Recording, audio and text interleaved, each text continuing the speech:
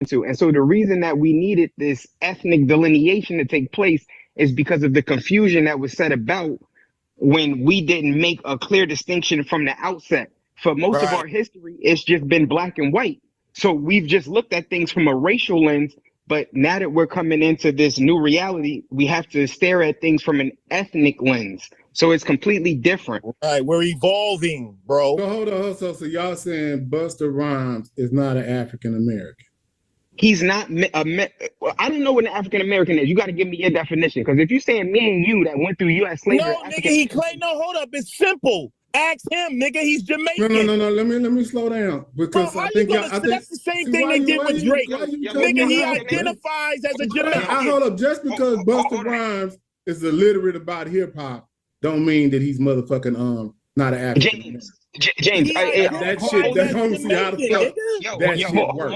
It's like Fat Joe is a Puerto Rican American, whatever he is, a Cuban American. But that gives him the ability to speak on it. Hip hop, but that he shouldn't even have the ability to speak on it. That's my point. Holy FBA. Let me talk to Pan-Africanism real quick. My fault. I want to understand. I want to bring him into an understanding if he doesn't understand, or I want to see what it is that he's trying to communicate. Pan-African James, can you distinguish Busta Rhymes from the rest of us that's on this panel right now, or are we all one and the same? Well, I can't. I think based on if he was on this panel right now and he was talking, I wouldn't be able to distinguish him from nobody. No, that's not my question to you. Can you distinguish him? Not through him. You talking about if I looked at him? No, ethnically. You know what an ethnicity is, right? Yeah, well, if you're talking about the way ethnically he talks like he's an American, and he not what he talks like. Yo, holy FBA, let me just talk to James. I didn't even know the man was a Jamaican until this shit. Pan-African James, do you know what an ethnic group is?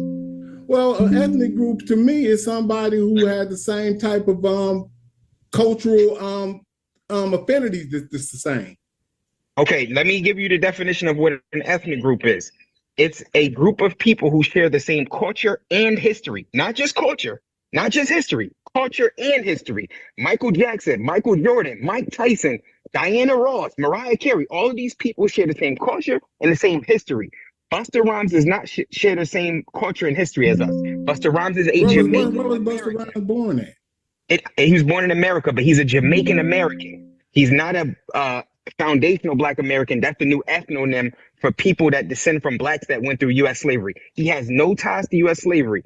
Barack Obama, he is not a FBA or a person who descends from Black people that went through U.S. slavery. He's not a part of that ethnicity. So that's what we're trying to communicate to you. There's a difference in ethnicity. So, like I said, so y'all saying he just be acting and he really just talk like he a Jamaican and all that kind of shit. No, he was acculturated by us the same way the Puerto Ricans in New York, they were acculturated by Blacks. So what I'm saying, I know this. Hold on. Do you know what acculturated means?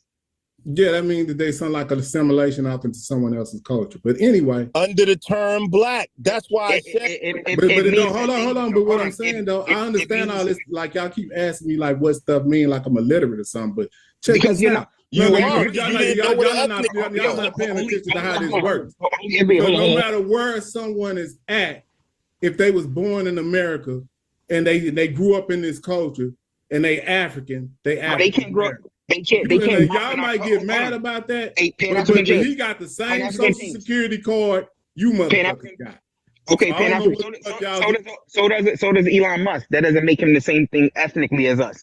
What I'm trying to communicate to you is this. Busta Rhymes was born here. He was around his friends that were Black. That's when he absorbed Black American culture. When he went back in his house, there was nobody communicating Black American culture.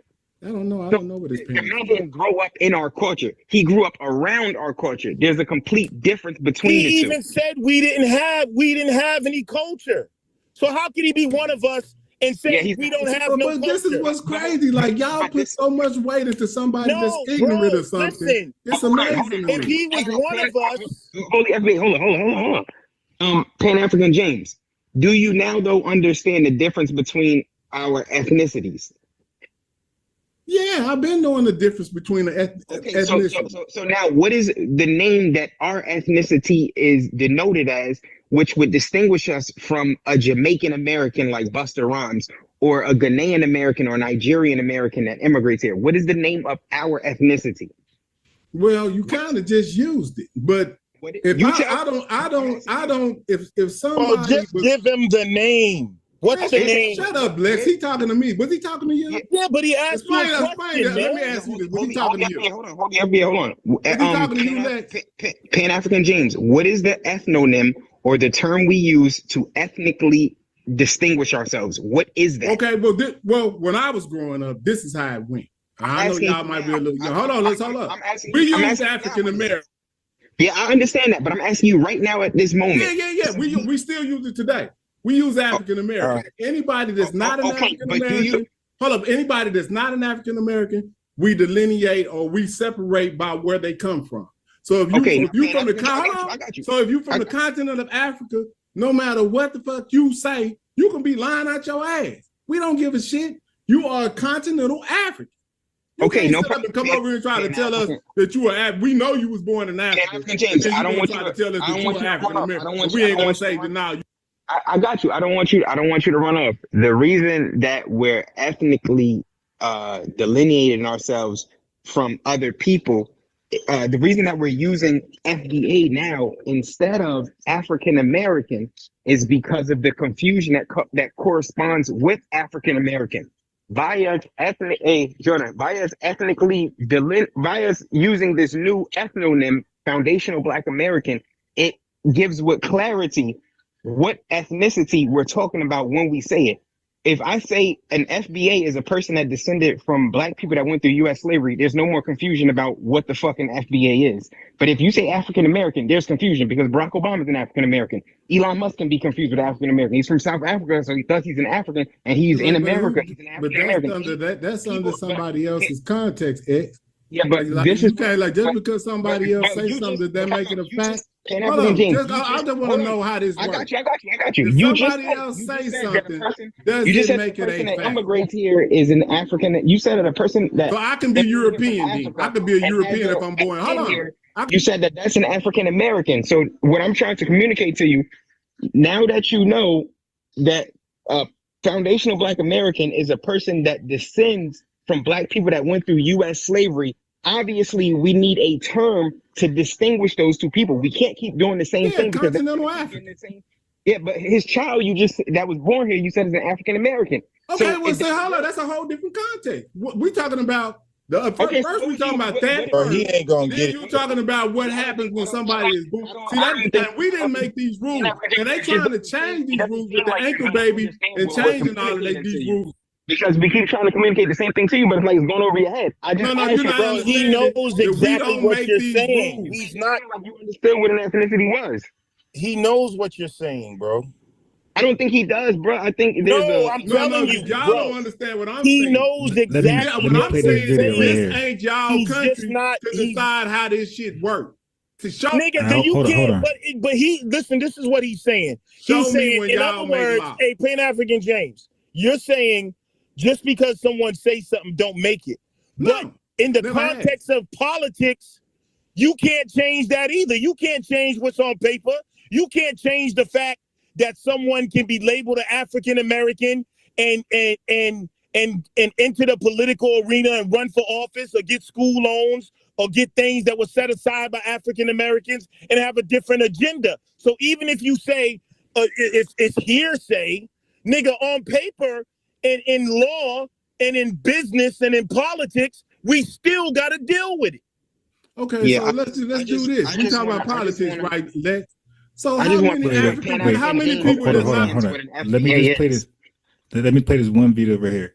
Right. I think this is gonna like give everybody a visual of what you're communicating to Pan-African James, because these are a mixture of Foundation Black Americans, Jamaicans, and Africans, and they're gonna attempt to call themselves African American, and watch how confused they are. And they're gonna listen. And that's why we're trying to communicate to Pan-African James. Listen, so he could hear for himself. Politics of these things, but you would say You say African American. Yeah. What's that mean for you? She's Nigerian. It just means that, like me, like I know like a lot of people, like African Americans in general, like black people say they're African American, and like that always confuses me sometimes. That confuses her, Pan-African James. She's a kid. Okay, no, but she's confused. God. Okay, let's go on. Just listen. All right, let's listen. That's too late. Let's listen. She's old. Like black people say they're African American, and like that always confuses me sometimes. It's like, well, are you really African American, or are you just like black? Like, of course, there's this like long line of ancestry where people who are born in America and are black are, I guess, because of slavery and that long line of ancestry, are considered African American. But I feel like for me, it should be more like a direct or more recent link. Yeah. So therefore, black people in America aren't technically really African American. Yeah. Like, it's really weird. She's confused and it's really weird to her. I can help her. And she's right. No, she's right. Because she's an African American. No, she's not. She's a continental African. And she's an African American. Hold on, where's she from? An African that's in America would be an African. She's from Nigeria. So okay, so is it anything wrong with us saying that she's a continental African? Hold on. What if she was born? Anything wrong with? She's confused. Obviously, she's young. So if we told her she's actually a continental African based on her being from the continent, would that be a wrong thing to tell her? She knows that. What if she's born here? What is she then? If she's born here, but her parents are from Nigeria, what is she then? If she's born here based on her birth certificate, she could technically say she's an African American. That's the confusion. Now, yes, FBA James, hold on. Now, is she the same law thing? Though? I mean, y'all can't fight with me on law. Pan-African James, the question I'm asking you is she the same thing as because she's born here? Yes or no? Well, no, she's not the same as far as having a historical background, but she's an African and she was born in America, and that's what she would have to check as far as her box. I wouldn't be mad at her. That would be just an addition, because we know that they dude is rambling. Yeah, this dude's hold on, we know that they restrict Africans from coming. Is she the same thing ethnically as us? That's the question that we'll keep asking you. Is she the same thing ethnically as us? Keep asking the same question. Is she the same ethnically as us? Well, she would, if she talks like she's from America and stuff like that, yeah. No, she has the same culture. You cannot switch ethnicities, Pan-African. That's what we keep trying to stress to you. You can't switch that. So hold on. Maybe I'm tripping. Let's do this. Okay, let's just okay, what's the difference between Patrick Mahomes' daddy, then Patrick Mahomes, and then his children right now? He's tripping. I don't know. I want to know what's the difference between that. Hold on. Wait, second video. Yeah, Pan-African James doesn't understand ethnicity. But go ahead. No, he does. He's just a liar. Hold on. I'm telling you, he's ignorant. Or maybe bro. I know this man. This man is well studied, bro. Second video. Talk about genetics. He knows what the fuck we talking about. He's just a liar. I'm telling you, bro. This is a Haitian woman. For him about genetics, because I know genetics, and he doesn't seem like he would. Bro, this man debates onking them on genetics and fucking migrations and haplogroups. Yeah, I don't know nothing about no haplogroups and shit. He making shit up. So if this guy debating him on it, it's no way he knows. That's what I'm telling you. Let me talk to my brother, real brother. What I'm trying to tell you is, I know you're trying to reach him, and you think that's what I was thinking. I'm like, we're trying to connect with him and actually tell him what we're saying. He knows what we're saying. Mm-hmm. He's just denying it, bro. He knows it. He knows exactly. He knows. You didn't clearly define to him what an ethnic group was. You asked him if that child was born here, would she be of the same ethnic group? The nigga said, well, if she talk like, he know that's not what a fucking ethnic group is, because somebody talks some fucking slang or something. So he's just being an asshole. He should be paying asshole James. That's what's going on here, bro. Holy FBA, I don't think that my man, like, from what I'm assessing, from analyzing the way he speaks, I really don't think that he's processing the shit all the way through. I know, but I'm telling you, he is, bro. He is. He knows. You don't think he knows what an ethnic group is? No, I don't. Even after we just explained it to him, I really don't think like. And bro, he knows. They just don't want to accept their own lineage and give up Pan-Africanism, bro. And what's really going on, I explained, they're threatened by FBA because for some reason in their head, and this all goes back to Tariq. I'm telling you, no matter how much you explain, them niggas hate Tariq, and because Tariq's the one who coined it, and because Tariq's the one who coined it, they see FBA as like another group, like the Moors, the Israelites, and we keep trying to tell them we're just talking about the lineage here. And they don't want to accept the lineage because if they take African, ADOS, all that shit. Because if they take African, if we take African out of our name, they see that as some type offensive. Hate towards Africa. It's very offensive because they're fucking ancestrally offensive. Because they're politically stupid and no, it's ancestrally. In other words, what I'm trying to tell you, Pan-Africans, they're rolling with Africa. They will kill you over Africa. No, that ain't the Pan-Africans. Them niggas consider themselves more Nigerian than American, bro. No, we just calling out y'all trying to separate us. If we all had on jerseys, put it like this, bro. We got on an American jersey. Y'all want to argue with the Jamaicans, the Haitians, everybody. Y'all arguing with everybody. Brother, damn. Them niggas got on a Nigerian jersey, bro. So whatever you say is going against their team. Yeah. He knows what you're saying, but I'm gonna Africa. that, bro. There's something wrong with Team Africa. Let me talk to Pan-African James real quick. So you ain't Team Africa, huh? Pan-African James, is there a difference between Jamaicans and Haitians, or are they just the same thing? There's a difference between Jamaicans and Haitians. Is there a difference? Okay, now ethnically, right? There's a difference ethnically, culturally, and historically. No, because ethnically they still kind of Africans. And there's no such thing as African. That's an ethnic group called African. There's no such thing. There's no. All of that is encompassed stuff in it. You have to have some racial or ethnic. You got to have some type of racial genetic ties to this. There's no such thing as racial genetic ties. Race and genetic. Yeah, it is. How you think? Why you think they called us African Americans? Why you think we on this damn line talking about this? This all stems back from that. No, I don't know why. See, but y'all want to deny that we came from Africa. All that type of wild shit. No, we don't. I never did. Where y'all on? Hold on. I don't want to have nothing to do with Africa on the tool. Hold on 1 second. Let me talk to Pan-African James. Pan-African James. Black Americans are genetically composed of 75% sub-Saharan African DNA and 25% European DNA on average. So there's no denial in what our genetic makeup is. We're talking our culture and historical distinction from other people in this world.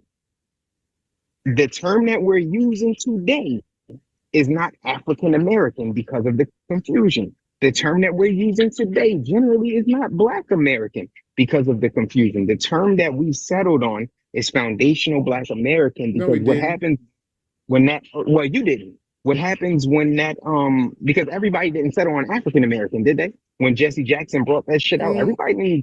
My grandmother don't call us. Okay, what was we before that? What did they agree with? Black Americans, and before we was that, we was Negroes. I know the history of our ethnic group. Trust me. Alert. We was not mulatto.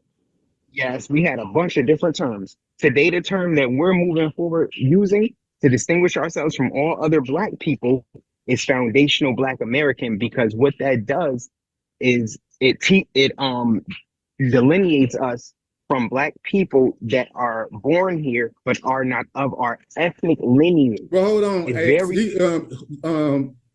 Lex told me I can't use that word in that context, so you can't either. You can't use what word? Don't worry about it. You know what I'm talking about. No, I don't. What word? When I said that we was the African Americans would delineate from other people in America, you said I couldn't use it in that way. He just did the exact same thing, and you didn't object. But go ahead. No, he didn't do this. Yes, he did. The term foundation. I can't hear. I don't know what it means anyway. Go ahead. What? FBA is an ethnic identity, and you know, an ethnonym is the name of an ethnic group. Before we was using FBA, we were using African American. Before the African American ethnonym, we were using Black American. Before the Black American ethnonym, we were using Negro. Before the Negro ethnonym, we were using colored. It's gone through an evolution. Today, the social evolution has taken us to foundational Black American, because we can clearly see the confusion that's come about with the term African American. It's all encompassing, and that is a problem because that does not give us our rightful place in history and in today's space and time. It blends us with everyone else when everyone else is not the same thing as us. Today, the United States Black population is composed 80% foundational Black American, and then you have 10% from the Caribbean and 10% from Africa. We need to know who we are to distinguish ourselves from everyone else. That is important. You just did it right then. But you just said you're not accepting that. No, I'm talking about, we already know we African Americans. We know they continental Africans, and we know they're Caribbean Africans. You didn't know that. What's the problem? The problem is that when they have kids that are born here, you're saying that they're the same thing. When the child is born here, sorry to tell you, just like a Mexican. If a Mexicans bring that's why they're trying to change the law. Y'all know that, right? This ain't it ain't just you. Hold on, slow down. Let's be clear. This just ain't about you. They call them anchor babies. If you come to America and you have a baby in America, the law tells you that baby is an American citizen. No matter what, right? I'm biased. No matter what race it is, right? He doesn't have that level of intelligence to understand. Am I making that up? Nah, but you're not understanding what I'm telling you. Like, I'm going in circles with you instead of reaching. You're not acknowledging what I'm telling you. You don't understand what an ethnic group is after I explain it. Yes, I do. An ethnic group has everything to do with genetics, religion, and all of that. Culture, all of that shit. Ancestry. Yes, it does. Yes, it does. It's a group that shares the same culture and history. That's it. Just the same culture and history. That's what an ethnic group is. You share the same culture and history. You do genetics too. No, it doesn't work. So you saying a white person can be FBA? No, you have to share the same culture. So you have to have the same genetics too. A white person can't be an FBA. It doesn't take into account your genetics. That's just a default. Yes, it does. What are you talking about? Why? Take the word Black out of it, then. You're not listening to what I'm telling you right now. It's like the shit is going over your head. No, because you're not taking to listen to what I'm saying. Genetics is definitely included. I don't think you know what you're saying. You're saying things, but you're not saying anything. Okay, so you saying genetics ain't included? I said that earlier. I said so genetics is not included in ethnicity, right? You're talking, but you're not saying anything. Look at the screen. I just told you that a person that is born here, whose parent is from Nigeria, even though Barack Obama is not the same ethnic group as you and me, if you descend from Black people that came from U.S. slavery, Barack Obama doesn't descend from that. It doesn't matter how much time he spends over here being acculturated by us. He will never be a member of our ethnicity. There's nothing he can do to change that. I told you that about 5 times already, and you still keep telling me if their children are born so here. So you saying being an ethnic group is based on time? No, I'm telling you it's based on the culture and history that you share. Barack Obama doesn't share. That's what I said. So how long does that take for somebody to do that? You're talking generations, but it's never going to happen. So you can't do that. So somebody can't come out the womb and be an American based on being around this culture. American, they can't be a foundational Black American. There's a difference. The term America houses a bunch of different ethnic groups. Well, okay, let me tell you where we split at, X, right here. I'm gonna simplify this for everybody. This is where we split at. If they parents come from the continent, and they trying to say that they're an American, or even if they brought a baby with them. And that baby was born in Africa. Hold on, let me say what I'm saying here. Let me practice exactly what I mean. I want you to focus on the baby that's born here from foreign parents. No. Let me break this all the way down so you can understand it. I'm a whole Pan-African to that because that's what he's getting confused at. Hey, Pan, hold on. X, hold on. That's born here. X, I found him on Smash Rockville panel. Over there as a moderator. You found this guy on the Smash Rockville panel? Yeah. Yeah, that's why I'm like, I'm going in circles. He reminded me of Unc a little bit. No, don't ever in your life compare me to Unc. Trust me. Let me say what I was fixing to say real quick. Okay, no. It's not because this is important. I want to say what I want to say. Okay, so African American, hold on. I mean, an African that was from the continent.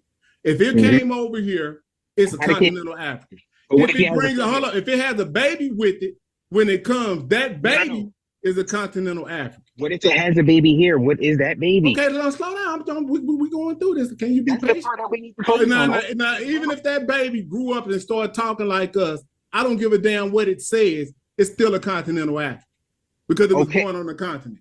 Okay. Now hold on. If an African couple comes to the Americas and then they have a baby in America, that baby, and I'm sorry to tell you, is an African American. Okay. And I know you ain't going now. And I'm not saying that he got the same experience that we got from way back in the time. No. But I'm talking about based on how the law works in America. That's what that is, bro. There ain't no need for us to argue about that. That's actually not how the law works. You're wrong on that. The law don't work like that. An anchor baby is someone, baby that's born here through illegal parents. Yeah, so that's not what we're talking about. When you said the law works, that makes them an African American. The law doesn't make anyone an African American. There's nowhere in the law that a person is an African American. It doesn't work like that. So on your birth certificate, what do it got? It got whatever the person put down. They ain't got no sections in there to ask you a European, Indian, and ain't no something you can check on there when you're born. Yeah, you get to put down what you want to put down, but that doesn't. I didn't know that. My bad. I thought I had about 3 kids, but go ahead. What the fuck? Suppose you had I signed kid, a birth certificate before is what I'm saying. I know what's on. You know that kid is yours? Yeah. How you know that? You took a DNA test? No, I don't really have to do that. When someone come out looking directly like you, if someone came out looking just like you, you have to take a DNA test. Yes, I would. Pan-African James, you do not know. You believe that, and you have to trust me. That's my keys. Trust me. Pan-African James, only through science can you come to know things like that. There's no other way. So you don't know. You have. I got what you're saying. If you talking about that, to be for sure, I would take a DNA test. But I'm talking about when you start to see phenotypical features, because DNA is recent. But when you start looking at the phenotypical features, that's kind of how you do it. I mean, if you look at my kids, he was holding to DNA earlier with the haplogroups. You're not going to be able to deny that those are my children. I can get them to take a DNA test, and we can figure this out. Okay, but I didn't want to go into that. I just wanted to show you that with a birth certificate, anybody can sign that damn paper. That don't make you the dad. That's true. You're definitely right about that. Correct. Anybody could put African American. That don't make them that. The point I'm trying to get across to you is this: if a person is from Africa and they have a kid in America, that kid is not ethnically the same thing as us. The term African American has been hijacked. Because of its hijacking, we no longer are going to use that term, because before, when we were using it to ethnically identify ourselves. Is this really an issue? Yes, it is. What do you mean? Is this an issue?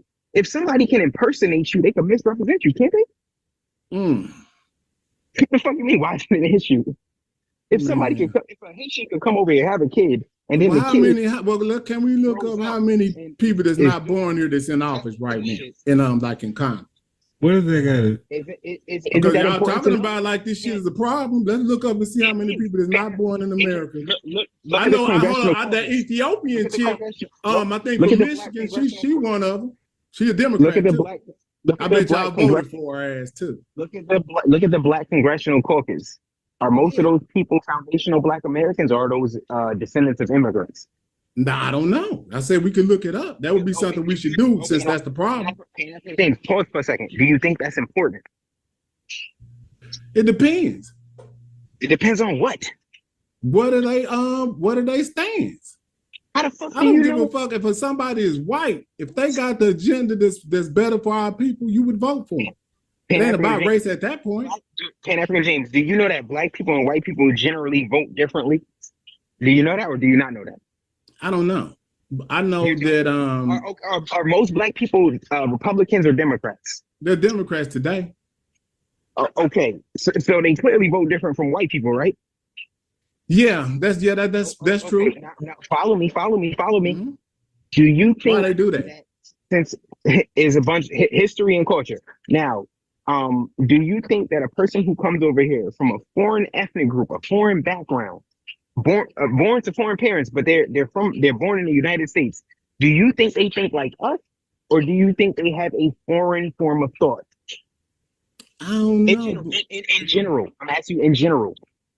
I don't know. I mean, I think they would have their own cultural, interests If it was, I mean, if it was me. So exactly. But So now, I would be interested to know when they come over here, when are they allowed to vote? That would be the question. If they're born here, they're allowed to vote. Okay, I was talking about like if you wasn't born here. No, I'm not talking about that. Pan-African James, their parents culture them into believing erroneous things about Black Americans. They tell them things like Black Americans are lazy, Black Americans are criminals. These are the things that they teach their children. Do you think that that's a problem? I'm not sure. I don't think they have enough power to dictate what we do here. Pan-African James, do you think that having a person within your group whom you can't distinguish because you haven't come up with ethnic terms to make those distinctions, who holds an ideology that is antithetical to your prosperity, do you think that that is a problem? Like I said, I don't think that people from outside of this country that's Black have enough power to dictate anything that happens to African Americans. I'm just telling you the truth. Like, what do you want me to do? I want you to listen to what I'm saying to you and then respond to what I'm saying to you. I don't know what the fuck you're responding to, but that's not what I'm asking. I just heard you 2 times, bro. You really got to repeat. I don't think you heard. Listen to me. Don't hear me. Listen to me. Don't just let the words bounce off your ears. Listen to me. If a person is born in America to foreign parents who taught them an ideology that is antithetical to our ethnicity's prosperity, and they can blend in with us because they have the same phenotypical expression as us, do you think that would be a problem? Would it be a problem if they were voting against African interests? Yes. Against foundational Black American interests. Do you think that would be a problem? Yes. Against any? Well, I just use African. I'm sorry. I know y'all mad. Y'all might be kind of confused about that. But if they were voting against any African interests, whether in America or anywhere on the planet, that would be a bad thing. Listen, let me use the definition instead of the word, because that's where you're getting confused at. If they vote against Black people who descend from Blacks that went through U.S. slavery, do you think that's a problem? That's a problem if anybody voted against that. Well, it's not a problem if anybody votes against it. It is. If anybody votes against my interest, that's bad. But would it be worse, what color they is? Would it be worse if someone was in your phenotypical representation voting against your interests and you thought them African Americans do that shit all the time? What are you talking about? Yes, but African American, there's a minority of them that do that. What I was talking about, so it's even lesser than them. But just imagine what our representation is doing. If an entire ethnic group was doing that, and but why are you worried about them when we got some actual people you could be talking about? Because they're the big. They ain't even on the list of the people we need to really be talking about. Though. Yes, they are. The people that's closest to you are always going to be your biggest problem. You clean your house before you go outside. You don't go outside with a filthy house. That's what I just said. You need to be worried about the people that's in Congress now, that's African Americans, that's fucking up. But besides some fictional shit that ain't even happened yet. Who told you they was African American? How do you know that if you never distinguished them? I know Maxine Waters is. I can go look at their history right now, and I know the criteria for being in the Senate or something. You got to at least be an American citizen. What about the Congressional Black Caucus? Do you know members of that? What are they? Most of them are African Americans. How do you know that? Because I know how the United States laws work. What are you talking about? The law has nothing to do with your ethnicity. How do you know that they're descendants of Blacks that went through U.S. slavery? Man, hold on. So I don't know if it was Lex that said this, but trust me, African Americans ain't finna let no Africans come over here from the continent and usurp them in no political realm before we get a seat. That ain't happening. Pan-African James, just stop. If they've been acculturated by us, they're going to be in our cultural representation, and they're already physically the same thing as us. So you're not going to be able to make a distinction. You would not know. This is why this is so profound in such an issue, because people can impersonate us and have our worst interests at heart. If a person when people run for office, don't they got to disclose where they from? No, they don't. Man, come on, X. They run through your whole history with a fine-tooth comb. In politics, that's how this works. Don't do that. Kamala Harris. Look at Kamala Harris, right? Yeah, they ran through her history with a fine-tooth comb. But they distinguished her, didn't they? They were saying she wasn't Black. Yeah, they said she was an A-rap. I mean, she was an Indian. She's an Indian. Now, what if you have and she was trying to play like she was an African American. Pan-African James, what if you have a person? What if you have a person who's been acculturated by us? They represent themselves in expression like a foundational Black American. Her. She's the perfect example. Kamala Harris. Use her. Be quiet and listen so you can learn. If they represent themselves through our cultural expression, right? But in their hearts, they don't have our best interests at heart. Do you not think that that's a problem? Kamala Harris was a problem. We could just use her. What's wrong with her? I'm biased. I don't know what you're trying to do. This dude, So you think it's wrong to use her as an example in real time? I just don't think that you're ever gonna get it. Like there's a block somewhere. I don't see what the problem with using somebody. A Pan. Yeah, Pan, you can't. If I keep talking to him, I'm gonna get frustrated. You know how old he is, bro? You know how old he is? He gotta be. Being more wiser than y'all. Wait, hold on. You know how old he is? I don't think you're wiser than us because we keep saying the same thing to you and you can't grasp what we're saying. How does that make you wiser than? We keep telling you the difference between ethnicity and race, but you just keep blurring the fucking line. No, I don't. So what ethnic group does a person who's born to Jamaican immigrant parents, but they're born in the United States, what ethnic group are they a part of? Watch this. I bet you don't know what to say. They would be African Americans. They born in America. That's just it. Now, what did I tell you? Okay, now what am I? I'm a descendant of Black people that went through U.S. slavery. You're African American too. So I'm the same thing ethnically as them, James. Do you see where you don't make sense? I mean, unless they don't claim that they African Americans, James, I mean no offense by this. You're not gonna get it. It's okay. No, I think I get it. You just said the same thing. Making up shit over here. Where are we making up things? If a person is born here, James, if a person is born here and they're Black or they're from a Nigerian background, I'm not from a Nigerian background, James. You don't know where you from. How the fuck do I know where I'm from? I got records, dummy. What are you talking about? You just said you don't got a Nigerian background. So how do you know that? I said I don't have a Nigerian background. What kind of background you got, D? I'm a Black American who descends from So you never took a DNA test? Look at this screen. I'm just asking. Go ahead, Ron. The DNA test doesn't tell you what you are ethnically. Yeah, I'm just telling it'll tell you kind of like generally where you come from, though. Go ahead. No, James, it tells you where your genetics come from. It does not tell you where you ethnically come from. I mean, it doesn't tell you what you ethnically are. That's why I told you before, you don't understand what an ethnicity is. I could tell it to you 10 times, you still wouldn't get it. I'm not trying to be offensive here. I just don't think you're ever going to grasp that. Go ahead and read this right here. Read what? What he said he's finna read this or something. He didn't ask me to read nothing. No, I'm talking to Ron. Ron, he got something. Somebody got something on the screen. That's me. It just shows you that it says that race, ethnicity, and nationality are not interchangeable. Yes, they're not. But when it comes to Pan-African interchangeable. No, they're not. they're distinct. They're distinctly different things. You don't get it though. You don't get it. I can keep telling you this for 10 years. You still never get it. Let me read it real quick. Just the top. It says race, ethnicity, and nationality, and even the word African. These are not interchangeable. And when used loosely, as is often the case with Pan-Africanist James rhetoric, they create confusion that leads to identity conflicts, especially for Black Americans. ADOS, FBA. Yeah, see, that's a prompt you put in there, though.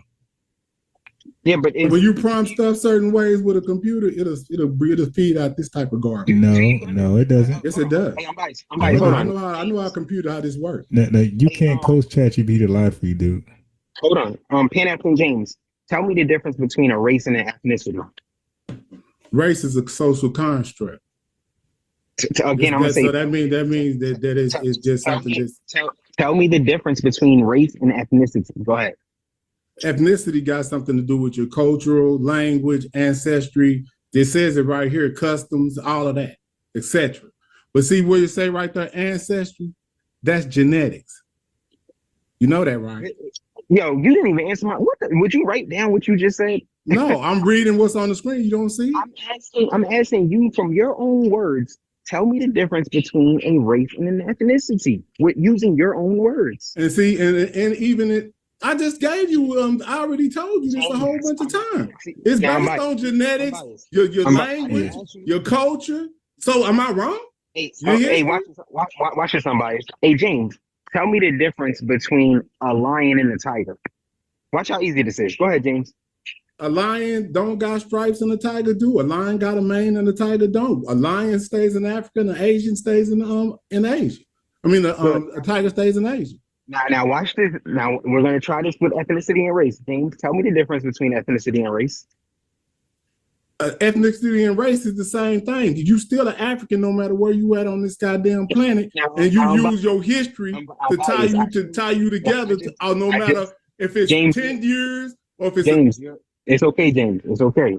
I just wanted or to. Or if it's a million years, you still. Everybody, James, that you do not understand the difference between those two things, and you prove my point. I asked you the difference. Nah, that's just semantics that you playing, bro. You saying ancestry don't got nothing. You do not know what semantics are. You're just using words that you heard. So the ancestry. I already told you. You don't know what semantics are. You're simply using a word that you heard before. Uncle one time said that the Egyptians matriculated down the Nile. How the fuck was the person? But man, why you keep muting my mic, Ron? What's up with that? You disclosing your own just rambling, bro. You're not muting his mic. He rambling too. I'm not talking about Egypt right now. What they got to do with what we talking? I'm giving you an example of how a person uses the word and they don't know what it means. You're using the word semantics, but you don't know what it means. The same way Unc used the word matriculate and he didn't know what it means. You're using what I mean by semantics is you think that because your black ass is in America that you don't have nothing to do. And that's making sense. You just rambling. That is not what. And you want to delineate away from Africa. That's what it is. He doesn't know what semantics are. He's just using a word he heard before, just like Unc. Yeah, I said that earlier when I started. I said the dude's just saying words. When you told me y'all just mad because y'all wrong. When you told me where you got Pan-African James from, I already knew the IQ that I was dealing with. Hey, bro, I asked him what. He kept using the word colonialism. I asked him to explain it. He didn't know what it. He couldn't define it. I did define it. No, Nathan, you were wrong. But James, I asked him. You don't get paid in a colonial situation, and if you do, it's very. We just saw Nigerians got paid. The dude's just an idiot, bro. I asked him what was the difference between a tiger and a lion. He described it to me perfectly. I asked him what's the difference between an ethnic group and a race. This nigga said it's the same thing after prior trying to distinguish them and failing to do so. This is what I'm saying. You don't know what you're talking about, James, and it's no offense to you. I'm not calling you stupid or nothing like that, but you lack sense in these particular subjects. You don't know what you're talking about. So you saying that color don't got nothing to do with color. Did y'all say that? I'm saying that what? You saying that color or nothing don't have nothing to do with ethnic groups? No, James, it doesn't. Okay. Yeah, so a white person can be a black I'm going to tell you one more. You're creating straw man arguments. They can be FBA. Don't he remind you of the way he argues? He creates straw man arguments. Yeah, no, I'm just listening to what y'all saying. Y'all saying that genetics don't got shit to do with being an FBA. Matter of fact. Yeah, that's one of the dumbest people I talked to all year, man. How y'all FBA and y'all got African DNA? What about being FBA? Means that you can't. Why the fuck y'all even got the shit? I wish y'all didn't even have it. Then we wouldn't even be having this conversation. Because that's the only reason we having this conversation because y'all got African DNA. James, what about being FBA means you can't have African DNA? Because y'all are trying to disrespect anybody that has other than y'all that has African DNA. Y'all trying to delineate and separate yourself from other Africans. That is what y'all are doing. And they say, y'all ain't like, I'm crazy for calling y'all out, because that's what y'all doing. No, we're telling you you're crazy because that's not what motherfuckers are doing. An ethnic distinction, James, is not trying to put someone down. You may put someone down while ethnically distinguishing yourself, but that's not what ethnically distinguishing yourself means. A person from America that's white and a person from Russia that's white are not the same thing. They're the same thing racially. They're both white people, but ethnically, one's a Russian and one's an American. if a Russian was to come over to America and have a baby in America, the baby is going to be white, right? But he's not going to be a white American ethnically. He's going to be a white Russian ethnically, a Russian American. That's crazy. We're trying to teach you this shit, but it's like it's going over your head. So you saying I don't? That's just like saying I don't know that Donald Trump got some German DNA or something. This has nothing to do with anything. Why do you keep going back to DNA? We're not talking about genetics right now. We're talking about ethnicity. All of this shit go back to the same thing, though. No, it doesn't. Yeah, and this is what we keep trying to get. They only subjugated us because we came from Africa, bro. Listen, James. This is something that you didn't look like you look. You wouldn't even be in this conversation. James, this is a topic that you're not going to be able to comprehend. It's just above your topic that y'all can't comprehend. This shit is about your African DNA. That's it. Trying to say you don't come from Africa ain't gonna help you. Who told you? Did you ever hear me say I didn't come from Africa genetically? Especially what you don't want to acknowledge it in your acronym as far as where you come from. You don't want to use African. You want to say you FBA.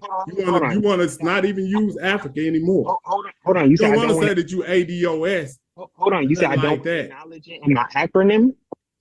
Well, I'm just saying you don't want to acknowledge your Africanness out in anything that you do, because African American ain't good enough. Because like I told you, you can use continental Africans, you can use Caribbean Africans, you can do it that way. This shit ain't rocket science.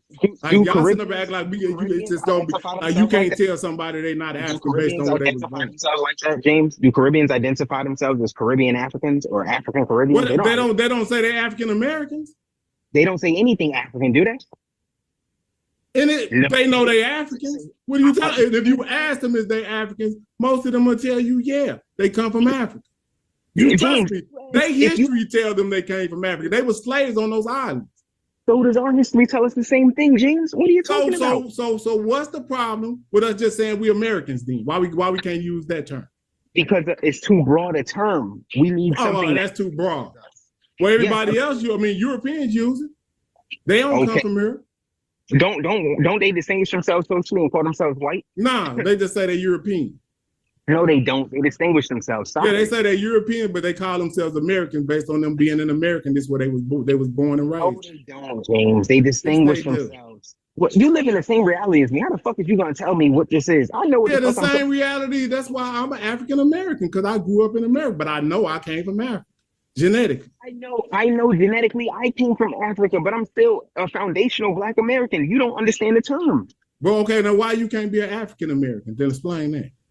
We just got finished doing that for 20 minutes. No, you didn't. You still ring around the rosy and trying to say that you can't say continental African to distinguish. You can't use the or like an Afro-Latino or something like that. That's what you say. African American, okay? So what were the terms before we even was born? Because if I don't do this right here, James, I don't think that people will be able to see how much of a lack of sense that you have. I'm going to tell you why we're not using African American anymore. You ready? Great. Now I need you to just be quiet and listen. I'm listening. We've done this already. So it's like we're going to just say the same thing all over again. The term African American is too encompassing. You yourself out your own mouth on this live stream said that if a person comes from Nigeria to America, a Nigerian man and a Nigerian woman, and they have a baby inside of the United States of America, and that baby grows up and hangs around Black Americans who descend from Black people that went through U.S. slavery, you said that baby is an African American. I said, James, what am I? You said you also are an African American. I said, and that's why we need to distinguish ourselves with a new term, because the term African American will include people that are not a part of my ethnic group or my ethnic lineage. A person that is born here to Nigerian immigrant parents does not share my history and does not share the totality of my culture. So they and I are not the same thing ethnically. That is why we do not term ourselves African Americans no more. Get that?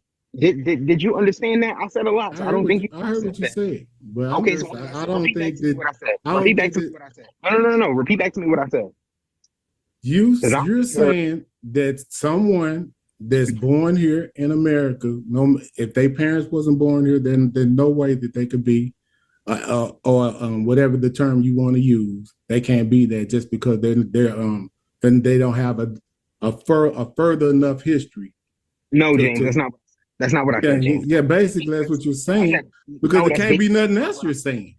James, this is what I'm saying. If a person does not come from Black people that went through U.S. slavery, that's what you said. That's what I said. That's not what you said. If a person that is born here to two African or two Caribbean parents, they clearly do not come from Black people that descend from Blacks that went through U.S. slavery. So ethnically, they are not the same thing as us. No matter what happens, they will never ethnically be the same thing as us. We're never going to share the same culture and history. They will always be of a different ethnic group. That's why we cannot use the term African American, because that term houses anyone of African descent. And I am not the same thing as a person that came from Nigeria. But hold on, let me just say, I get what you're saying. We don't even need to do this no more. Okay, explain to me if you get what I'm saying. Explain to me what I just said, because I don't think you got it.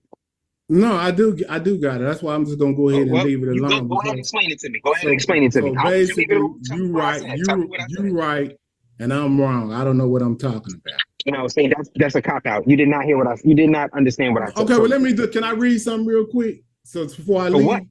Okay, about an ethnic group. Let me just read this. It says an ethnic group. Hold on. It says an ethnic group is a collection of people. Hold on. Where you're reading from? Before you read, I need you to tell me where you're reading from. I'm reading right from Google. I'm just reading. I didn't prompt it anything. Only thing I didn't say. I didn't put Pan-African in there. I didn't put any type of buzzwords to make it say anything. The only thing that's in this, hold on, I want to tell you, the only thing is just ethnic group. Just that. Nothing else. Okay, go ahead. Man, go ahead. It says an ethnic group is a collection of people who identify with each other based on shared culture and genetic traits. Pause. It says such as language, religion, ancestry, and customs with which are passed down through generations. Hold on, James. Hold on. I want to read along with you. You say you typed into Google ethnic groups. Ethnic group or groups? Just group. No ethnic group. Okay. I want to see what you're reading. Okay, you're talking about the AI overview. It says an ethnic group is a collection of people who identify with each other based on shared cultural and genetic traits such as language, religion, ancestry, and customs which are passed down through generations. These shared characteristics distinguish the group from others and can include common origin. James, this is what I want you to do. Just type in ethnic. No. Why I gotta type in some bullshit? Because I want to get the definition. Type in ethnicity definition. No. What's wrong with this first? No. I want to know what's wrong with this. What's wrong with the ethnic group thing? Because that's what we've been talking about for about an hour. The definition is wrong. No, it's not wrong. But an ethnic group is a. What? Okay. Yeah, an ethnic group. Yeah. Okay. An ethnic group distinguishes people of different culture and historical backgrounds. That's what an ethnic group does. I don't have a problem with what we just read. It seems like you do. No, I don't. So like I said, a European can't be an ethnic group. Yeah, but neither can a... Yo no tengo tiempo para hablar. I'm at work. He broke out some Arabic on me. That was fine. I can speak Spanish. I'm multilingual. Right. Yeah, I see why we ain't all on the same page. Because I'm smarter than you? No, you ain't that. Just because you can speak another language don't mean you smarter than us. So you saying you smarter than everybody that don't speak the two languages? Is that what you saying? You know, I never said that. That's what you just said.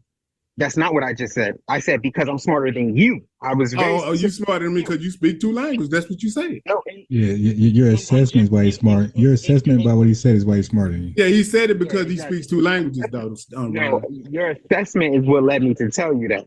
I speak. But I didn't tell you to say that. You said that on your own. You know what an assessment is? You don't even understand what an assessment is. God damn. I just you said saying that I assessed that and made you say that. That's what you're saying. But that's not what happened. You assess what? Because he speak two languages that I'm insinuating that like you, I think you think you smart. I didn't say that. You said that on your own. No, what this guy is crazy. No, I'm not. I'm just more intelligent to understand what you're trying to give a back. He's trying too to old play to like be I don't like this, understand what's going on. Now, see, now it's ageism because I'm not going to acknowledge this FBA bullshit y'all trying to pull, bro. Nobody has a gun to your head making you acknowledge anything. Y'all probably was born in the 80s. You know what I'm saying? I was born in the 90s. See what I'm saying? How you gonna tell me something? Me being smarter than you doesn't have anything to do with our age. See, that's what it do. It got a lot to do with it. You don't even know what the fuck happened before in the 70s and the 60s. Let me ask you a question. When you turn, you didn't even live through that experience. You don't even know what the fuck going on. You grew up in. Did you get a PhD? When you turned 50, did you get a PhD? You grew up in integration. That's probably you fighting for the.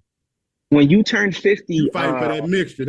What's his name again? When you turn 50, that's what it is. God. When you turn 50, did you get a PhD? For turning 50. A PhD don't make you know everything. When you turn, just answer the question. That just means you specialize in that particular field that you got the PhD in. When you turn 50? If I was a heart surgeon, don't mean I know shit about the body.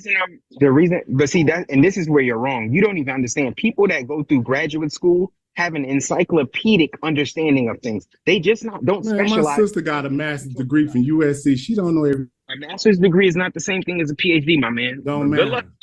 It does matter. That it matters a lot. That's why they are distinguished. A person that obtains a master's degree is not of the same value as a person that obtains a PhD. Well, all right, fellas, this being real. I see I ain't gonna be able to talk. Wait, James, hold on. Yeah. So now X, I had warned him. I had a conversation with James yesterday that I could have made public. I felt sorry for the guy. So I said, James, listen, man, I can make this live unbeknownst to you, but I ain't gonna do that. So I said, bro, I need you to come back on, but I need you to take it serious. I said, bring Smash Rockwell, bring all those clowns, and don't repeat what you did on the phone. And he did exactly just that. Yo, he a different breed, man. We explained to him like 20 different times why the need to change the ethnonym, and we had to keep repeating to him, and in the end, he still didn't get it. Then after you explain to him what an ethnicity is, he shows you that he doesn't understand by taking us to the term ethnic group from a Google search. I just told him it's people that share the same culture and history, not just one or not just the other. They have to share both in order to be a part of that ethnic group. This guy still goes to something that's off the wall, and I'm like, yo, what is it? Me? I'm thinking there's something wrong with me. Like, nigga, the fuck? Why I gotta keep repeating the same shit to you? All of that to hold up Pan-Africanism. Exactly. Who is Holy FBA? That's Lex Vortex? Yeah. Oh, I didn't even know what that do. I would have said peace to him. I didn't even know. But yeah, man. When you told me that you got Pan-African James from by Unc and them, I already knew. Yeah, this shit, we not going nowhere. I already knew from now. I was like, yeah, we ain't going nowhere. This is gonna be a circular arguments all day. Hey, Pan-African, can you bring somebody else from your crew on, bro, tomorrow? And you can come just listen, but I don't want you engaging. But bring somebody else from.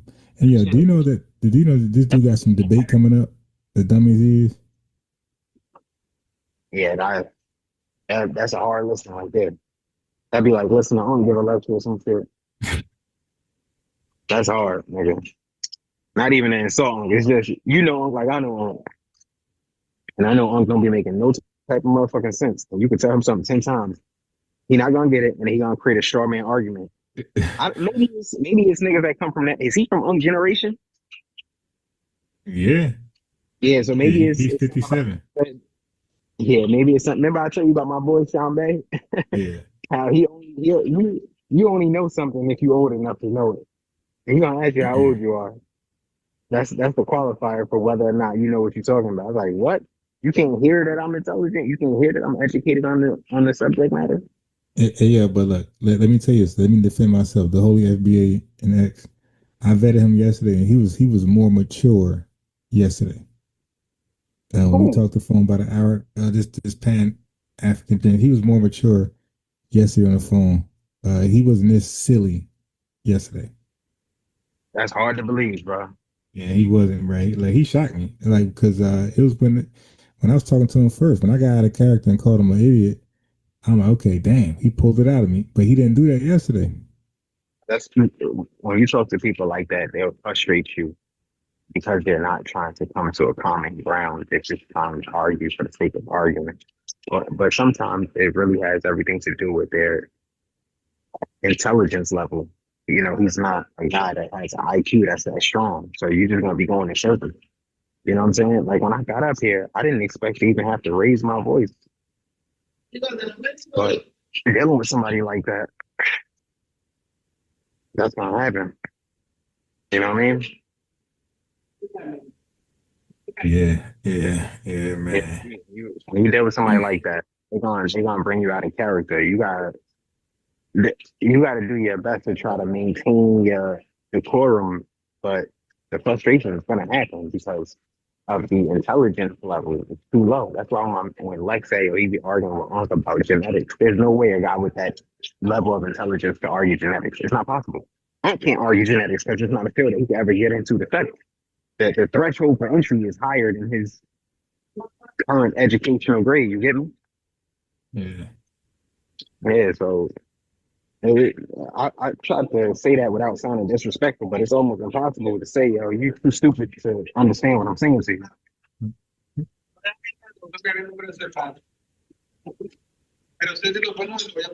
Yeah, I be trying to, as a matter of fact, I caught myself, and I started talking soft. I caught myself calling names. I said, all right, let me just talk soft going forward. That's what I did because, you got to see the back and forth we did with Nigeria colonialism. Like he just, bro, he didn't know what an ethnogenesis was, bro. I'm like, you debating FBAs, you don't know what the ethnogenesis is? Like, oh my God. Like, you don't even know our talking points, bro. He doesn't know what an ethnic group is, period. You can keep talking to that guy, but it's going nowhere. He can't argue the point because he doesn't understand it. What did you say to him yesterday? So we touched on Garvey. He didn't really know much. We touched on Pan-Africanism itself. He didn't know much. I was like, bro, you in trouble because you don't know more Pan-Africanism than me. Like, as far as the origins and certain people, he didn't know who. We were talking about. He confused Booker T. Washington with Frederick Douglass yesterday, and that was a red flag. I said, oh shit. I said, you might. I said, bro, you might be.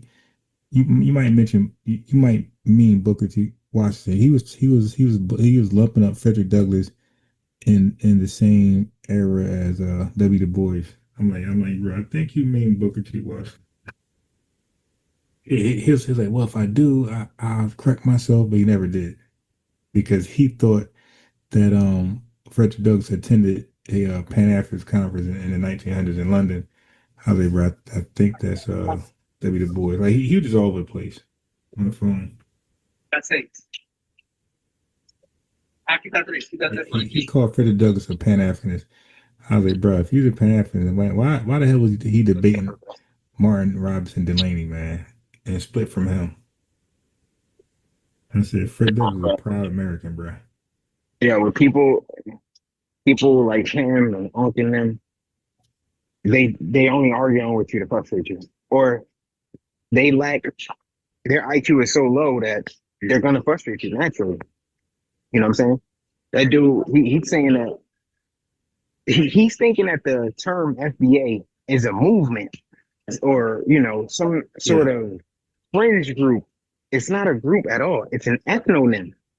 It's a term that's used to ethnically distinguish one group of people in America from other groups of people in America. There should be no confusion with that. Like if a white person from Russia immigrated to that's what I tried to tell him. If a white person from Russia immigrates to the United States and uh they come with another white person from Russia, a man and a woman, and they have a baby in the United States, that child is 100% Russian. They're white Russian. They're not white American. Their nationality will be American since they were born here, but their ethnicity will be Russian American. Yeah. That's common sense to me. There's a reason you got to distinguish them because you don't want to confuse the ethnicity.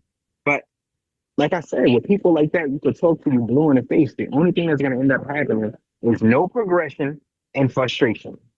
That's why when I heard Lex Vortex, I was like, yo, let me hop on and try to explain it. But when I explained it to dude, Lex Vortex talking about, nah, he's smart enough to understand. No, he's not. No, he's not. He does not have enough intelligence to comprehend what you're saying to him.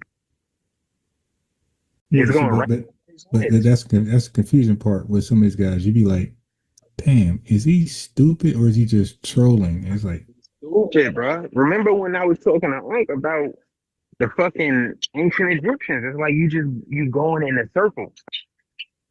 You're going in a circle. But I think he comprehends it. With this guy, he doesn't even comprehend. Wait, hold. What about when Unc debated me that Africans didn't sell us to white people? And then I found out he was on a show with Dr. Mayat like months ago, and Dr. Mayat said Africans sold us to white people. And he was on the panel. It's like, yo, I text him. I said, Unc, how the hell was you on the panel and you acquiesced to what Dr. Mayat said? And I say the same thing she said, and you say I'm wrong. What was the answer? Oh, nah, I never said that. I said it. Don't make me pull the video up, bro. Bruh, and I pulled the video. I got it, man. I got it. What did he say then? No, it's not what I meant. It's not what I meant. Slip of the tongue. Yeah, I'm telling you. With people that are intellectually dishonest, there's no point. But with people, it's the same. You're gonna have the same effect with a person that's intellectually dishonest that you're gonna have with a person that's intellectually inept. I think James is just not smart. And then Unc said that Jabari told him he was stupid. You know, and I laughed because I'm like, Jabari is not a insensitive person or insincere person. That's not who he is. Like Jabari's not disrespectful. If he's calling you stupid, he's calling you stupid for a goddamn reason. Dang, that's crazy. You know, I did my best not to call James stupid, but in all fairness, James is stupid. Stupid means you like sense. The man likes sense. I sat there for at least 20, 30 minutes telling him what the fuck an ethnic group was. And he still didn't get it. Hey, the Holy One, you asked him, was he Gay? Yo, bro, I was calling him Zesty in the chat way before you asked that. I think he is. And he was holding that in yesterday. Today, like, he really sounded zesty as shit, man. James, yeah, I mean, I don't care if he's zesty or not. It ain't got nothing to do with the conversation, but now I know, but now that question came out and like he got offended. He didn't want to answer. Oh, okay. Yeah, but he was making another point. Like he wasn't calling. He just wanted to see what question would he answer direct. So he wasn't even calling that. But I was like weird because he read my mind. Because I'm like, damn, this dude's zesty as shit.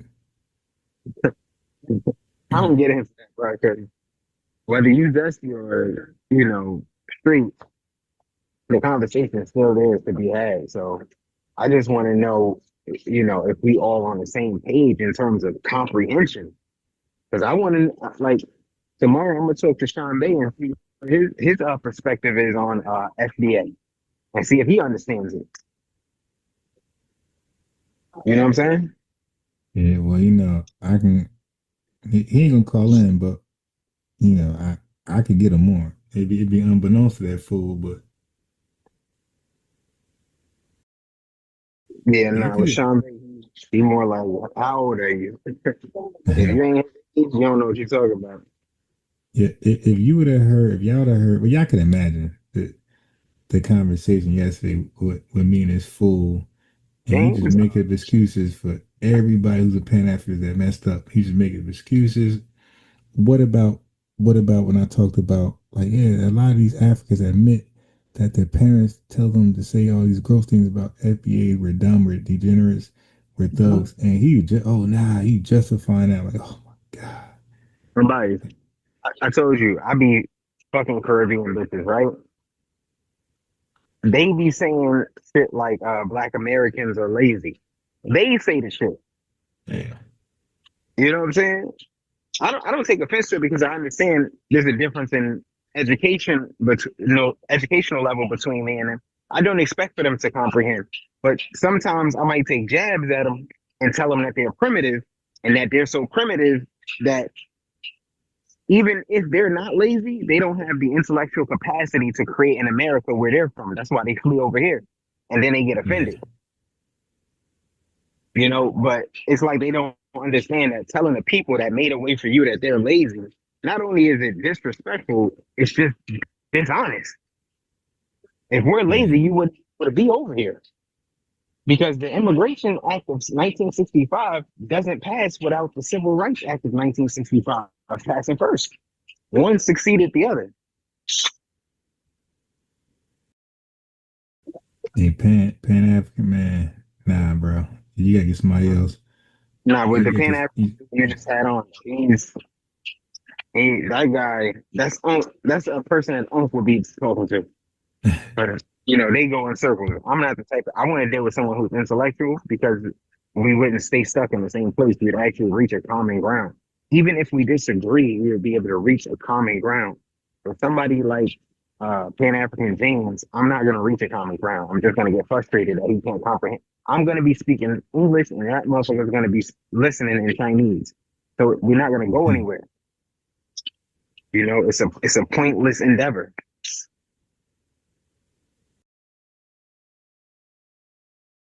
My bad, the Holy, I set you up. Cause when I couldn't get through this guy, I put the link out there. The Holy clicked it.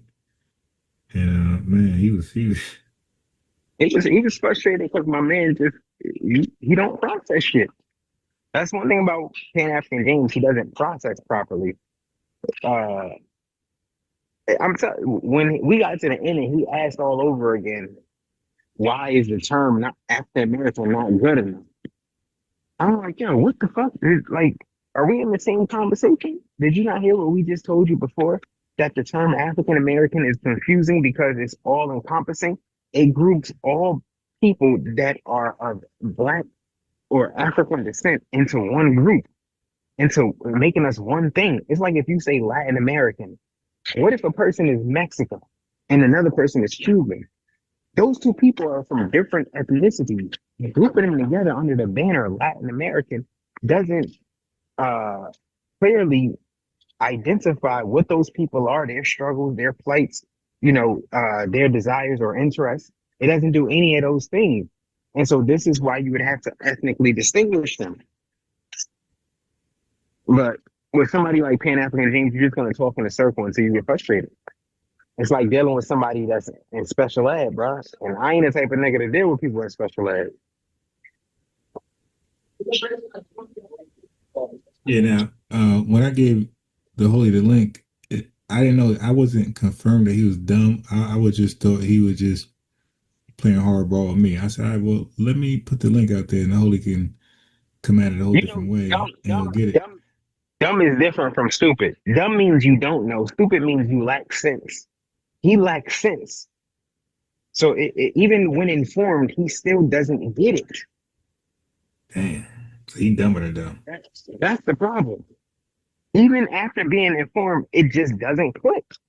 I'm just going in a circle. That's why Lex Vortex was getting frustrated, bro.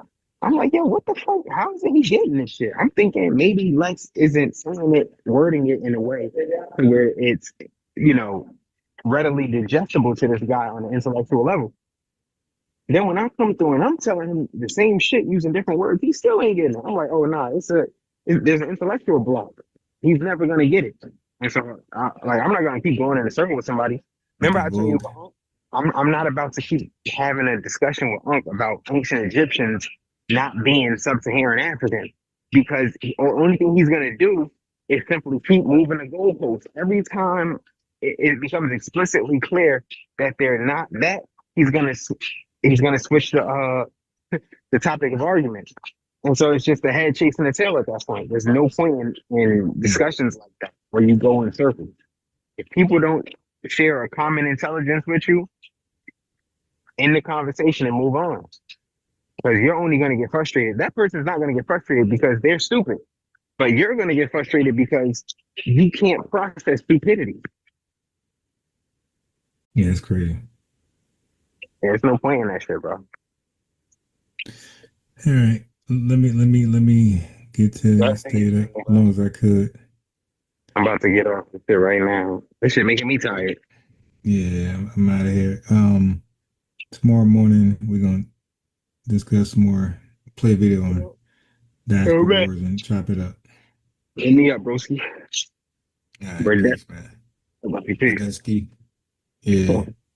In a real way. Yeah, in a real way. Family, I'm gonna hit y'all. Well, live tomorrow. We're gonna go over another interesting Diaspora War video with Africans, just going over it, and we're gonna see how honest they're gonna be or delusional they're gonna be when they discuss Diaspora Wars. Like I would just like for them guys to be honest. But so far, I haven't heard one honest roundtable of Africans. Most likely, they're gonna shift the blame on us. So this is a sneak peek of tomorrow morning Diaspora War. Sneak peek. Shit, I didn't mean to do that.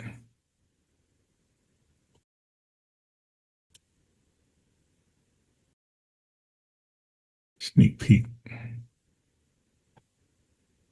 of who you're listening to tomorrow. That's going to be in denial.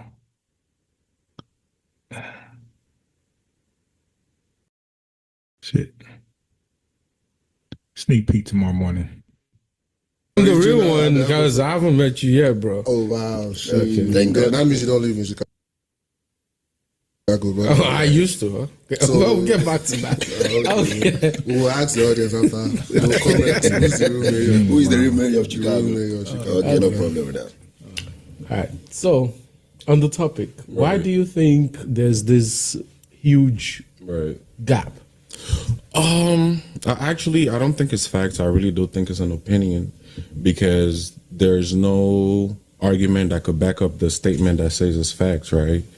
It's like at the end of the day, if your opinion is to not like me, that's on you. I can't do nothing about it. You understand what I'm saying? Yeah. So that's just basically what I think. And I'm actually glad you asked that conversation because I do feel like we as Black people in general, we need to stop a diaspora war because it really makes no sense. We're the only community that have these type of conversation rather than we need to have unity. Oh my God. So they're going to be dismissive.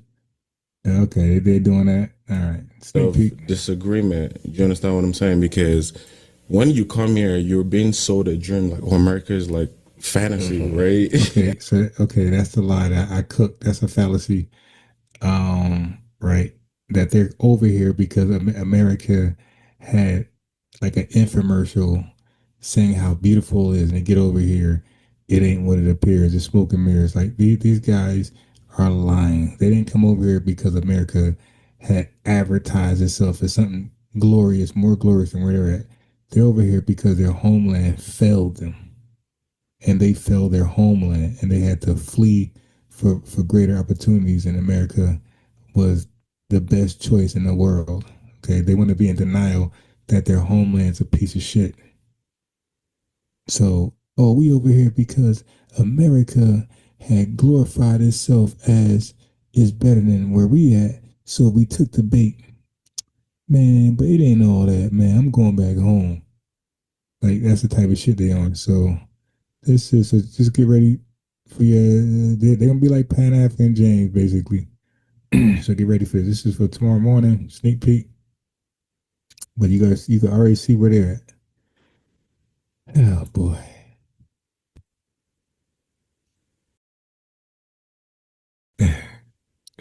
He said black. Well, I'm taking black back. That's what I'm taking. Yeah, because I felt like you, like had to let them have black. But I'm like, I don't know, man.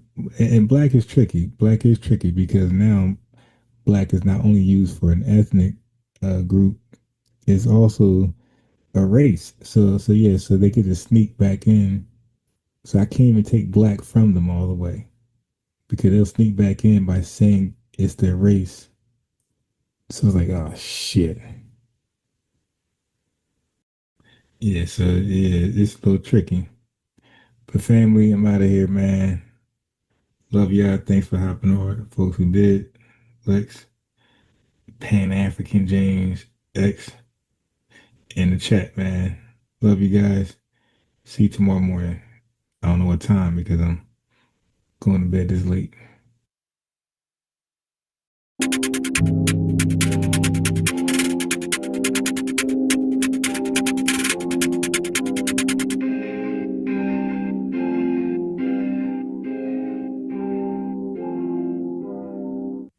Okay. Well, thanks Unbiased Sports for putting the show on last night. I wish I would have got a chance to be live when you were making some comments. And thanks for reviewing parts of what my conversation with Michael Arias. For the audience, I have a degree in computer science, but while I was in the computer science program, I began to take Black Studies classes in about 1982, I think with Professor Edward Scobie to first fill my caseload on classes. And then I ended up taking Dr. Leonard Jeffries' class, Black Roots Seminary. And then after I took that, I started minoring in Black Studies. I received the Honors Award when I graduated in 1988 in the award for Black Studies, which was given at commencement. And so I went to the honors commencement, which is a separate commencement. I didn't go to the formal graduation. And Dr. Leonard Jeffries gave me the award in front of all those that were being conferred with honorary awards.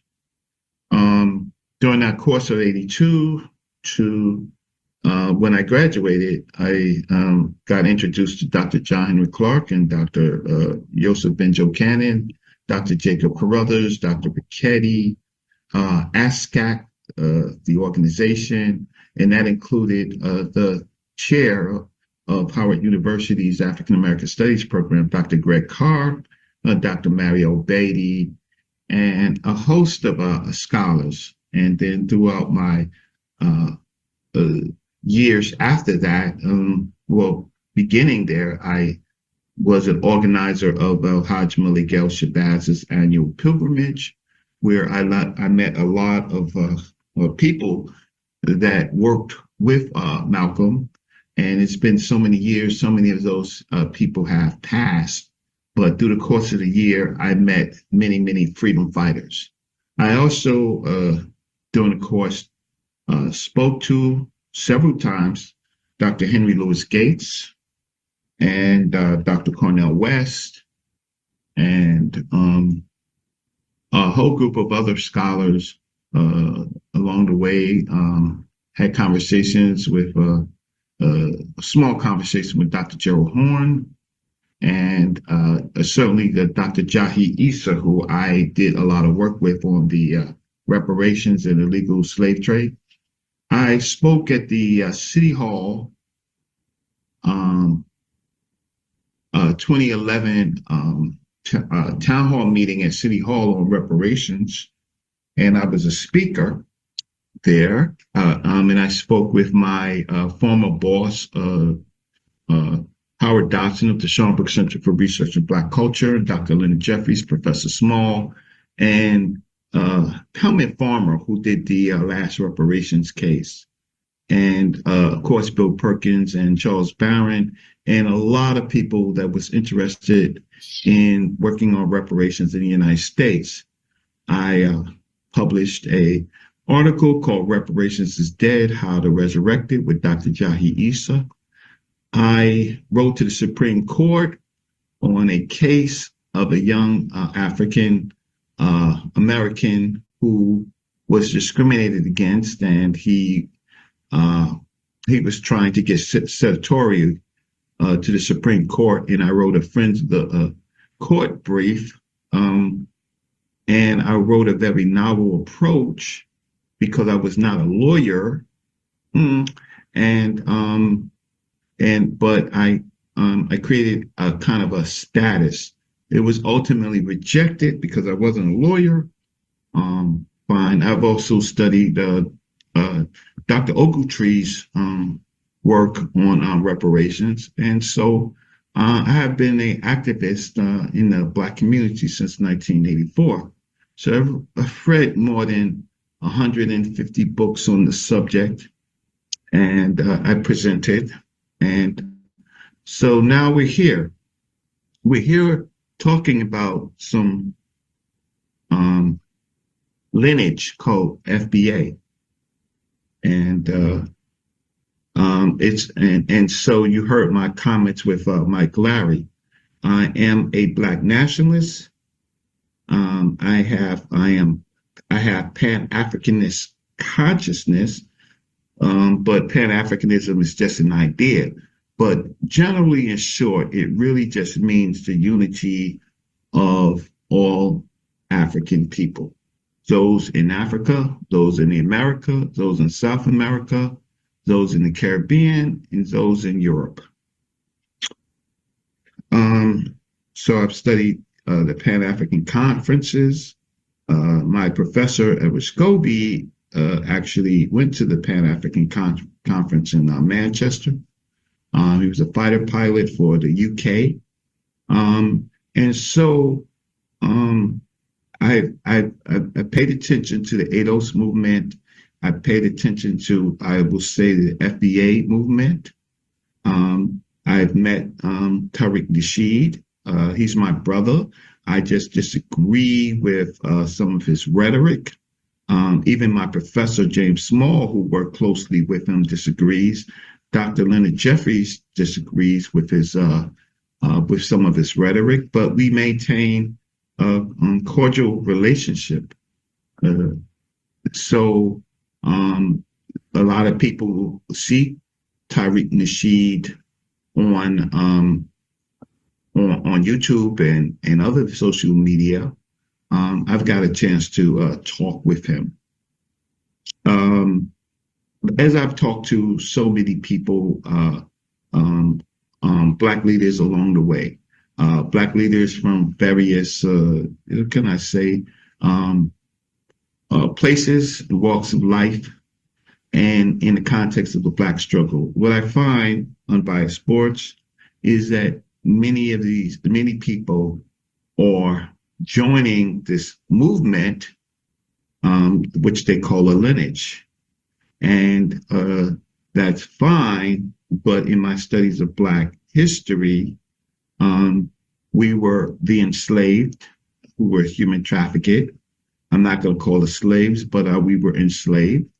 That there were several migration movements into the United States by Africans before slavery and Africans after. And I heard you talking to Stu Pease, shout out to Stu Pease, about the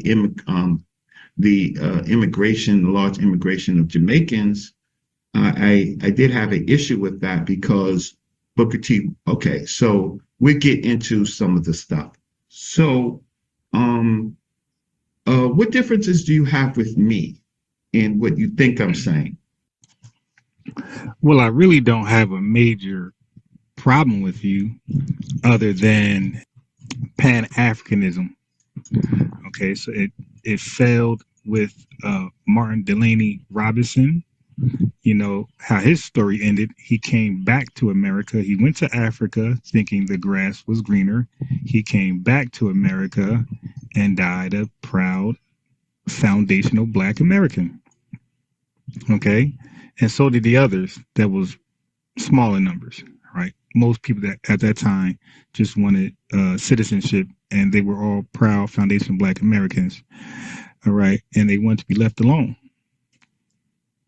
Okay, so now we go to Marcus Garvey. That movement, once again, Pan-Africanism shows its ugly head, and it failed miserably.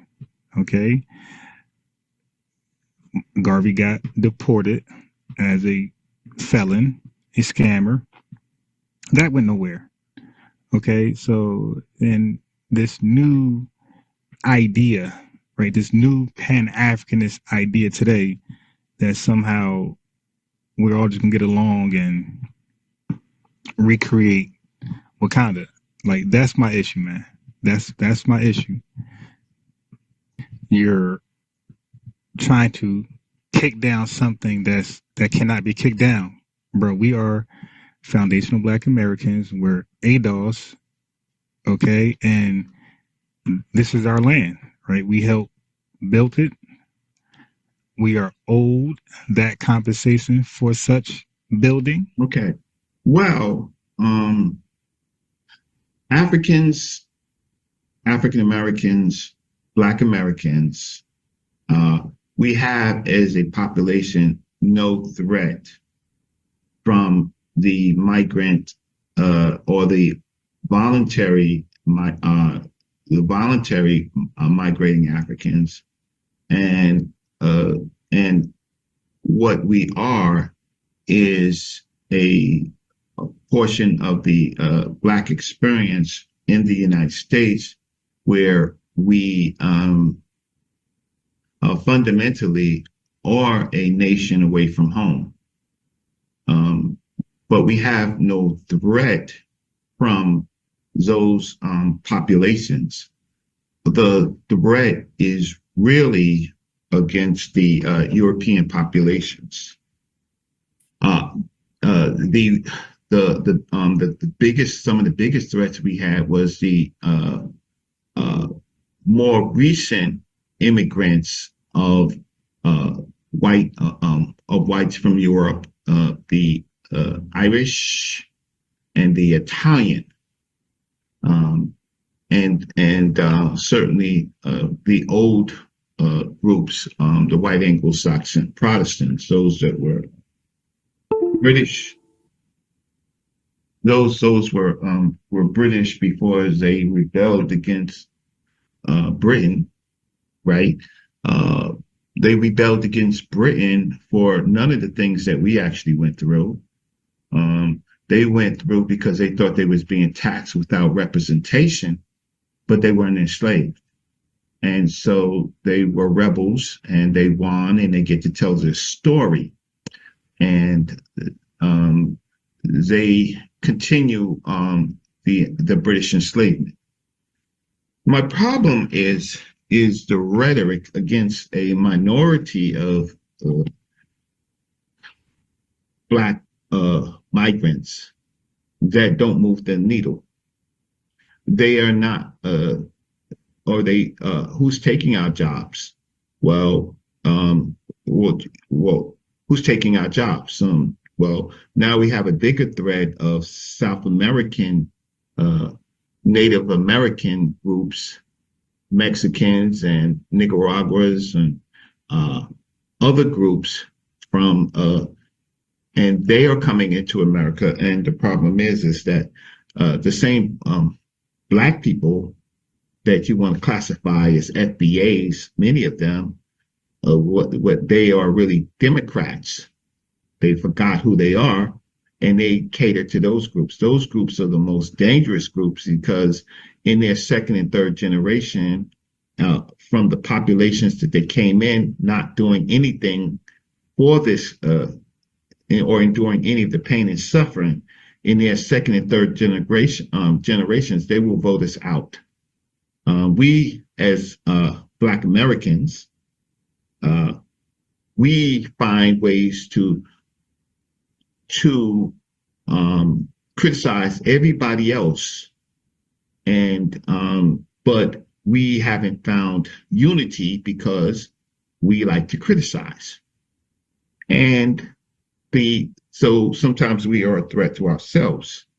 The FBA groups, the problem is what is the definition of an FBA? talking about when we use our own Black brothers and sisters as scapegoats, right? We are looking at that population, but largely the so-called FBA organization has done what against the migrations, the recent migrations, has done what against the Irish and Italian and Jewish populations? Where's the criticism with that? We use our social media time to criticize a few people that you can find that say derogatory things, but we as a people need to fix our own problems of criticizing each other within our cities. One city is against another city, right? One county is against another county. One group of Blacks in one state is against another state. Those are the things that we as Black Americans have to fix. This freedmen stuff, people don't read their history. It was the Freedmen's Bureau was created by an act for helping kind of a welfare organization to help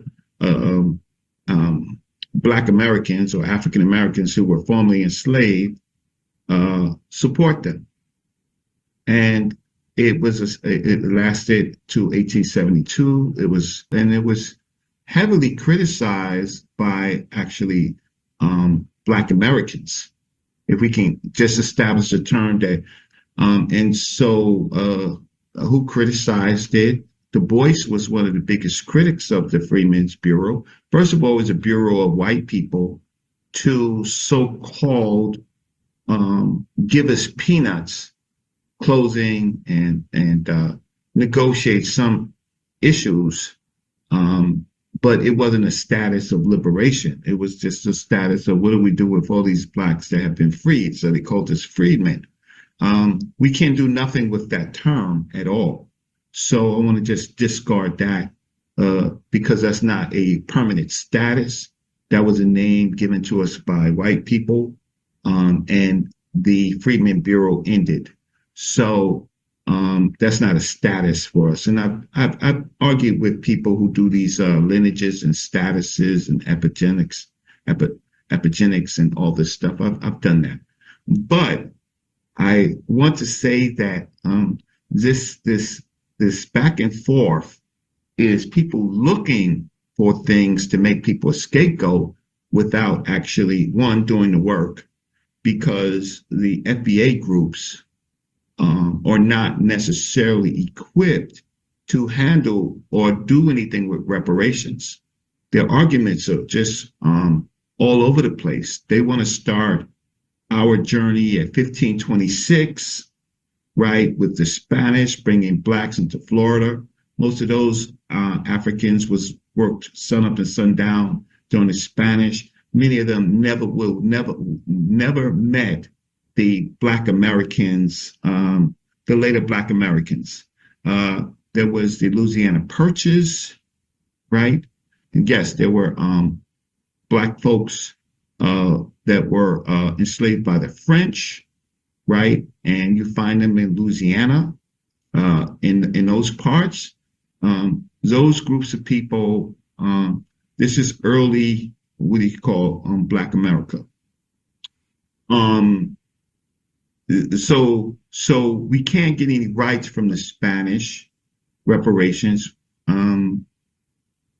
If we are able to do reparations well, we may be, in this country, we may be able to get reparations from the British, right?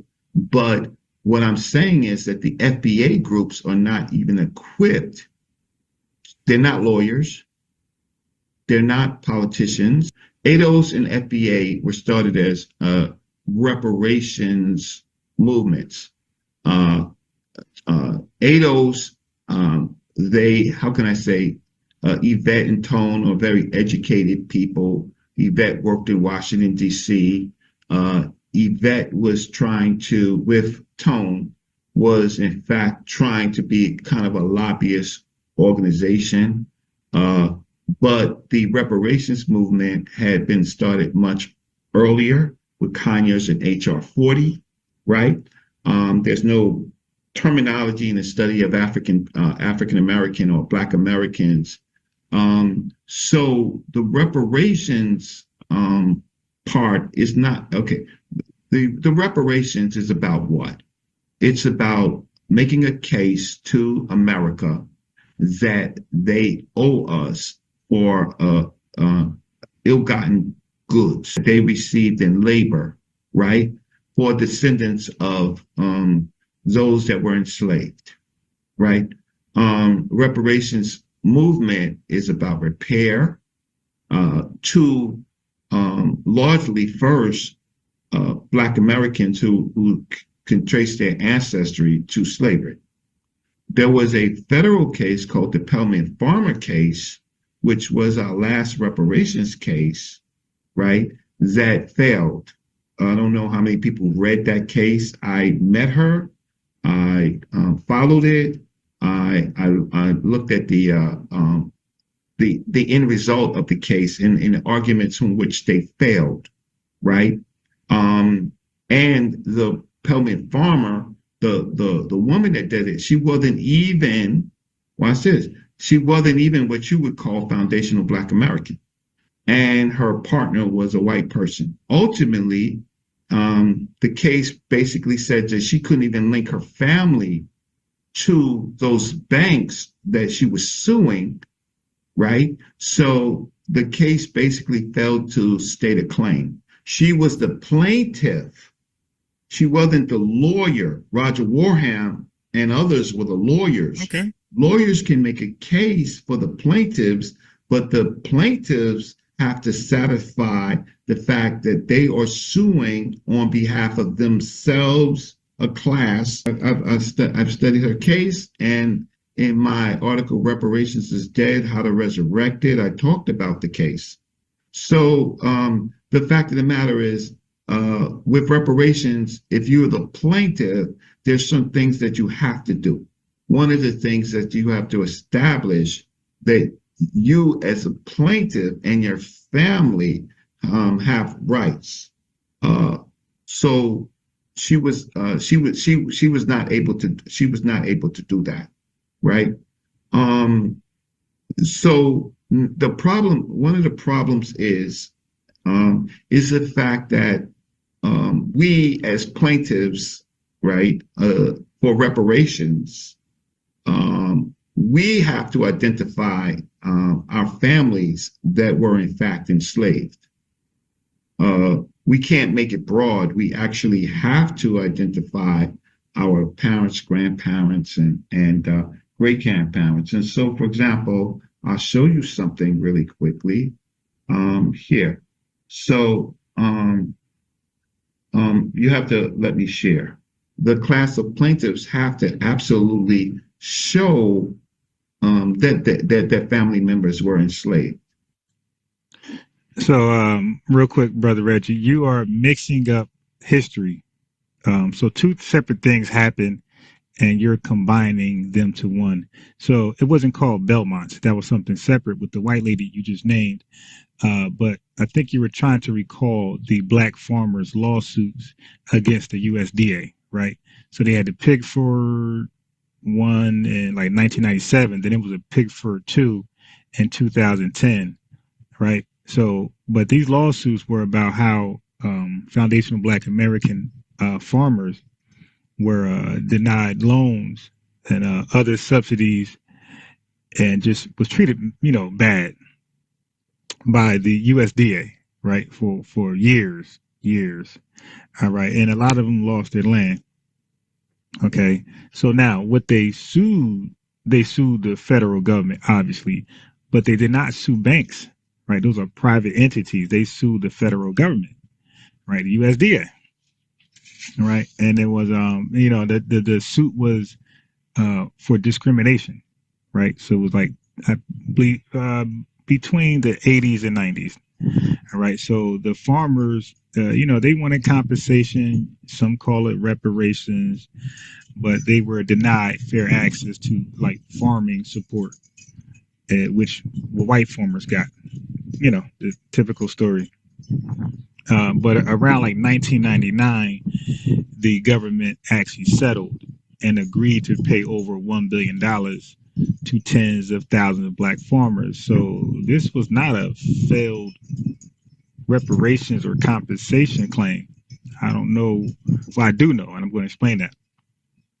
So, but a lot of farmers did not get paid, and that's what led to like the Pigford 2. And it paid out more, but everybody didn't get paid. It was some BS. Now, the plaintiff, the white plaintiff you're talking about, that was that failed, but that was a white lady. She failed. We didn't fail, brother.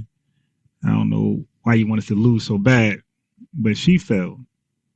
And she mainly failed because she was trying to be the plaintiff of something that did not involve her. So she was claiming discrimination, but she wasn't black, so it did not affect her the same way it affected white people. And she was never representing Foundation of Black American Farmers, all right? And her case was thrown out because of that. So you're right about that part. But you were totally wrong about our thing failed. No, you put two different claims into one. Ours were successful just on it wasn't to our satisfaction, and hers failed because she was trying to be a $5 Foundation of Black American. And also miss me with this, people don't move the needle. Hey, brother, let me remind you what the needle is. The needle is systemic racism. And if anybody are pushing those buttons to help further systemic racism, they are moving the needle. Okay. And a lot of our distant relatives who comes from the continent or the diaspora, some of them come over here and they join Team Systemic Racism, and they do help move that needle. Okay. They undermine us sometimes, some of them. They join politics and other positions of power, and when they get a chance, some of them have voted down on reparations, and that's helping to move the needle against us. That is undermining us and what we are trying to establish and have established. So yes, we are critical of people like that, and we don't apologize. You're like low-key throwing shots.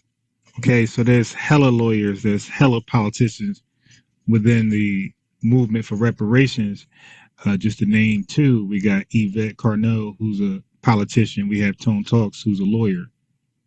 They represent 43 million foundational Black Americans, whether you call them ADOS or FBA, it's still 43 million of us, and they represent us. My problem is again, the history of what the FBA says that they are, who they are. Is it an organization? What they do to escape that, they say that they are a lineage. But when they escape the fact that they say that they are a lineage, well, our lineage is from Africa. Our lineage is not from the places we're African people. So what they want to do is they want to exclude the African part, and that's interesting. And we can call them FBAs, Foundational Black Americans. These are African descent. These are people from Africa, right? They become integrated or acculturated in America. Mm-hmm. So I have lots of questions about that, and those questions have already been answered by scholars like Franklin Frazier and Du Bois and a whole group of, even an important Jewish historian or anthropologist or sociologist, Melville Herskovitz. Okay. Me being a member of my family in the South, I was born in the South to Southern parents from Virginia, my father from North Carolina. I knew some of my great grandparents, not all of them. And so the difference between me is that for my family rights, oh shoot, what happened here? For my family rights, is this the one? For my family rights, I could trace my parents, I could trace my grandparents, I could trace my great grandparents, and I could trace some of my great great grandparents, right? You would want to use people like me instead of, and having to know that almost all of them, except for the ones who are white, right, or what you call traditional Black Americans. You might want to call them foundational Black Americans, but I'm using a terminology that is earlier terminology. So the reason why I'm showing this is because most people say that they are FBA, but they don't really know where their great grandparents come from. And so then it comes to another issue. I'll stop sharing my screen. I would advise all people who call these people their names. If you are not able to show your lineage, then stop talking about it. Stop misusing the term, because you have the responsibility. Every one of us has a responsibility to know who our grandparents is, our great grandparents. Well, FBA has some meaning. Has some meaning for reparations, but again, these groups of people have a responsibility to show what their lineage is. If they want the white man's handout of reparations. So my problem is FBA has to do a little bit more work. My issue is when you start singling it out, right, Black people, and at the same time not having any organizational capacity to deal with the oppressor. And so Booker T. Washington came up with a plan that we needed fresh Black people. And so a large group of people who actually came were groups of Africans who worked in Panama, places like that. You was right about the Immigration Act, right, where another wave of Africans came from all parts of the Caribbean. Yeah. So that's why I thought I would have a conversation with you and the audience, and just to clear up some things. I mean, we wouldn't have this problem with Black so-called immigrants, this whole discussion, if a Black American called Booker T. Washington didn't fight to end the Exclusion Act. One of our best, great, young, smart, beautiful scholars, Dr. Tyree Wright, she wrote the definitive work, Booker T. Washington and the Making of Pan-Africanism, right? She was a Tuskegee. She was able to see the papers. She was able to see that it was in fact Booker T. Washington that helped defeat the African exclusion measure, and then Black folks came in. The people that were coming in, there was no infighting that we made. And then after that, shortly after that, we have one of the largest, we had Noble Drew Ali's movement, but then we had Marcus Garvey's movement. But Booker T. Washington, bro, there is no evidence. There's no historical evidence that Booker T. Washington fought to end the Chinese Exclusion Act of 1882. Like, what are we doing? We just talking because, we're live. Like, just for the record, you do know the Chinese Exclusion Act was passed 1882. It pretty much banned Chinese laborers from immigrating, coming to the U.S. looking for work. Okay, I think this was like one of the first bans against immigration based on like race or nationality, whatever you want to call it. But bro, what does Booker T. Washington got to do with that?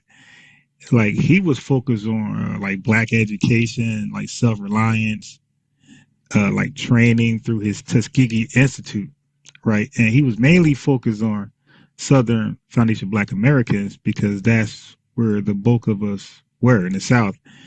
And what he was doing in America had nothing to do with immigration. Like, you are literally confusing him with I don't know, somebody else, maybe Frederick Douglass. But you said Booker T. Washington. You said it so confidently. But you talked about E. Franklin Frazier. Let's talk about him. Like, what's so? I mean, do you know his views on Africans and Africa? Okay, so he believed a lot of Afrocentrics like yourself romanticize about Africa, you know, some Wakanda type stuff, right? He see that as like Yah's way of trying to cope with systemic racism. You start dreaming about some grass is greener in Africa type ish. But he definitely believed that there was a cultural disconnect between foundational Black Americans, ADOS, and continental Africans. Like, there was no doubt about that.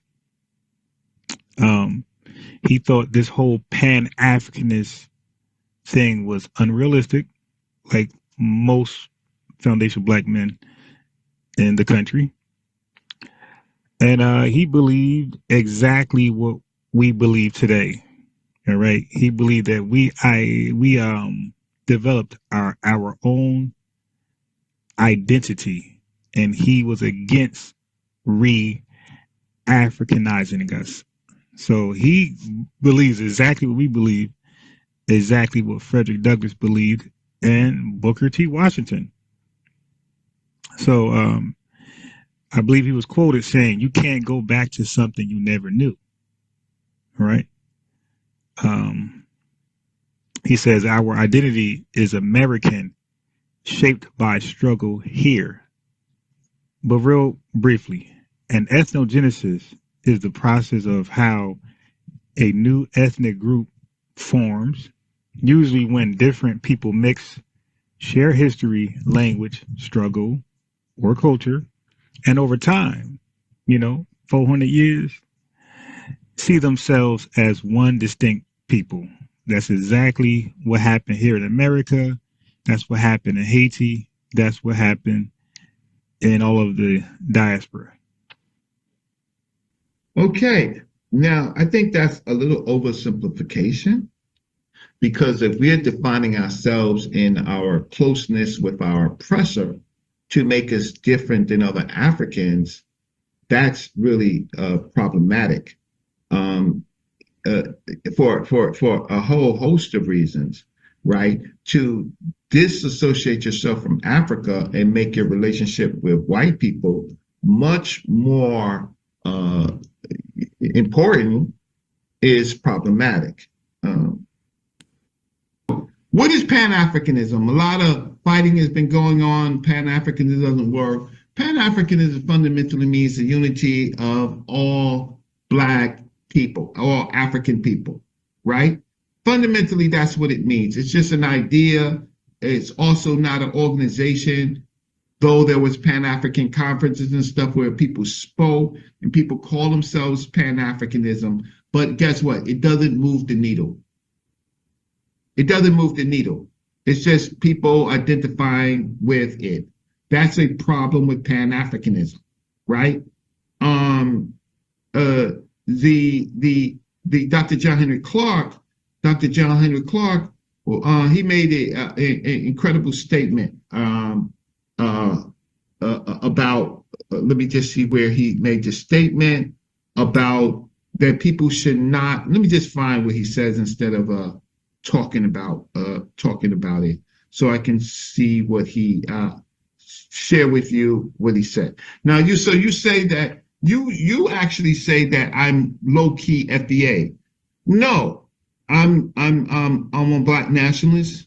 So I'm gonna tell you where I am in, right? I'm in that the problem is with this group is that they want to separate out the African identity. They want to their thinking, FBA thinking, is more like integrationist movement with perks. Give us reparations and fine, right? I have not seen them in any of the major movements that have to do with social justice. When they do that, they're part of other organizations. They may call themselves FBAs, whatever that is, but I just think it's a loose-knit group. Now, I could talk to you on Bias Sports, and you've been in organizations. Yeah. You told me 2 organizations that you've been in with structure. Yeah, but Brother Reggie, you are just making this too difficult. All right. All of us don't need to be a part of anything to get something passed. We just need our elite there. The same was with the civil rights movement. When you search the internet, and you'll see Dr. King and like 6 other brothers. You don't see everybody who showed up on Washington front lawn or whatever they was at in that meeting with Dr. King when Jesse Jackson was talking about introducing African American. All of us weren't at that table. Okay, Johnny Cochran was talking about reparations. Where were the 40 million FBAs? Like, come on, bro, that's just silly.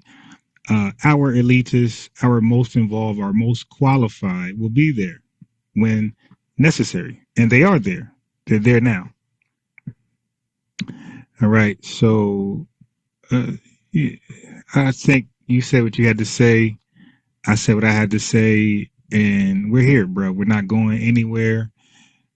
And, just stay out of our way. And everything is great, man. So peace to you. All right. So peace. Thank you so much. Right. And support Unbiased Sports too. Support him too. Support all the content creators that do this work. So with this said, and Mika, hey, thanks for coming in and checking on your brother Reggie. I appreciate it. So with that said, sorry, family, you ain't get a cursing and screaming. You got grown man talk. Unbiased Sports and brother Reggie.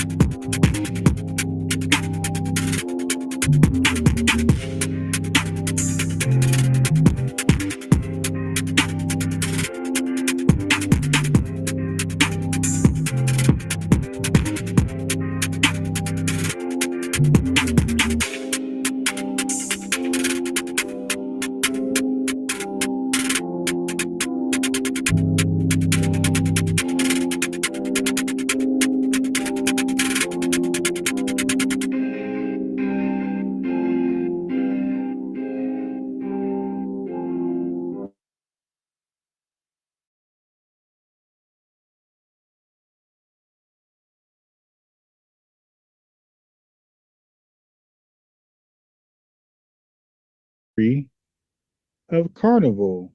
All right. It ain't even theirs. Listen. Watch this right here. Let me just.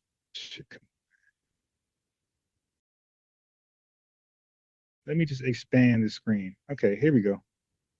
Look, it says, great question. The West Indian Carnival, also known as Caribbean Carnival, is a rich cultural expression that blends African resistance traditions with European colonial customs. Uh-oh, the colonizer. It was influenced by European masquerade practices. So their great West Indian pride carnival, it was, they listen, family, they cosplayed it and stole it.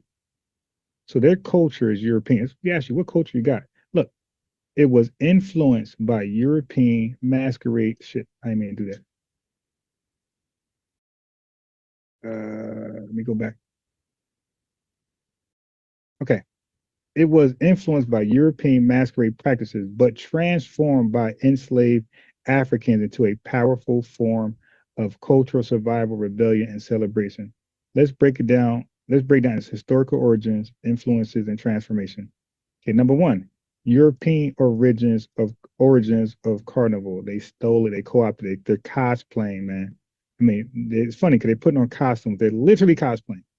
Carnival comes from the Latin Catholic tradition, especially in Portugal, Spain, and France. I broke this down months ago. All right. The term carnival comes from carnaval, meaning farewell to meat. The festival before Lent, a 40-day fasting period leading up to Easter. Europeans celebrated with masked balls, parades, mockery of authority, drunkenness, and indulgence. So it was a degenerate practice that they took and stole it. A degenerate practice they're bragging about. Okay, French colonists brought masquerade balls and pre-Lenten festivities to the Caribbean, especially to Trinidad and Tobago, Dominica, Martinique, okay, Guadeloupe, and Haiti. So yes, the basic idea of carnival was imported by European colonizers. So when we ask them, well, you got a culture, what is it? You don't have one. You steal stuff from folks and you say it's yours now. Okay? Family, did you know that? Did you know they stole Carnival? Well, you know now, right? You definitely know now. They stole it. It's embarrassing. All right, so let them go. From certain people, you know, Latinos, Italians, and everything. In that group, they are not the top dogs on that group. We can't hear you. Hold on. So they are not the top dogs in that group. The top dogs in that group are white people, all white, heavy light-skinned people. So they're under pressure. And when they're under that pressure, they cannot really have more sense maybe to figure out what to do. Okay, so let me summarize Marcus Garvey, by the way. So I even went back and did this for the Pan-Africanists. Okay. So was it a scam? Final breakdown. Aspect. Did Garvey use the mail to solicit stocks for a ship he did not fully own yet? Yes. Was that misleading, even if not malicious? Yes. Okay. Is fraud. Okay. Did the FBI target him for political reasons? Absolutely. Was Marcus Garvey a scammer out of personal gain? No, he believed in the cause. Doesn't matter, still scamming. Was the Black Star Line poorly run? Yes. There was mismanagement and inflated promises. Okay, lying, inflated promises. I'm gonna bring y'all all back to Liberia. Would this be called a scam in 2025 in legal and financial terms? Yes. Yes. Why? Because investors weren't given truthful material facts. So stop arguing me when I say the dude was a scammer and a defrauster. All right. That's called receipts. And I'm gonna keep going. Then I think the unity between the Africans, continental Africans, and the Black Americans should be suspended.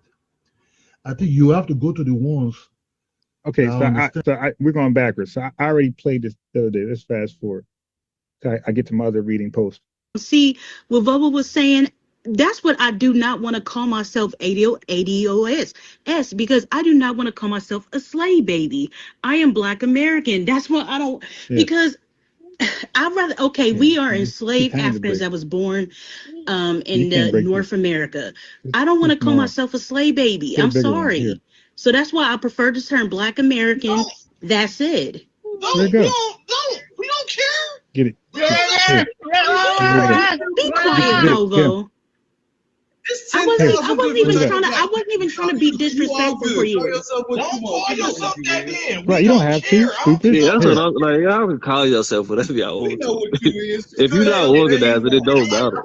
FBA is fulfillment by Amazon. Where was fulfillment by Amazon? Okay, it's this tether babble. I mean, look how dumb they got to be when they're trying to have a real conversation.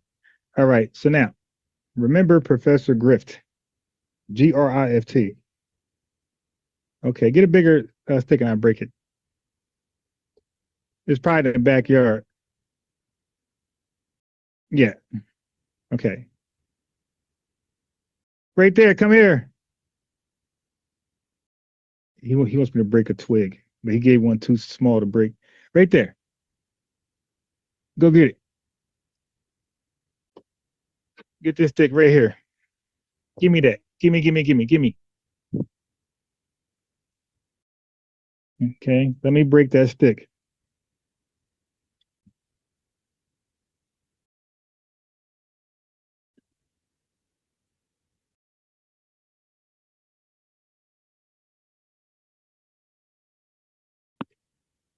Okay, let me break that stick. Give me.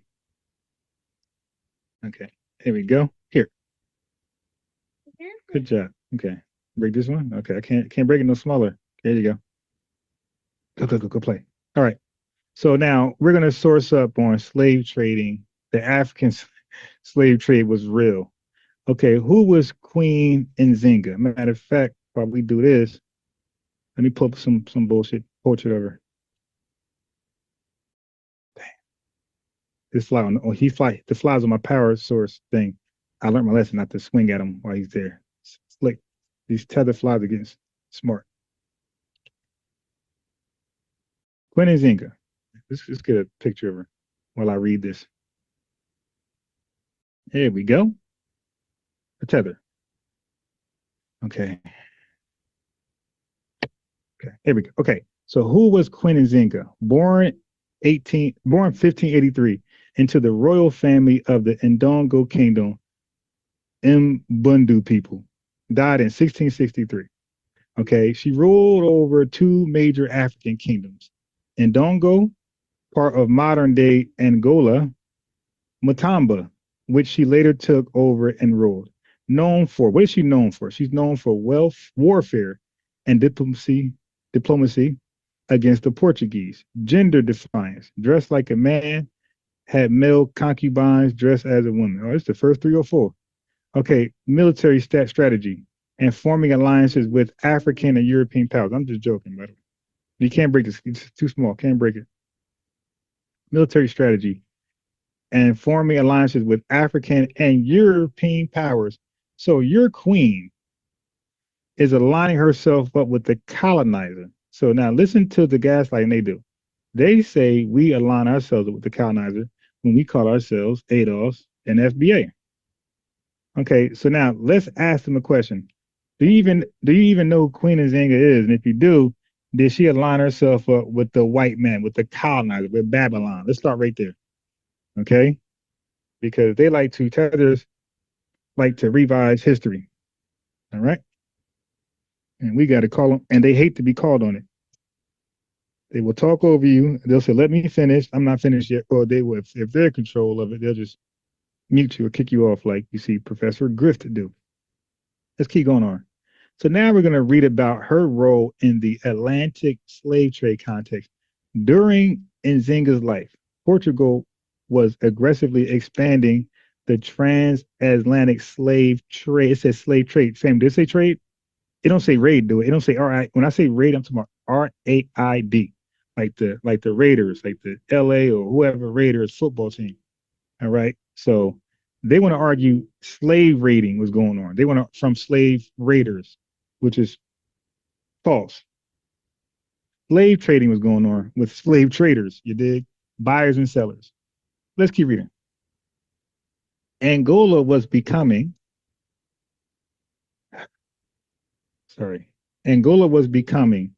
one of the top sources of enslaved Africans. What happened?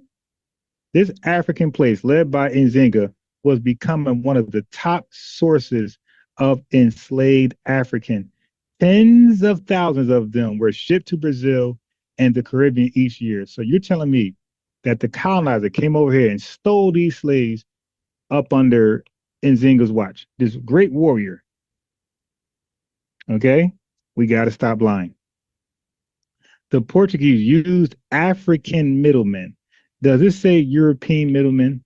Does this say Latino middlemen? Does it say Asian middlemen? No, it says the Portuguese used African middlemen, rival kingdoms, and internal conflicts to secure captives. So the white man wasn't robbing, kidnapping nobody. It was the Angolans, okay? Nzinga and her crew and her thugs. All right.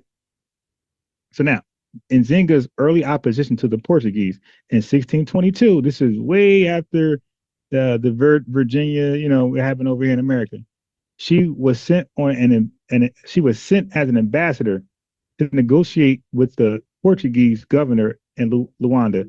So now, so one of those guys call us traders when we work with the government. And they say government, that's like so many branches, so many offices you could work for. Like the postal office is like you're working for government. You're working for the welfare, is government. But anyway, we are a trader, we work for government. But this woman is literally sent as an ambassador, okay, to negotiate with the Portuguese governor in Luanda. What happened here? Legend.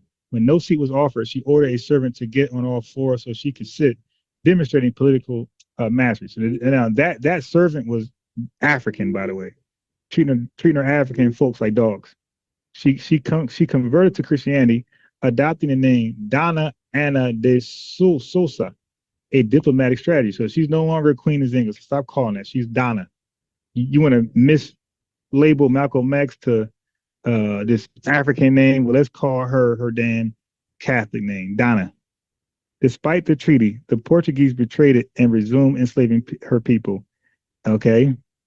Nzinga then renounced Christianity, resumed welfare against the Portuguese, formed alliances with the Iguana tribe. I'm joking. A fierce nomadic warrior group involved in slave raiding. Okay. What happened? So you see who the slave raiders were? These folks. She aligned up with some others. So the slave raiders family were Africans, and they're trying to pin it on Europeans. Okay, so let me look this up on the fly to make sure this is an African group. Okay. Okay. The Ibangala or Mbangala were divided groups of warriors and marauders who worked as hired mercenaries in 17th century. Angola and later founded so these are Africans. Okay, let's go down and make sure origin. The Mbangala were people possibly from Central Africa who appeared in Angola during the 17th century. Okay, so these were Africans. Okay, Africans. So we're not gonna let them revise history on our watch. Okay. So this just says the same thing. Africans, Africans, Africans, Africans. All right. You're not going to revise history on our watch. Okay. So she formed alliances with other slave raiders who were African, not European. Okay. So now what is her involvement in the slave trade? Here's where the story gets complex and morally uncomfortable. Nzinga eventually participated in the slave trade. So Angola participated. She participated on behalf of Angola and that other tribe, the name I can't pronounce. Okay, to maintain her power and alliances. Okay, to maintain her relationship with the white power, the colonizers they call them. She engaged in slave trading. Okay, so see, she's trading with white people. She's trading Africans, they say Africans, black people, with white people. And okay, she engaged in slave trading with the Dutch and Portuguese, trading captives for firearms, textiles, and military support. But if you attempt to give this to yes, can't, it's too tiny. Okay, so Professor Grift, if you attempt to give him Queen Nzinga, he'll just throw you off the channel. And no. See, I need to know her middle name. I need to know what was her firstborn child name. No, it can't break. It's too tiny. What was her first child name? Like he'll change it and try to ask you a question that cannot be answered. Like, dude, what are we talking about, man? Are we talking about Africans participating in the slave trade or not? You dig? Are we doing that or are we not? Okay. So Nzinga, wait.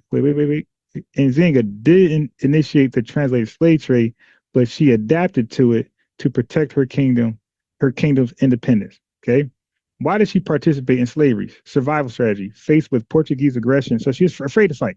That's why it comes down to afraid to fight. She got down and she got down and laid down.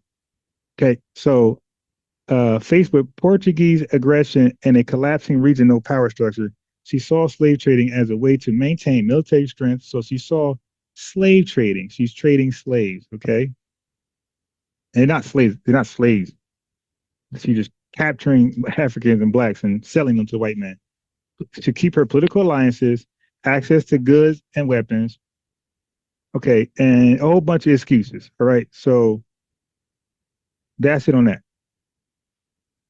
So I proved Garvey. Yeah, this is bigger. So I proved Marcus Garvey was a scammer. Okay. And then I just proved that Africans did sell. Look, let me break this one too. No, I can't. It's too small. Maybe. Okay, broke it. Yeah, look. Okay, he wanted to put it in the back of his car. That's why he wanted it broke. Okay. And I didn't know that. All right. So I proved that Africans, and he wanted names that they're going to name. Queen Nzinga, a.k.a. Donna. You dig? Donna. So I hope we're satisfied with the answer now. So let me go back to Buddy channel and put that in there. Of a open dialogue does there need to be with dialogue as opposed to also understanding the other ways to communicate, right? Please. Okay, so listen, I'm be very frank and very transparent, and y'all three can answer me however you want to answer me. With level of respect, okay? Do you think the vast majority of this world have seen the best of who we are as Black people in America? Absolutely not. Absolutely not. Okay. Absolutely not. Thank you. With that said, absolutely now not. Let me answer your question, Mr. Sun. When we have these conversations, we're going to bring the best and the brightest. Okay, so I've even proven that Carnival, the West Indian Carnival, stolen and carved by Tethers, obviously. Okay, so I don't mind sourcing up. So there you go. So let's stop denying the slave trade. The slave raiders are actually Africans. That's crazy. That is crazy. The goal is the man preaching the religion. We will end up teaching your history, messing with us. Right. The Pope is Jesus Christ on earth, according to the people who created the religion. I never believed the white man just rolled up into Africa. Right. That is the most stupidest shit to make up. And listen, they're lying just to dismiss their role, their hand in us coming over. Because listen, family, does it make sense to beg for us to come back? Now we're fat and rich. After you discarded us, you sold us. You didn't care if the white man mauled us, ate us. You didn't give a damn. Fed us to crocodile, alligator. You didn't care. You didn't care what happened to us, man. You discarded us as trash for weapons, textiles, liquor, cigarettes, and crack. You discarded us, man. And now we're living fat, some of the most innovative people on earth. Now you want us to come back with our money. And you act like this was a grand scheme. Like, yo, man, yeah, we sent y'all over there so y'all could become great and come back and save us. Stop it. And if that don't work, hey, he came and kidnapped y'all. They were slave traders and slave raiders. They traded them. They kidnapped you and they traded amongst themselves. It was the Portuguese selling you. Once they kidnapped you, the Portuguese kidnapped you, and they sold you to the French. And then the French sold you. So it was a slave trade, but it was a white man trading guys. They raided first, and then they traded. It was all them. Africa is innocent. Stop it. See quiz. Mirrors blew their minds. They don't talk about the 90s commercials, $10 cents a day to all these big stomach starving folks. They didn't give a F. Right. They didn't care nothing. Yo, they keep in mind, family, they got rid of us. We were trash. They didn't give a damn what happened to us. They were surprised to even see that we're still living. They thought like maybe 4, 5, 6 of us would be around, because they are aware of what they did to the Native Americans and the Taino Indians. Like, they're aware of this stuff. But Equine Indians, they're aware of slaughtering so many indigenous people. What's the name? I can never remember that goddamn conqueror, that Spanish conqueror that killed so many indigenous people. I can never remember his name, but he killed millions. So they sold us to those people. So they didn't think much of it. They didn't care what happened to us. But now all of a sudden we're family. They want to lead the way with reparations and the free world and the African global power. Stop.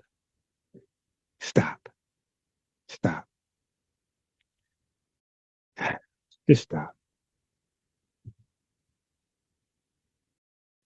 To the table. Those of us that not only love ourselves, have a knowledge of ourselves, and a knowledge of the rest of us around the globe. So then when we have these discussions, we move all of us forward. We can make a plain statement like Black people created everything. Everything. I'm glad you. All right, come on, man. Like, let's stop the cat. Come on. See now this back into this. They're xenophobic with this old Pan-Africanism shit. They blame it on us. They're the xenophobians. Now we created everything. Come on, stop. Brought that up because now that is a common Afrocentric talking point. Nobody did nothing. We did it all, and we say blacks across the world. Like, stop.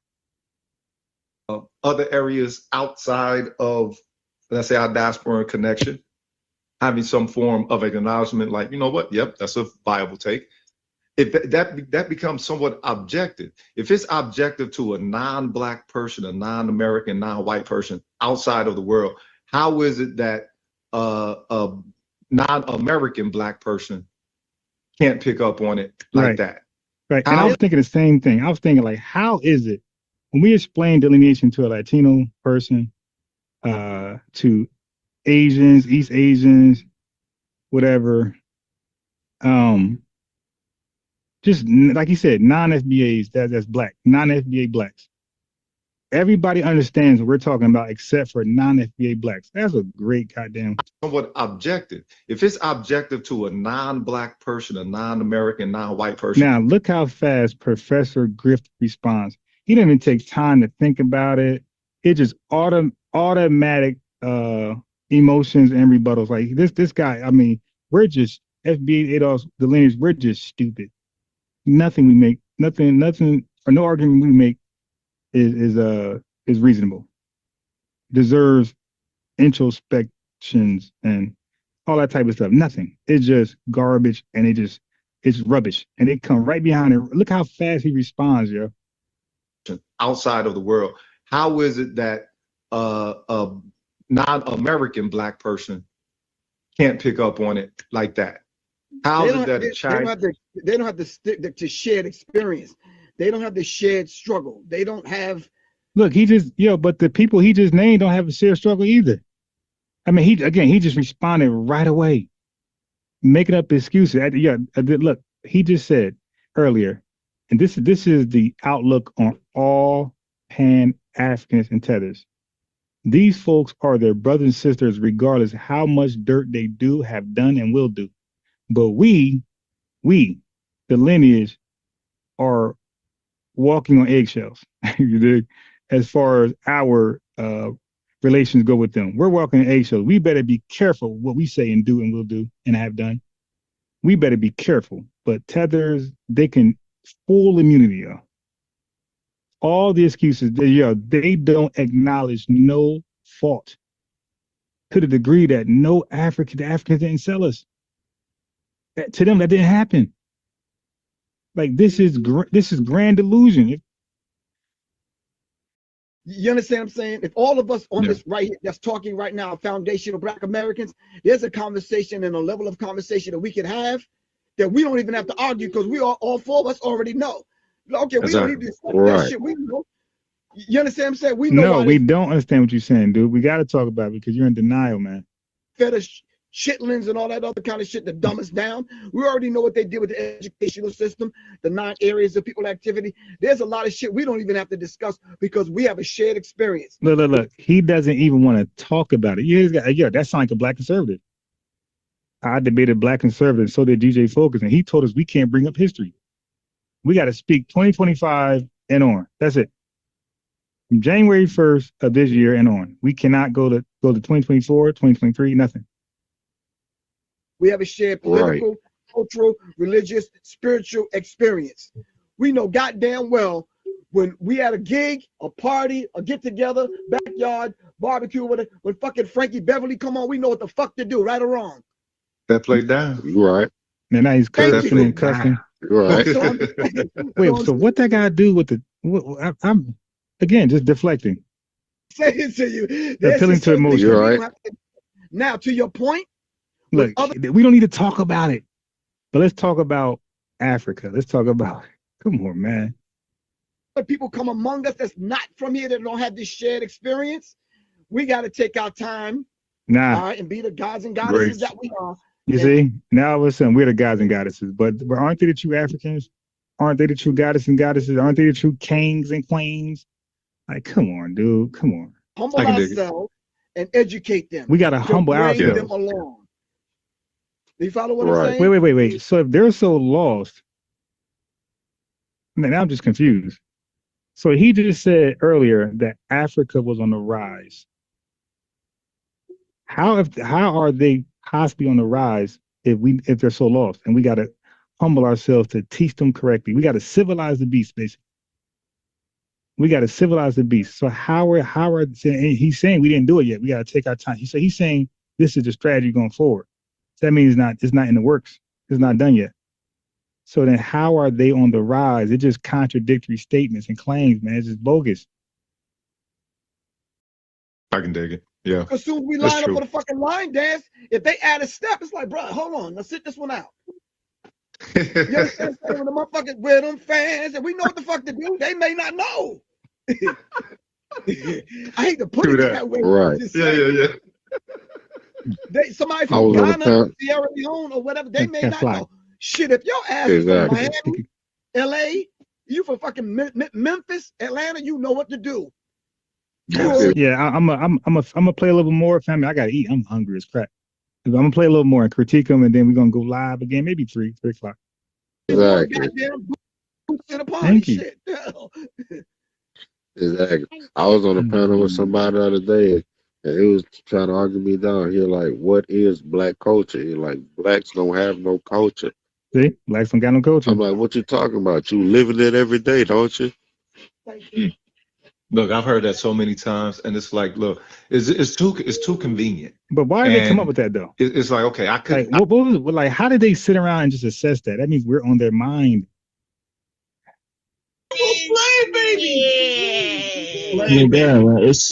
Respectfully, can you please stop doing that? That's really irritating. I know you're telling me point across, but that's irritating.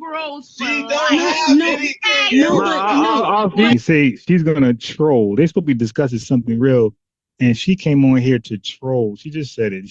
Filthy Tethers. But please stop doing that, bro. That's annoying. It's cringy, man. That's cringy. It's screechy and all that. Hold on. She can't bring no value to the. Go ahead, Marie. Yeah, but Vogel, no, I wasn't trying to be disrespectful to you. I know you're my Ohio brother. I'm from Ohio too. I'm from Columbus, Ohio. So you're my Ohio brother. I'm not trying to be disrespectful to you, but just to call. Yeah, we got to tell them like, yo, we're not slave babies. I cannot do that. I'm sorry. Okay, you already said that. Okay, you just told us. Emotional, sis. I'll be down there Monday. I'll be. You've been emotional. Yeah, I'll be down there Monday. I'll be down there. Right. Exactly.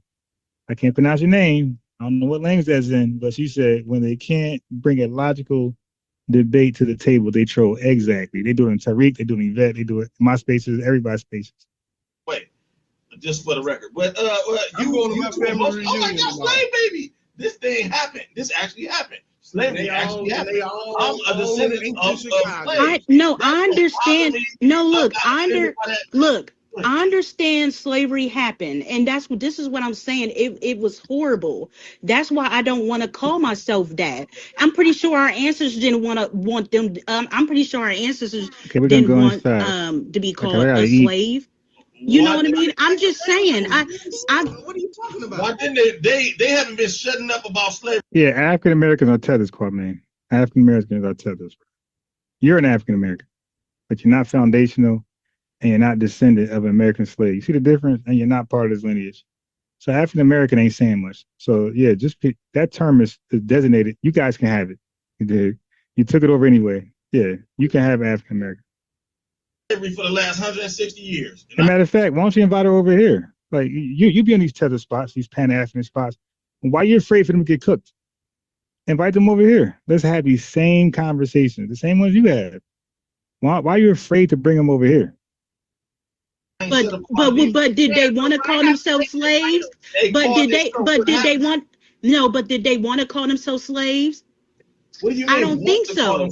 No, the truth is well, did they want to call themselves Negroes and colored and all the other terms? This is stupid. We are descendants of slaves, whether you like that or not. Yes, we are descendants of slaves, but I'm not gonna call myself a slave. So let me fast forward. See, she's saying the same thing over and over and over and over. Like, okay. Tell you what type of Black American I am. My father's side of the family comes from Georgia. Their plantation was in Shady. It's all about her now. Come on, just measle. No. These terms are not like this is just semantics and pointless, bro. Because majority, it might be the case that some people don't have any ties to the Caribbean. But most Black people didn't come directly to America straight from Africa. Most of us came from the Caribbean and from Brazil to over here. Some people came from over here to Brazil and the Caribbean. So these if you actually have historical acumen, you know these terms are dumb.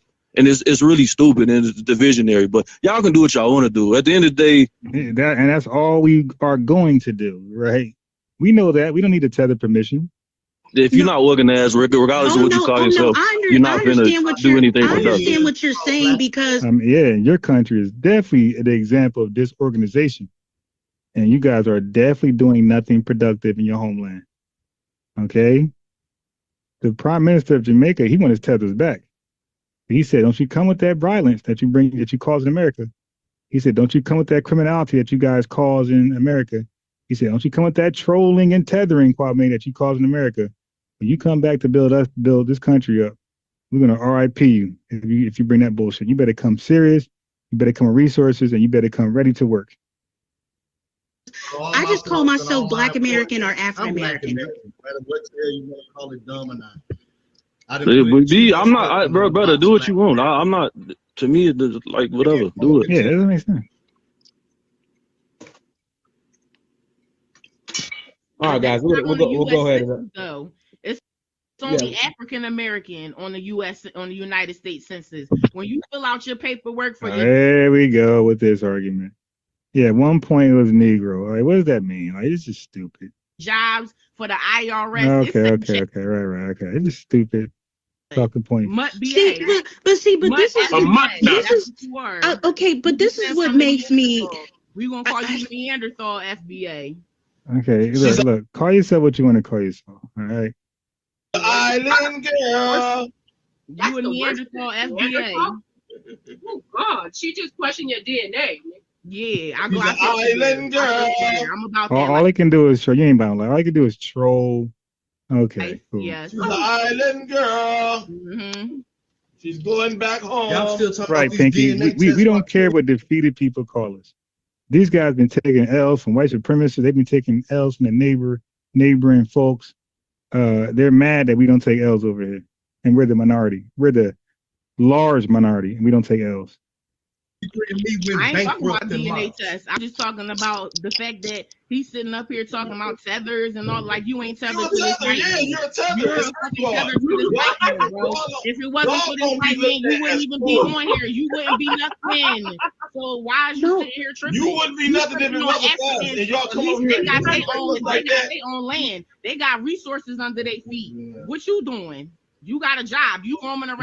Oh yeah. The 2030, right. Census will be different. You came here for a job. No power. You came here for a job. Like, stop it, bro. You came here for a job. There wasn't no jobs over there. Real desperate. That's the Most High. Let me add this, Dennis. You got the Most High God, right? You miss 140 hours. The Most High God. Under, bro. The Most High God gave these people paradise. The Africans is paradise. Beautiful beaches. So now she's gonna rant and ramble. That's all these tethers. They bring. Look, she's ruining this channel, by the way. Like, this podcast, you want to like maintain order and bring information for people who can watch in the near future. Like, she's ruining this. She's ruining it. She's ruining this dialogue. It could have been great. It could have been an example, a teaching moment for everybody for now and the future. But by her doing what she's doing, like, she's undermining, because that's in her DNA. She's undermining the value of the video that's going to bring in the future of this dialogue that's much needed. But just talking over people, yelling the same thing over and over, like, that's just crazy, undermining work, yo. It's just crazy. Sabotaging her own shit that she rocks with. Sustainable. Fertile farmland. You're really a hater. You're a hater. Fertile farmland. You're a hater. Fertile fishing waters. But guess what, though? Beaches, Donald Trump is your president. Sand, Donald Trump is your blue president. Water. And you're going to be under mangoes growing over the rest of your life. Avocados growing over trees. Your life. And they fucked up paradise. For the rest of your life. They fucked up paradise. No, actually, your government plays a large role in destabilizing their economies and their government. The largest role in human history. Their government, it shows how weak their government is. Our government dropped drugs in our community. Our government had us as slaves. That's not no our government. Our government. Man, your government is literally your ethnicity. That you talking about, not your government. These folks are Jamaican like a motherfucker. So, I mean, how the hell your government is Jamaican? Jamaican rand is not your government. Like, again, just delusion and like okay, let me fast forward. Yes. You're tethering onto us, acting like not to this white tether onto our culture, trying to lasso yourself. She can't have a real dialogue. Just screaming stuff. She don't want to go back and forth. She don't want to respond to things. She don't want to rebut things. Just yelling it over and over, devaluing the content. Like I said, just devaluing the content. Beast down, bro. A tether is a rope. Nah, a tether is anything that is attached to something else that holds it down. So I guess the definition is that we Africans or Jamaicans. And that's their way to redefine tether. Okay, good luck. Go redefine tether. Go ahead. That's facts, bro. That's facts. Have you ever heard this term? Don't count your chickens before they hatch. Okay, so y'all said the grift video is better. Okay, let me go back. Sorry, I couldn't come. I listen to the chat. Trust me, I listen when I can. And let me go back here because exactly. So look, let me close this one out. So I'm glad you said that. See this, she made this thing so chaotic that the chat not even interested in this thing anymore. They're like, nah, it's just too much noise. Your land and negate the essence and the presence of you that I see in your country. I'm not going to do that just based off of the objectivity of any land that I'm in. It doesn't matter. Yeah, how the hell you starving and you got African resources under your feet? That's a contradiction. How the hell I got a pantry of hella food and I could go in there and go get it anytime I want, but I'm starving? Say we got a diaspora and beef or not or whatever, right? In anybody's land, I'm not going to negate that what I am encountering is their culture. Right. Like Vortex. Now, yeah, we know 100%. Matter of fact, hey Kwame, you want to call in and speak to Lex Vortex? And Kwame, do you want to call in and speak to Lex Vortex? Yes or no? Because I was going to end the show and come back on 3 p.m. after I get done eating everything. But if you're ready to talk, you guys can talk, cover those 2 hours if you want. So, Kwame, where you at? Do you want to speak to Lex Vortex? Yes or no?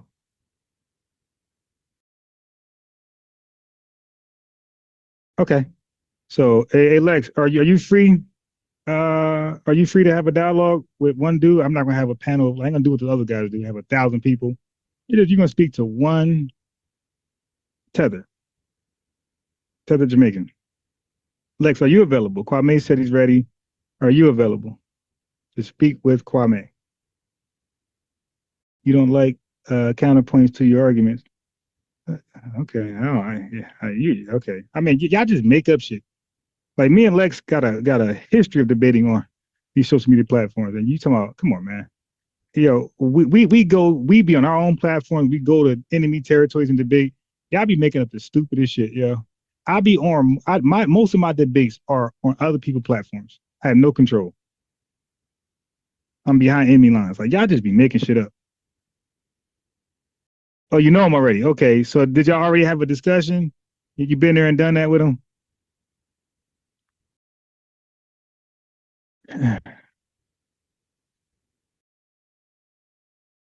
Okay, hold on 1 second.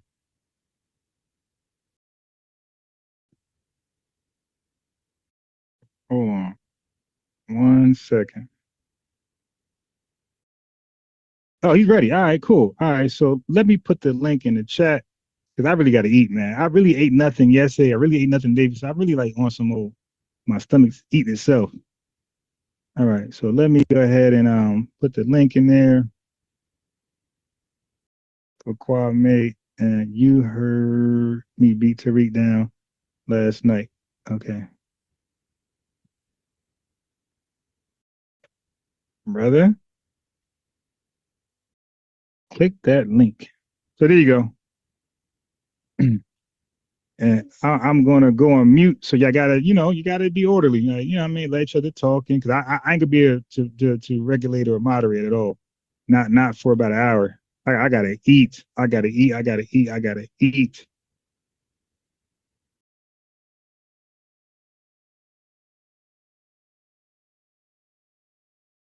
Yeah, Kwame, we're gonna find out.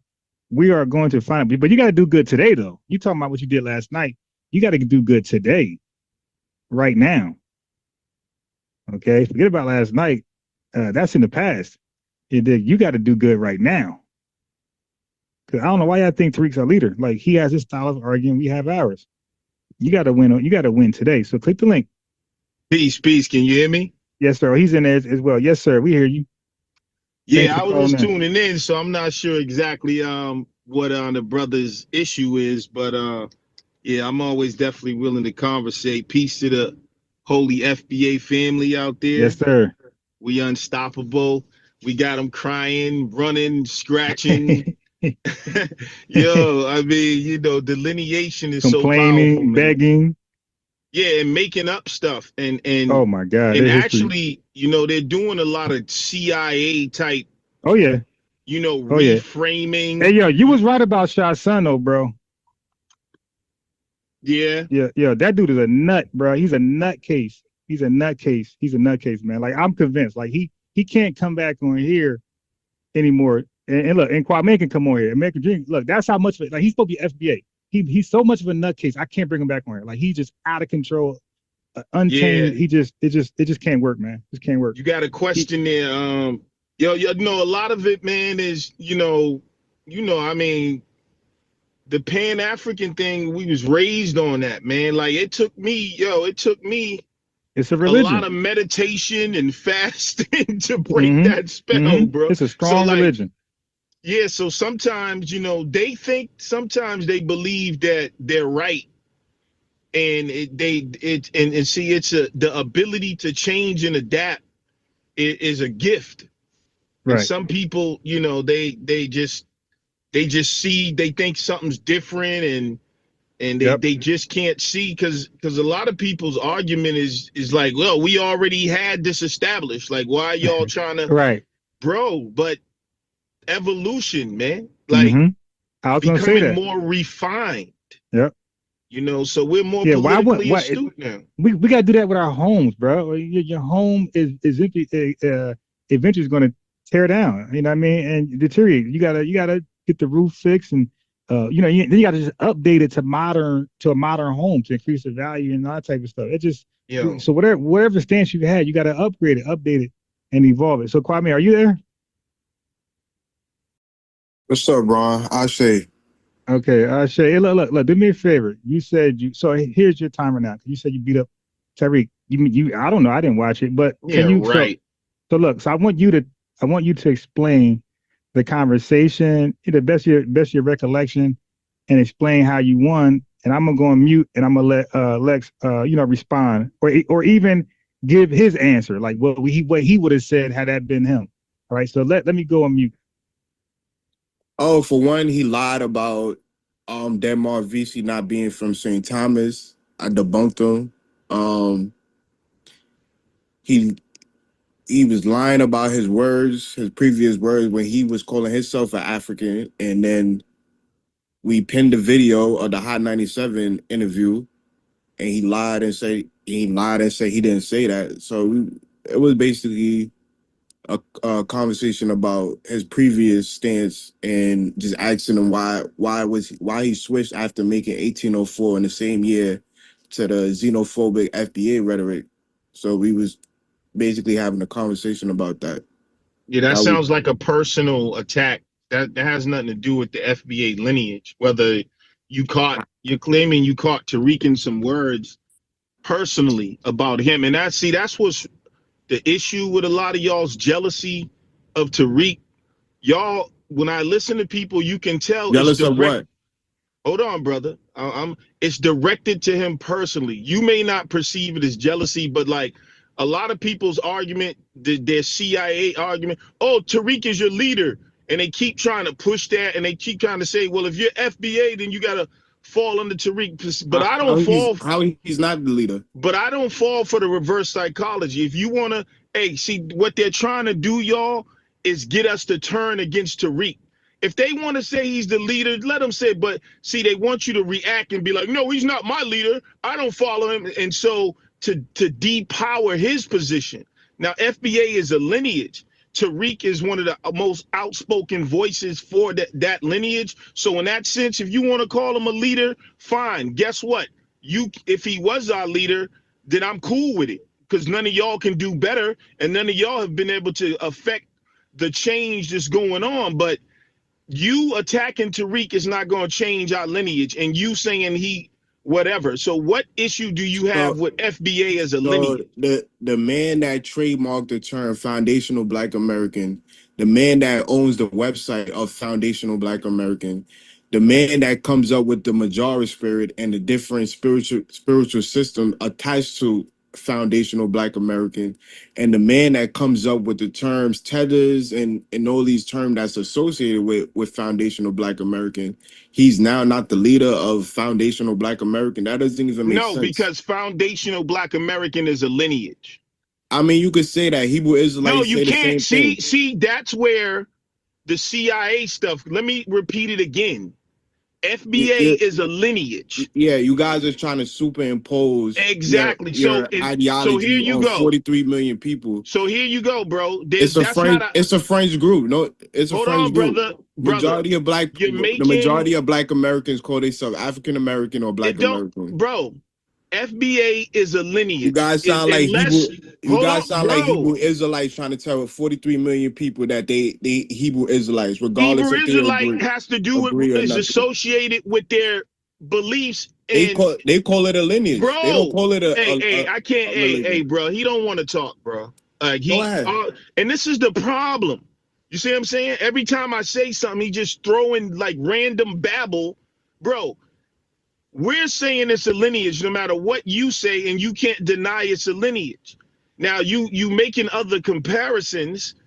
I don't have no problem. Shout out to the Hebrew Israelites or whatever. But FBA is not associated with a God, with a certain prophet, or anything like that. So what's the majority? So, brother, you got to deal with one thing at a time. So you denying that it's a lineage is only you being a liar and someone who's opposed to it, when the people are telling you that it's a lineage. So let's get that out the way. So the lineage has been under different names. You said he trademarked FBA. So what? There's 6,000 trademarks on African American. There's African Americans who have different beliefs about what African American means.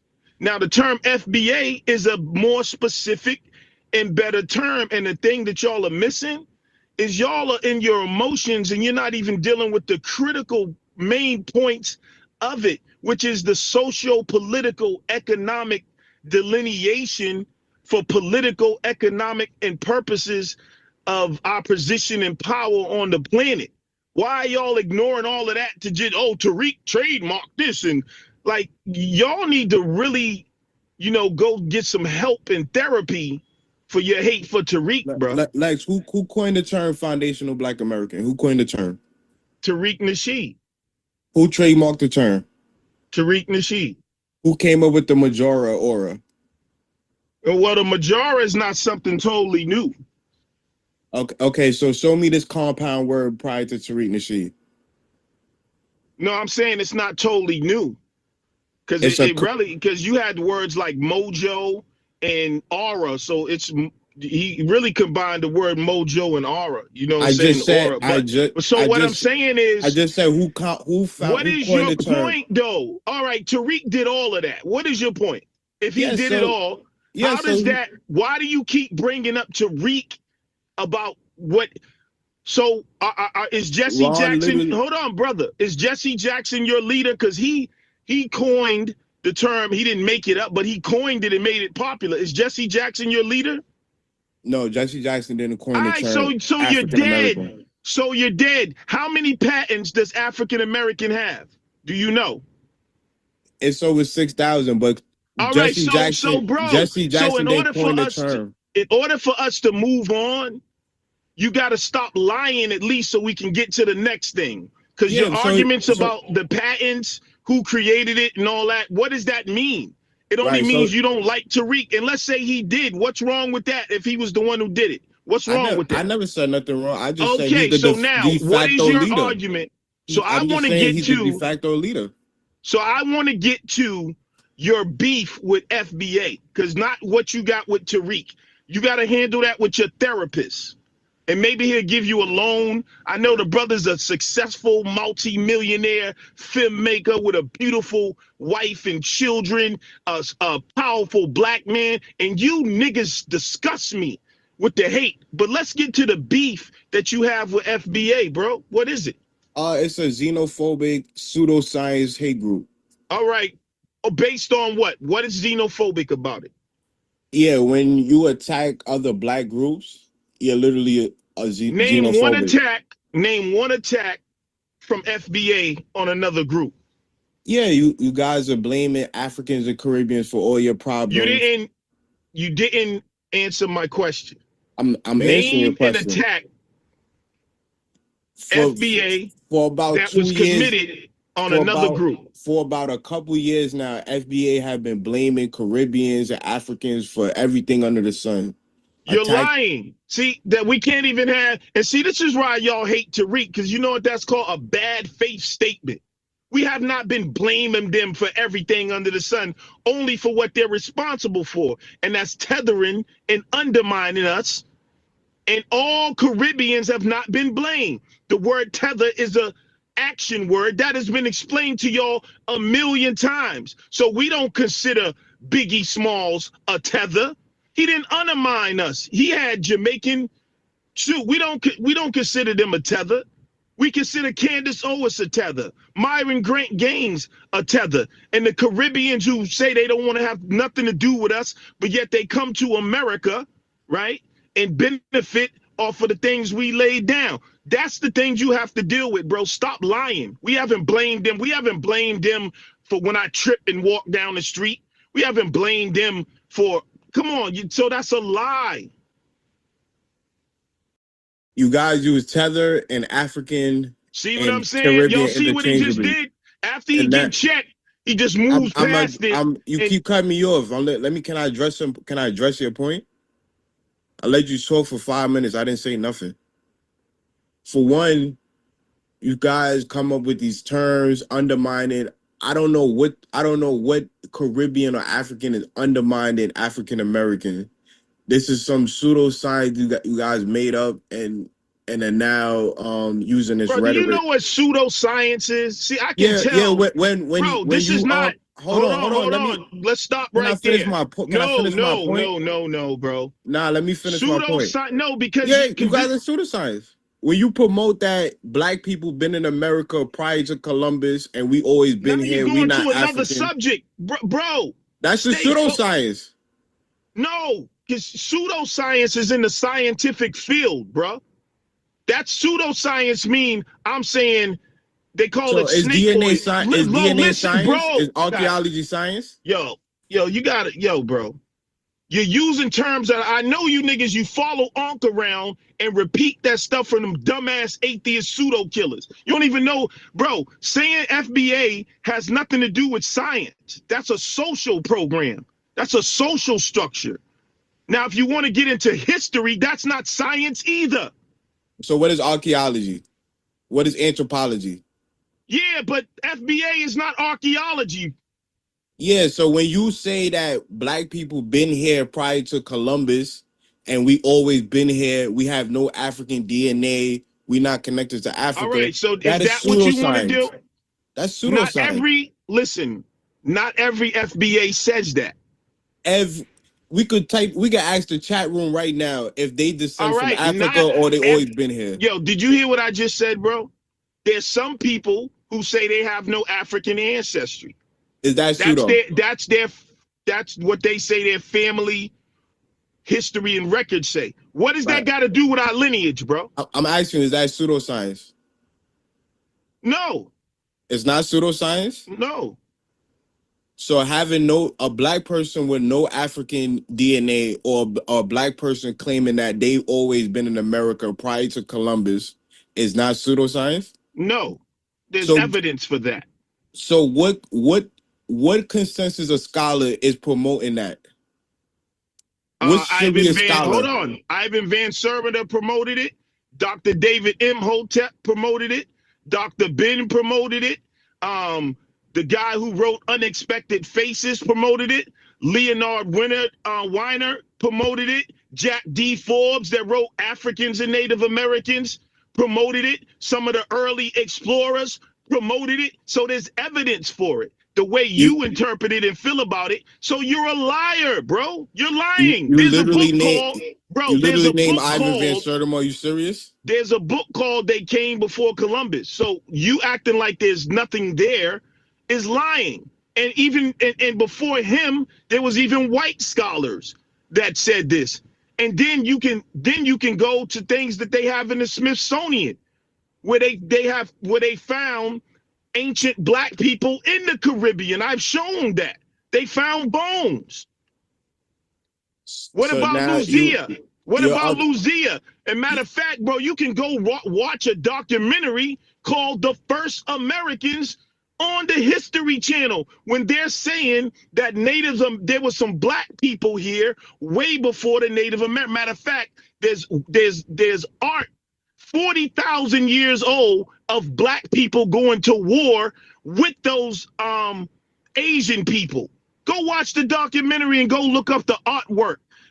You know what I'm saying? So you're way off. So when you talk about Native Americans, they already have evidence there was people here before them. Remember, white people only existed for 10,000 years. If we have things that go back 40,000 years in the Americas, those had to be black people. Yeah, that's bro. True. You don't want none of the holy FBA codex, bro. You're lying. You're not making no sense. To even bring up Michael Imhotep and Ivan Van Sertima in a serious realm of First of all, it's not Michael Imhotep, it's David Imhotep, and David Imhotep holds the only PhD in American studies, the only one. You guys come up with some of the most. So what are you talking about? And who are you compared? Who are you compared to David Imhotep, who holds the only PhD in American studies? And you say if you want to have a serious conversation. I just named you like 4 scholars, then gave you a documentary, gave you references. Like, bro, so you're bringing up French theory that no serious scholar accept. You mean no Ivan serious scholar? has been debunked over 20 times, and he had to change he his hasn't. book. He had to. And Africans claim they debunk him because they following and listening to white boys that want to try to say that a black man can't be in different places and get on a boat. And No what they serious really scholar are, take Ivan Van Sertima listen, and this serious. is what you're doing. You know who your leader is? That sucker ass ex-Marine crack dealing agent that they call Robert West from the pseudo killers. That's all y'all repeat. And that nigga is a COINTELPRO agent who used to be a goddamn Nawapian living on the land down there. Now he's running around calling everyone pseudo when he used to believe in goddamn the 8th planet Risk in the 19th galaxy. So who is he to run around calling people pseudo? Wasn't you a Hebrew Israelite? Yes. So what are you bringing up on Paz? You was a Hebrew Israelite. Because what I'm telling you, that you guys follow an agent and all you're doing is repeating. You don't even know what you have. You even ever read Dr. David Imhotep's book? I don't need to read a pseudo See book. What I'm saying? Bro, get him out of here. You cannot even talk to, bro. What do you mean you don't need to read it? He's a pseudo. I don't need to read his book. And you want to disrespect the dead elder. Why would I read French theories? Bro, do you have any good arguments? Because at this point, you're just tether babbling. I'm tether babbling, but you promoting pseudoscience that black people always been here in America. That's pseudoscience. If every black person in America took a DNA test, 70 to 80% of the DNA will go right back to West and Central Africa. Okay. So I don't what know. is that? I don't know. No black person in America have their haplogroup connected to no Native American or America. All right. Here's where what is the Native American DNA and markers? This is how you dudes are stupid. First of all, they haven't even tested 10% of the 43 million black people haven't even took a damn DNA test. Not even 10% have. Second, who are they using as the model for American DNA? They're using the Asians. So when they say, oh, you don't have no Native American DNA, so what? Who are they? They don't have none of our DNA. Our DNA is older than theirs. Albert Perry's DNA is older than theirs. So who's the model to say you don't have any Native Americans won't even allow them. They don't even use DNA for their tribes. You got to have records and oral history to get in a Native American tribe. They don't use DNA. So you dudes are ignorant, bro. So Albert Perry DNA haplogroup is A00, and that's literally a Cameroon haplogroup. So now what? Listen, no, it's not. All right, this is where these crackers play with y'all's mind. Let me tell you the story, bro. When they discovered A00, they didn't even know what it was at first. It was a ghost. Listen, bro. Then after they put out articles say, oh, we got to redefine evolution in itself because now we found this DNA that's older than anything we ever found before. And then they started saying, oh, bro, and then what happened after that? Oh, guess what? You know what? Actually, we found it in Cameroon. And now they're trying to link us to the Cameroonians. And you know what? You know there's subclades in A00. The one, when they say A00, that's one marker, but then there's subclades. Albert Perry's subclade is not exactly the same as the ones in Cameroon either. So you don't know what you're talking about, bro. Okay, A00 is a Y chromosome haplogroup representing the oldest known branch of human Y chromosome tree, and it's found primarily in Africa, specifically in Western Cameroon. Where did they find it? Where did they find it? It's a very rare lineage. It's estimated to have split all over human lineage about 200 to 300 years ago. This discovery of A00 has significant impact on understanding of human origin and migration pattern. Exactly. So it said nothing about America. It said nothing about America. Nothing about Native Americans. Bro, they discovered it in America. The fact that it didn't say nothing about America should be a red flag to you. Why did they not discover it in Africa? They've been doing all this DNA, and then they find it in America, and then after they find it in Africa. Maybe because the people in Cameroon wasn't doing DNA testing. They claim, no, you're lying. See, because they claimed they had already had it. They just didn't recognize it until they seen Albert Perry's. You don't even know the story. The fact remains A00 is from Africa, West and Central Africa, not from America. They found it here. Albert Perry's a black man descended from African slaves. Prove it.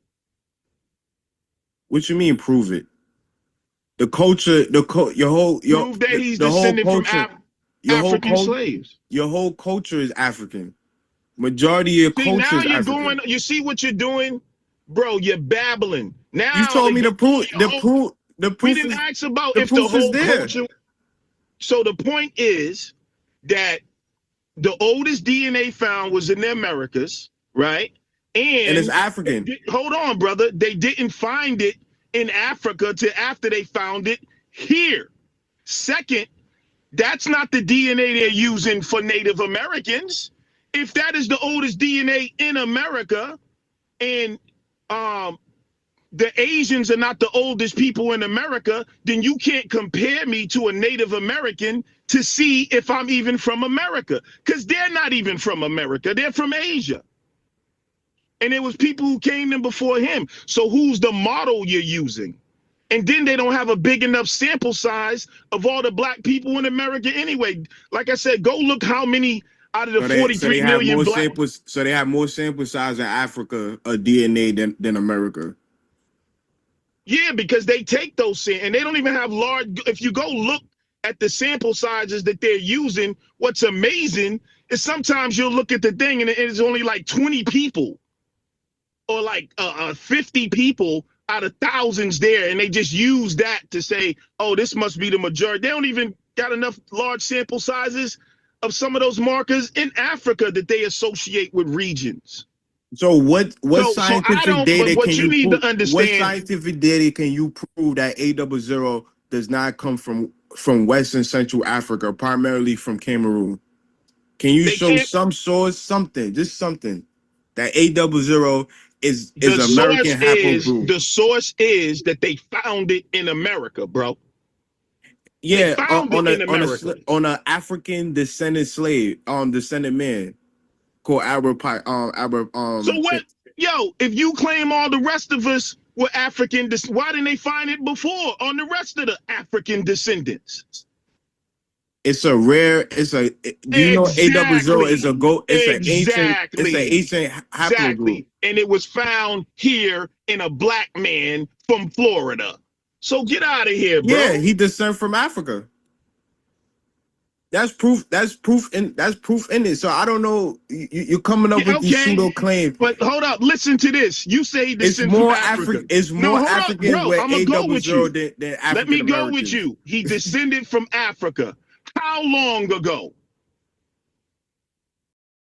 400,000 years. So that would have nothing to do with the recent, even African slave trade. 400,000 years? Yeah, that's how far A00 goes back, dummy. Yes, he probably came from his ancestors probably came from Cameroon, dummy.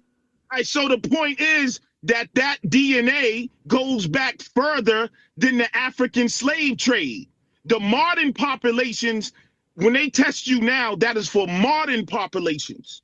That's modern. That means that the people that exist now, they're comparing your DNA. A00 goes back 400,000 years, so you can't say that's comparing us to modern populations. So you're comparing one African American with A00. Now you want to switch it. Now you want to switch it up. See what I'm saying? Versus a whole population. So let's move on. Hold on. No. You want to compare one African American with A00 versus a whole community in Africa that have the haplogroup A00. wouldn't it make more sense that it you comes know from what? Africa? I'm gonna tell you the truth. Yes, I am. I don't believe them. I think they made that up because how did they say, you got to go read the story. When they found it, it was like, oh my God, this is shocking. It's going to upset the whole story of evolution. We're going to have to redefine this in terms of how old man is and this and that. Then they come back. Oh, you know what? We made a mistake. We actually had it in the database already, but we didn't realize it until we seen Albert Perry. So guess what, y'all? I don't care so what hold you up, believe. bro. You gotta Listen. debunk it. So You gotta guess debunk what? it with evidence. Hey, you we gotta have don't to care mute him, about bro. You gotta have to mute him. So guess what, y'all? You know what happened is we missed it. But now that we seen it over here in America, oh no, it's over in I think the white man made that bullshit up because he didn't want to admit that niggas was the oldest people in America. I don't trust because I don't trust the way they did that. How did you not know that you had this DNA in your database, but you just didn't recognize it until you found it in America in a black man? Can you explain that? Lex, we don't care what you believe or what you think. I We didn't want ask facts. you what I believe. That's what you said. You said I believe the white man is lying. You No, could so believe now the white. I'm asking you to explain. You could believe. You Hey, could bro, believe did the you white see man my is question? lying. Did you see my question though? Forget what I believe. Explain how that happened. That's not a belief. They found it here first. They said they didn't know it was come from. Then they came back and they couldn't find it for the last 60 years. They had it in their database, they say. But until they found it in Albert Perry, they didn't recognize it. And then all of a sudden, oh, it pops up in Cameroon. Explain that to me. Fuck what I believe. Maybe they didn't sequence the See what I'm genome talking correctly. about, bro? You not ready. Let's move on. Let's move on, bro.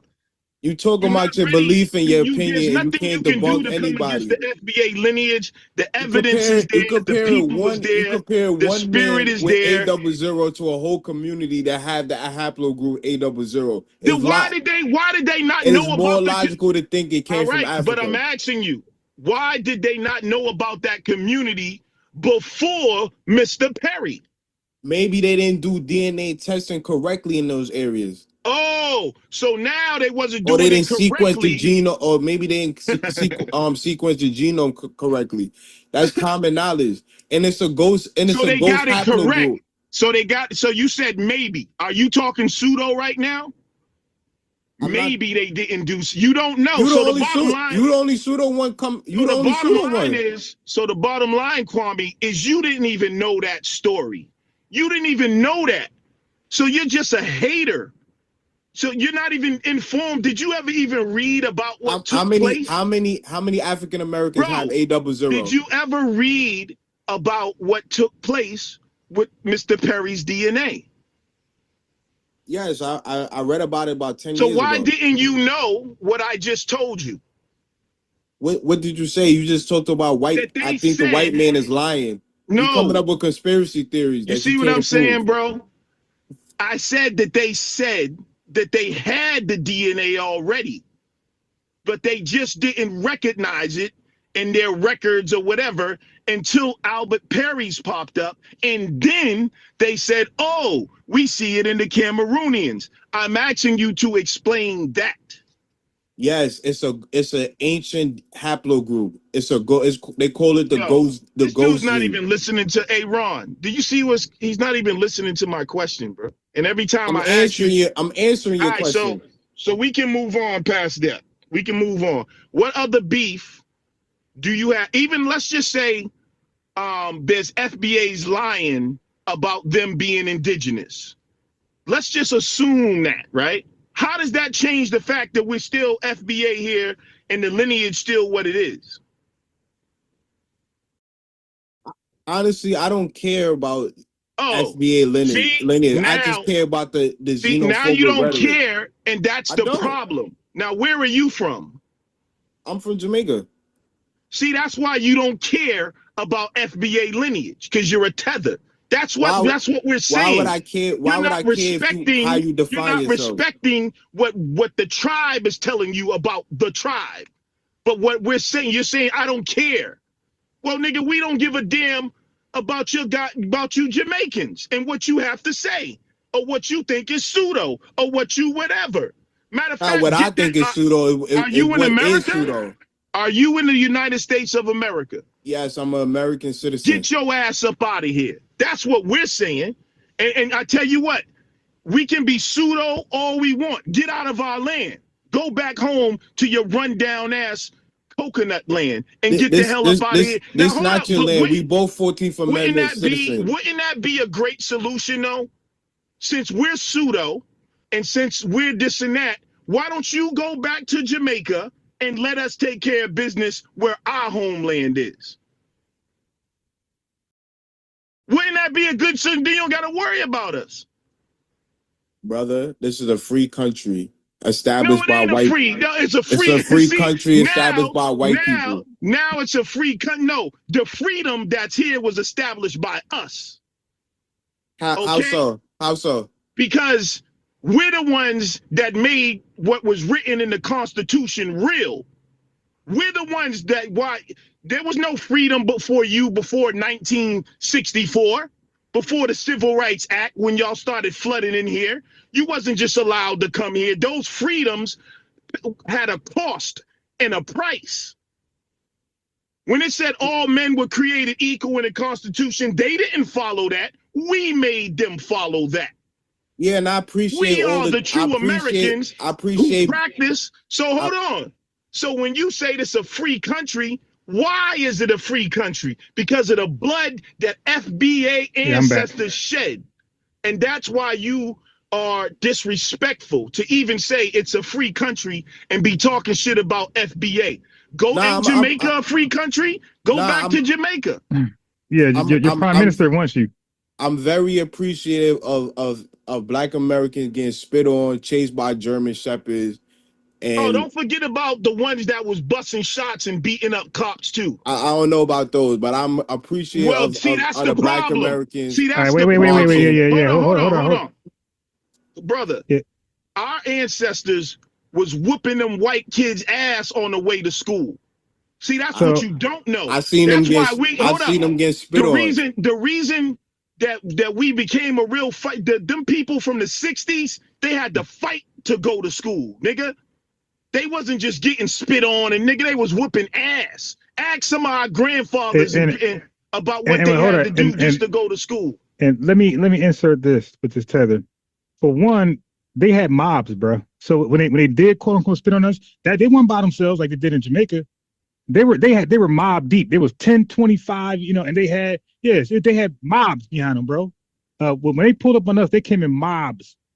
They always were the majority when they pulled up on us. Now, but let me go back 100 years. Kwame, we didn't get spat on in the Civil War, did we? When we fought in that, did we get spat on? Okay, wait. Okay, yeah, no, I said Civil War. Civil War. When we were fighting in the Civil War, didn't we kill some Confederates? Yeah. Did we get spat on? Maybe. Okay, so what war you guys won in Jamaica against the white man? You got the first Maroon War. You got the second Maroon War. Okay, so now what was accomplished? I got him. So now what was accomplished afterwards since you won? What was accomplished? There was treaties signed and sovereign land. The Maroons in Jamaica are not even a part of the population. You're right. But they have their own government in a separate city. They don't even mess with you regular Jamaicans. So how do you benefit from that, Kwame? Kwame, so when they won, I guess whatever you call in the war, that's not a war though. It's not a war. But when they won, how did you benefit? How did the average Jamaican benefit? It wasn't a war. It was a war, brother. Okay, it's literally called the first. It's literally called the first. Okay, so how did you benefit from that? You, like Jamaica, the average Jamaican was not a maroon. How did you benefit from that? Some of my people was able to establish treaties and establish their own. What about independence? Flee here. Yeah. Oh, wait. I'm getting there. So what about your independence? So that war took place in what year? 1781. God damn! And you got your independence in 1960. Well, what's the point of that? Game over, bro. 19. Yeah. I didn't even. Was it 1960? Yes, 1960, bro. Man, if you don't get your slave, just 1962 to be exact. Ron, do Black Americans have a sovereign land? Do they have their own sovereign land? Hey, listen, man. Listen. Yo, you just said y'all had a war in the 1700s, and y'all got y'all independence in 1960. That's crazy, bro. I just told you the Maroons have their own sovereign land in Jamaica. I'm talking about your country, bro. I'm talking about you don't go by Maroon. You call yourself Jamaican American. So you didn't benefit from that. Your independence came in 1960. And you didn't fight for it, right? Did Jamaicans fight for independence, by the way? Yeah. In 1960. So when y'all got your independence, you actually fought the British for it in 1960. No. Okay. I'm talking about prior. So wait. No. I'm talking about 1962. So when y'all got your independence, wasn't it given to you? Didn't the British acknowledge it as okay? Yeah, you're independent, right? Something like that. Okay, cool. We're a British Commonwealth. We're part of the Commonwealth, just like right, Canada, so, Australia. Wait. Hold on. I got a couple more. Johnny talking questions. Look, now, why did you end up going for independence? What motivated that? What motivated that? The dude don't even know more Jamaican history than me. Hey, dude, what motivated you guys to go for independence? I'm not 100% sure. All right. Hey, Lex, go ahead, man. No further questions, Your Honor. Go ahead, Lex. This guy can't. He's not ready for me, man. You know what's deep? So Rod, do Black Americans have their own sovereign land? No further questions. The deepest thing about Jamaica, let my colleague and John Henry Clark spoke about this. Them niggas had one of the biggest color caste systems in the America. They were following after the Indians. Literally, the lighter you was, I'm not telling you, we had some colorist issues, but they literally, the lighter you was, your status was determined politically. Wow. That's even till today. You won't see no dark-skinned Jamaican president. Is that true, Kwame? You won't see it. Lex is speaking on something he have no knowledge of. What? He can't prove a caste system exists in Jamaica, so I don't know what you're talking about. You want to, bro? Show a source. Show a source. You want to bet money? Show a source. Google it right now, bro. Why would I have to Google something that you made a claim about? Because I already know. I'm just talking to you. I'll Google it. I'll Google it and share my screen. Give a reference point. Give something. Give a source. Something. Okay, bro, I got it. Jamaicans had a color caste system. Prove I know because I studied it. Did I come here? I'm driving down the highway talking to you on the phone. I didn't come here with the goddamn Jamaican. All right, let me share my screen. So I'm gonna back your red. So when you say prove it, we got to prove it, right, Kwame? Don't we got to prove it? Yeah, you can't make claims without evidence. Okay, right. I agree. So hold on.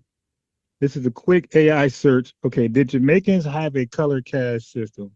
Okay, watch this. Now let me read it because I didn't even read it. I just seen yes. I'm like, God damn, he's done. Okay, so yes. Jamaica had a system of social stratification based on skin color, often referred to as a color caste system, which persisted even after the abolition of slavery. This system placed lighter skinned individuals in a more privileged position compared to darker skinned individuals with socioeconomic mobility, often tied to proximity to whiteness. Goddamn. This is a whole cool country. No wonder they think like they think. They call us white ones. Was I talking out of my behind? Come on, bro. No. So now what, Kwame? That's embarrassing, bro. Yeah. Okay. So did he prove his point? Yes or no, Kwame? Yeah, he proved his point. All right, no problem. So anyway, what question you have for me? Okay, so Kwame had a question for me. What question for you have for me about the sovereign nation, whatever? Go ahead. Yeah. Do Black Americans have their own sovereign nation in America? We're Americans, so we're united into the Constitution of America. This is our country. This is our sovereign country. There you go. This is our sovereign nation, America. If you say so, I guess. Am I lying? You want me to Google that too? Hey, Ron, I gotta go. I just want to make something real clear. All right. I'm not one. I fell out with certain Aboriginals over this. I'm not one who denies our African, the African presence in us. Right. Me either. That's there, my brother. For me, there's some people who don't have it in their family. There's some people who deny slavery altogether. I'm not one of them. Yes, we have African genes, but we're not just Africans. And a lot of us were here already, and we had an ethnogenesis that is now we have a unique genetic makeup, brother. So I want to say, because I don't want some people to think I'm anti-African. So Lex, what when you said most of you can't Africanize us, bro. That's all I'm Lex, saying. when you say most of us, are you saying the majority of Black Americans are not African? Have African genes, just like the rest of the world. No. And when you speaking in science, if your haplogroup didn't originate in Africa, you're not an African. So when you say but no, one thing you got to know too, and this is why you got to check out Dr. Clyde Winter's work, another one that y'all like to call pseudo. He is pseudo. But listen, some of those haplogroups, they originated in Africa and left Africa, and then they multiplied in Europe, like the R1. They call that a European haplogroup, but R1 is in Africa. Yes, that's called back migration. Yeah, they say it can be back migration, but it's also migrating out. So what you got to realize is the European, he has a story to tell that he has to stick to. And that is that everyone had to leave Africa and change in R1 developed in Europe and Asia. It did not develop in Africa. And it back migrated into but Chad anyway, and those areas. My point was, bro, I don't deny African genes, but we're not Africans. Just because we have African genes. Puerto Ricans have Jamaicans have African genes. Are you some African Jamaican? Some white people in America got African genes. So why, just because we have African genes, we got to call ourselves African when your ass just told me you was Jamaican? All right, yo, peace, bro. Peace, bro. Thanks. So Kwame, do you have any other questions for me? I got a bunch for you, but I want to be fair and let you question me. I was listening to you and Unc. Okay, good. Please bring up that. Please go ahead. Damn, I should have wrote some points down that I wanted to ask you, but Unc kind of asked you. No, I don't really have no question about because Unc kind of asked you majority of the questions. You kind of ducked a couple of them, but no, I didn't. No, because he does what you did. He kept tying Tariq Nasheed to FBA like he is Mr. FBA, like he's the only FBA out of 43 million. So no, so he was saying pseudo, but then he came back at the end and agreed with me because he said he kept saying the term African American, then he messed up and said Black American. I said, yeah, throw the F in front of it, foundation. And then he started laughing. Like, yeah, you just cooked yourself. You just use our term. Yeah, I mean, Black and Africa is used interchangeably and sometimes used synonymously. So okay, so is there such thing as foundational African American? I mean, according to Ngozi. All right, then. So there's no problem with foundational Black Americans. You just said it's interchangeable, so Unc lost. Because his thing was FBA is pseudo and African American is not. All right, and you just said the interchangeable, and I just asked you of the existence of foundational African Americans. You said yes, and I just said, well, what about if they're interchangeable? Then I could say foundational Black American. So that's an L. Now listen, any more questions before I get to you? Yeah, because when I brought that up before, I said, well, I should be able to call you foundational African American. You said, oh, we're not African. And I said the same thing I'm saying today is used interchangeably. Okay, listen. Some FBAs call themselves African American. And guess what? They are to this thing, right? Because you are too. So we are technically African American, but culturally we're not. That's not who we are culturally, because we have a distinct culture that's exclusive, right? Just like Jamaica, and I can do that all over again. Yeah, so that's my answer to that. So we are African American because that's what we were called, and that's what the government put down, and that's in the census, whatever. But that's not something. So my argument against that is that's not something that we collectively embraced. We acknowledged it. We acknowledged that speaking about us, and it identified us, and it reflected us in this country, but that's not something like we openly embrace like we did Negro, color, and Black. We were proud to be Negro. We were proud to be colored. We were proud to be Black. It's in our language. It's in the facilities that we named and coined. African American is not there. All right. I have no problem with the term foundational Black American if it's used for exclusivity for a certain ethnic group. I have no problem with the term. I have a problem with the rhetoric and the pseudoscience. That's my only issue. I don't have a problem. We'll speak on it.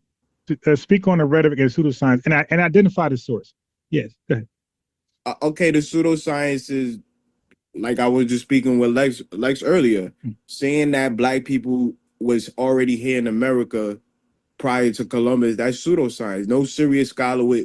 Cool. Wait. Now you just asked. Okay, now hold on. Now I was listening. I stayed out of it. I was fair and unbiased. I stayed out of it. I let y'all work out your own conversation. I felt like y'all two grown men and y'all got to respect each other's space when y'all talk in order to have a conversation. So I stayed out of it completely. I listened to everything. Okay, brother, you asked him, name some scholars that agree with that. He named several, and then you start to question their scholarship. See, that's unfair. That's unfair because you said name some scholars, he named them, and now you're questioning their scholarship.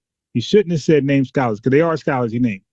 All right, now you want to question their work. That's something different. So you changed the goalpost. I actually said serious scholars. I didn't say just any scholars. I believe who he's named is taken serious. Those guys are not like maybe certain work isn't taken serious, but their scholarship and as a scholar they're taken serious. They are a scholar is a scholar. Just like a doctor could be pseudo, but you can never take away his MD, like his practice and what he studied. Like he is that. He's qualified. Now he might go on some bullshit later, but he's still a doctor. Like he still knows what he's talking about as long as he stay within his, education. But now I just want to say this to you, bro. Like Lex just told you, but every FBA don't believe that. You got some FBAs believe that they never been to Africa, none of their ancestry, no DNA, nothing. But guess what? You got to debate them, bro. So what you cannot do is bring an argument to somebody who don't agree with that. Just like if a Jamaican didn't agree with something and you did, I wouldn't force that person belief on you to defend it. I'll ask you what you think. I might bring them up and say, hey, what you think? And you might decline or you might accept it. But I'm not going to force his belief on you unless his belief is a fact and you're just denying it. Okay, so now what about that? Yeah, I can understand. I can understand that. I'm not, but it's not an anecdotal situation, and I'm literally going off. Yeah, but that's between you and Lex, though, right? Yeah, but I'm okay. What they got to do with me? I said ask me questions about me, not about Lex or Tariq. Ask me about me and about FBA, and like you said, some of the pseudo points. I brought up the pseudo point. But my response was that to everybody don't agree on the same thing. So it's like, you gotta find those in those spaces, like Lex, who agree with that, and then debate them, like you did. And do you think you did good today versus Lex on that particular topic? Yeah, he brought up Ivan Van Sertima and David Himmeltep. Like those are come on. Okay, so now what's okay? So so that was already argued. Okay, so but what else is out there before I question you? What else? Just the whole African and Caribbean bashing and saying that we have. But I think he already addressed that though, right? Didn't you already go over that?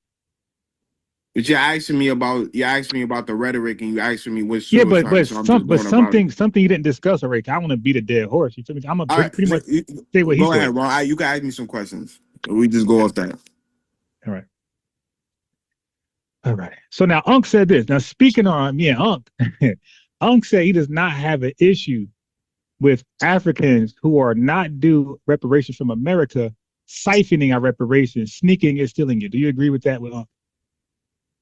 Nah, but I think if the U.S. government is giving out reparations, they should give it to African Americans that could prove, they descend from. And when you disagree with Unc as far as Africans who cannot prove, they shouldn't be able to just latch on and steal or siphon out money from reparations, unbeknownst to those who are due it. Don't you think that's wrong?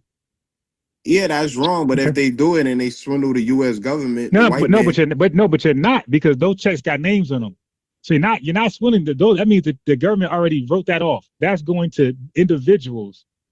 All right. So if you siphon and checks meant for individual. You're not swindling the government. Are we correct? Aren't you swindling the guy who the check or women who the check is written to? Right or wrong? No, you be swindling the federal government. Okay. Let's do a better like this. If the U.S. government cut a check for me, for whatever reason, for $1,000, and a guy siphons out of that 1,000, let's say 400, and I only get $600 of the money that's owed to me, so I'm looking forward to $1,000. Are you telling me he didn't steal from me? He stole from the government? If you want to put it like that, yeah. Okay, Ron, that is bad. How else to put it? Damn. Okay, so you disagree with Unc as far as that? Yeah. Okay, cool. I mean, goddamn, let's have a legitimate conversation. I'm trying to answer your questions to the best of my ability. I'm gonna stand on whatever I say, whether you like it or not. And I could be wrong. And guess what? I'll research it and correct myself. I'll do auto self-correct if I made a mistake. And therefore, now we spoke before. So you're familiar with the diaspora, right? The diaspora? Right. Folks who, okay, cool. And the transatlantic slave trade, right? Yeah. So I'm picking back up where we left before. Now, when I bring something up, Okay. So remind me again, which was more impactful that led to the diaspora, right? Blacks in the diaspora. Was it the slave raids or the slave trades? According to the consensus, it was the slave trade raid. Okay, cool. Well, what else can we look at? Because remember, you throwing around the word pseudo, and we're sourcing up. So I'm gonna hold you. I heard you say that with Lex, so we're gonna do that. Okay, now, slave raiders. Who were they? According to your research, who were the slave raiders? Primarily the European. Where'd you read that from? Because I read something different. National Archives and Okay. different sources. Yeah, you got it. Okay, so what about Queen Nzinga? Was she a slave raider? She participated in the slave trade. Was she a slave raider? I know she sold slaves, but was she also a slave raider? Did she capture? Did her Angola, on behalf of her, capture blacks and then trade them? Okay, that's what a slave raider is. Okay, cool. Yeah. And wasn't there other surrounding African countries in Central Africa that I could bring up for you, also slave raiders? Yeah. Okay, now that was around like 1600, right? Yeah. Okay, so what year were there European slave raiders? I mean, the whole entire transatlantic slave trade. Okay, bro, I need you to find that for me. I need you to find that for me, because I'm gonna tell you what I found. I could easily show my screen. I did it yesterday. That's not true. So European, matter of fact, let me share my screen. I'm gonna do a quick Wikipedia on your ass. Something quick. You can't do nothing. You can't do Wikipedia. You can't do Google. You can't do nothing to show that. Okay, so let me do a quick Wikipedia on you. All right, I'm gonna share my screen as I type it in there. So dudes just be making stuff up and they act like they're ready for me. All right, cool. So we're picking up when we left off at. Watch this. That's all I'm gonna type. I'm not gonna rephrase it. Okay. Cool. And I'm gonna go to Wikipedia, a quick one. Because they're actually gonna bring up the slave raiders. See, you see, it's already clicked. I already clicked it. I told you, man. Here we are. Okay, here we are. Okay. So the Atlantic slave trade or the transatlantic slave trade involved the transportation by slave traders of African people to the Americas. They don't say nothing about slave raiders right here, bro. So in the first few words about it, representing it, summarizing it, it says nothing about raiders. It says slave traders. European slave ships regularly use the triangular slave trade, not raid, route, and it's not called the triangular slave raid, by the way. Okay, because you said something different. You said that most of these folks got into the aspect through the raids. I got you. I clipped you. Okay. It says Europeans, and stop me when I'm wrong, when Wikipedia is wrong. Europeans established a coastal slave trade, not raid, in the 15th century, and trade, not raid, the Americas began in the 16th century, lasting through the 19th century. The vast majority of those who were transported in the transatlantic slave raid, no. Read it again. Transported in the transatlantic slave trade were from Central Africa and West Africa, and had been sold by West African, does it say slave traders or slave raiders? Go ahead, I'm listening to you. Okay, that's what I thought. Now watch this. And been sold by the West African slave traders to the European slave traders. Okay, traders, they did a deal. While others had been captured directly by the slave traders in coastal raids. Let's talk about that. European slave traders gathered and imprisoned the enslaved at forts on the African coast and then brought them to America. Some Portuguese, let me expand my screen. Some Portuguese and Europeans participated in slave raids. Some. As the National Museum Liverpool explains, European traders captured some Africans in raids along the coast, but most of them, is most many or the minority? Is most the majority or the minority? Most is the majority. Right, it's a mathematical equation. Okay, expression. So most of them from local African or African European dealers. European slave traders, African or African European dealers. European slave traders generally did not, European slave traders generally did not participate in slave raids. Brother? Go ahead. Yeah, I got a source that could back up my claim that I could put give me a second. I see what you're trying to do. You're trying to put blame on the Africans for the slave trade, which is kind of crazy.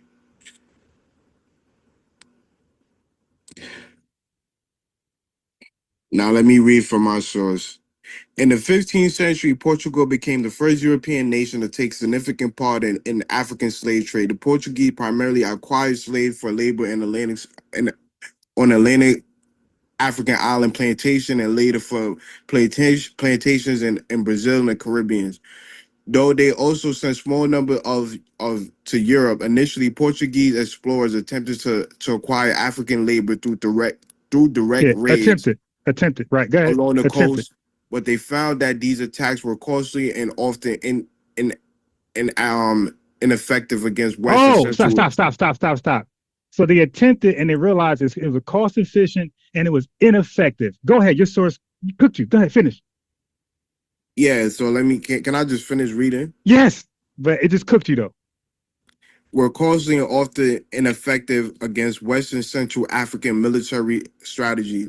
For example, in 1444, Portuguese marauders arrived in Senegal ready to assault and capture Africans using armor, swords, and deep-sea vessels. But the Portuguese discovered that the Senegalese outmaneuvered their ships using light, shallow water vessels, better suited to instruction for the Senegalese coast. In addition, the Senegalese fought ineffective. With poison arrows that slipped through their armors and decimated the Portuguese soldier. Subsequently, stop. What the yo, dude? You're reading what validates what I read, bro.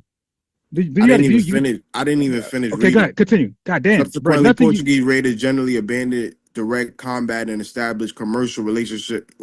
Commercial, bro. That means selling. Commercial means buying and selling. Sorry, right there. We don't need no more. So that means they abandoned that mission ASAP. And they came back in the 16th century and said, yo, how much? They said, how much? You're talking about prisoners of war. Okay, bro, it don't matter what you call them. It was a buy and sell transaction, bro. It was a bartering system. It was not some slave raid that you just thought. Your source corroborate what I'm reading. So I don't got to read no more, dude. Listen, I keep telling you guys, I'm really HIM. Him Brown, Jimi Hendrix, however I'm gonna do it. Him Thomas, you dig? Little Hemi, I'm really him. So let's move on. So that's called an L, but it's okay, bro, because you learned something today. So now you're never gonna repeat that ever again, right? Well, I'm gonna repeat what the consensus say. And what it say? That the slave trade was trade. Thank you. Okay, cool. Trade, not raid. Got it. Yeah. Got it. Okay, cool. It was built on the slave, not the slave raids. All right. Okay. No, but the last time we talked, I'll show it to the family. Wasn't prepared today because I ain't prepared for you and Kwame. likes to call in, but I'll show it tomorrow. Okay, move. Let me get him. Yeah, I'll show. I'll make sure I clip it this week. I can't guarantee tomorrow how busy I am. But you acted like you told me to prove that most of the diaspora happened through the transatlantic slave trade, and you just did. I did, you did, we did together. Thank you, bro. We are a great team when we're working on the same side. All right, so let's move on from there. Right, so no need to talk about that anymore. So now, so Quinn is in good. You agree that she okay? So we passed that. So yeah. So now we could catch up. Oh, are you aware of George Washington Carver? About what? No, just of his name. Just his name. Yeah. Okay. Are you aware of Martin Delaney Robinson? Yeah. Paul Cuff? Yeah. What about the ACS? Yeah. What about the KKK? Yeah. Black Reconstruction? Yeah. Shirley Chisholm? Yeah. Tell me about her. I think she was one of the first Black female millionaires, if I'm not mistaken. Hell no, not Shirley Chisholm, bro. Yo, she's the first Black woman in Congress. I'm mistaken her with the lady from Harlem. But what about Chelsea Chisholm? Okay, well, don't y'all brag about her being a Caribbean activist? That without her, the civil rights movement wouldn't have been what it was. That's not your argument. I'm not 100% knowledgeable of Chelsea Chisholm. All right, so let me not pin that on you. Okay, so my fault. I thought that was one of your talking points. All right, so what about Stokely Carmichael? Do you believe that he played a significant role in the civil rights movement? Yeah, to some degree, yeah. Okay, to what degree? Do you think it was like large as Dr. King, or you think he's in the back seat? No, I wouldn't say larger than Dr. King or Bayard Rustin or those people. No. What about Malcolm X? Did he play a pivotal role in the civil rights movement? Yeah. To some degree. That's interesting. He wasn't a part of the Deacon of Defense or any of those groups. No. Well, that's interesting because Malcolm X, most of his career, he was against voting and marching and things like that. And Islam took a strong stance. That's in their doctrine to be anti that. So that means that when Malcolm X when he hopped on the bandwagon, it had to be when he departed from the nation, right? Yeah. That means the civil rights was already up and thriving, and when he got in there, Dr. King ain't acknowledging him. So all those activists you're talking about, they're not acknowledging him. He didn't play no pivotal role. He ain't helped nobody. He was in the back of the bus during that whole thing. He played little to no role in the civil rights movement. Okay. Now, I didn't look for A. Philip Randolph. My research pointed me to him. I'm just researching the civil rights movement. I'm researching like Black history and things like that, and the Garvey Must Go campaign. And these names are popping up, and I'm like, well, who's that? And I'm researching that guy, and I'm following. So I didn't look for this. It came on my plate.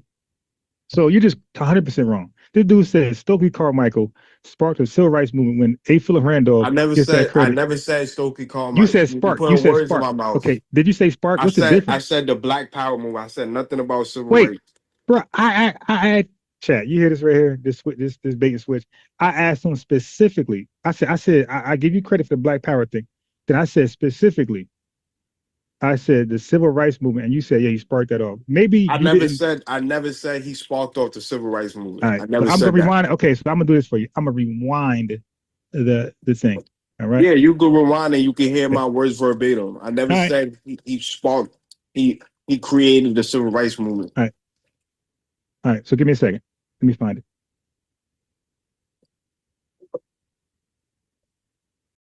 I'm getting to it.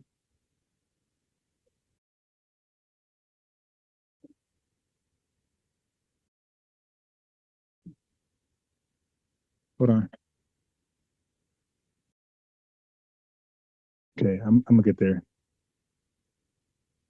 Yeah, don't put words in my mouth that I didn't say, brother. All right, I got you. Hold on. I could be mistaken. Let's see. Okay, let me go further. Ah, shit. Okay, I got it. Here we are. Hold on.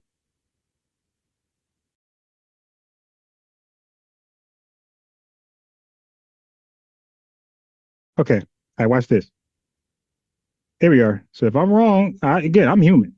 I make a mistake. I could say, hey, I misquoted you, but I don't think I did. I did this, and as a reason, this got done. So people could look at this forever because of my presence in America. I mean, he sparked the whole movement. So he sparked what movement? He sparked what movement? He coined the term Black Power. Yeah, no, he did that, but no. Okay, so he sparked the movement of like a Black Power type of thing, like that type of thing. Yes, okay, but when you say movement, I'm thinking you're talking about the civil rights movement. So yeah, so the Black Power. What's the difference? Black Power movement, civil rights movement. He coined the term, and he used them interchangeably. He said, "What's the difference?" All right, but it gets worse. He led a strong movement in America, so he can hang his. He led.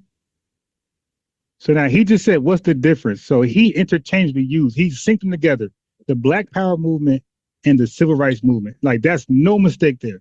And then I said he said, I'm like, he led this. So watch this. Okay, sparked. He sparked the movement. Are you serious? He spearheaded a movement. Wow. Okay, so let me ask you this: who's considered the father of the civil rights movement?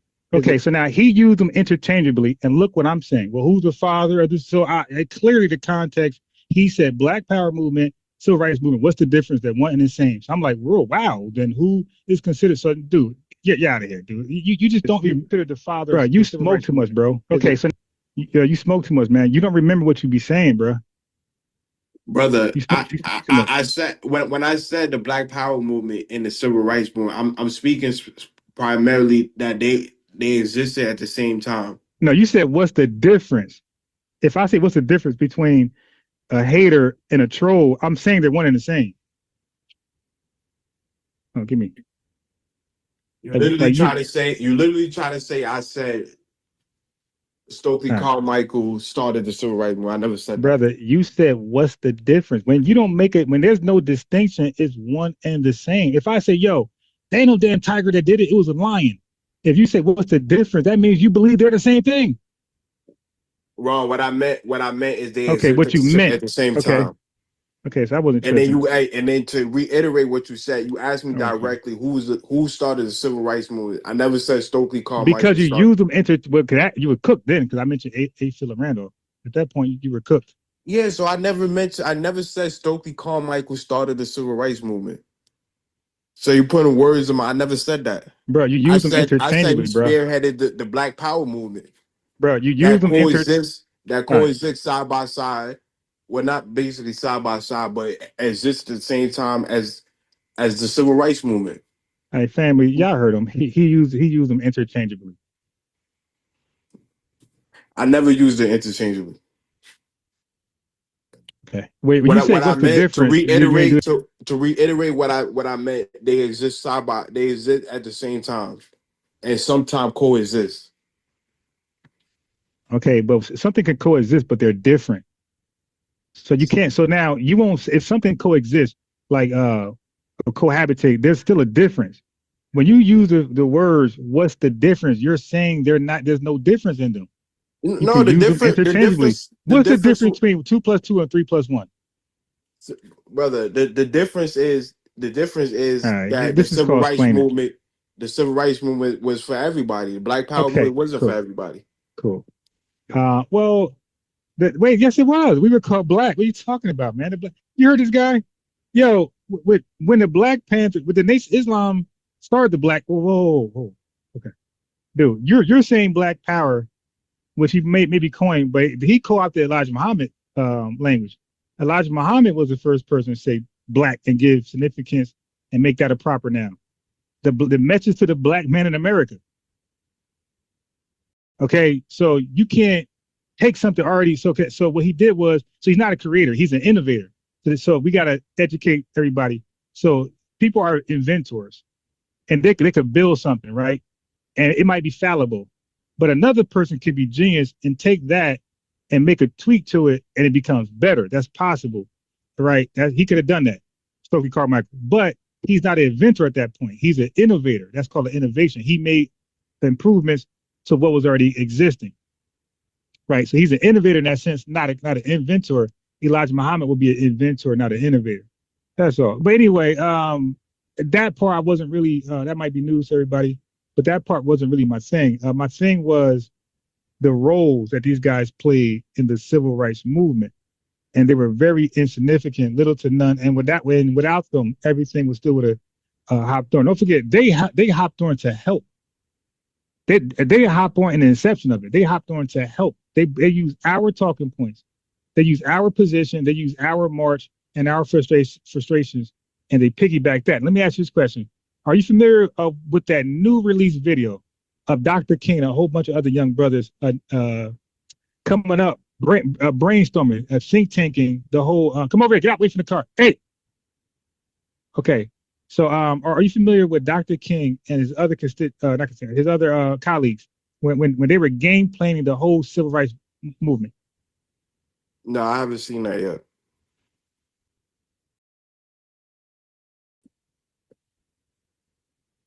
Maybe if you give me a link, I could probably check it out. Hold on one second. I'm taking my son.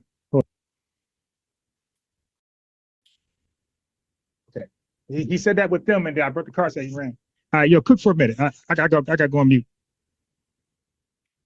Yeah, so I don't understand wrong position. I never said Stokely Carmichael started the civil rights movement. I never said Malcolm X started the civil rights movement. So I don't really understand his point. But I don't know. Now he's trying to undermine Malcolm X and limit Malcolm X's influence because he's half Caribbean.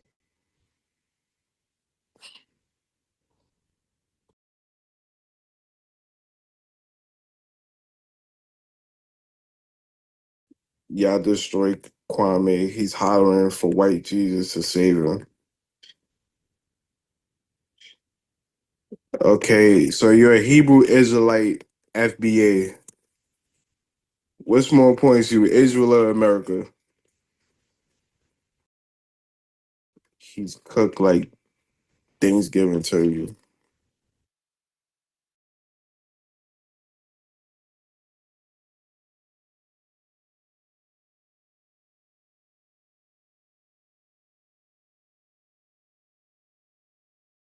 FBA.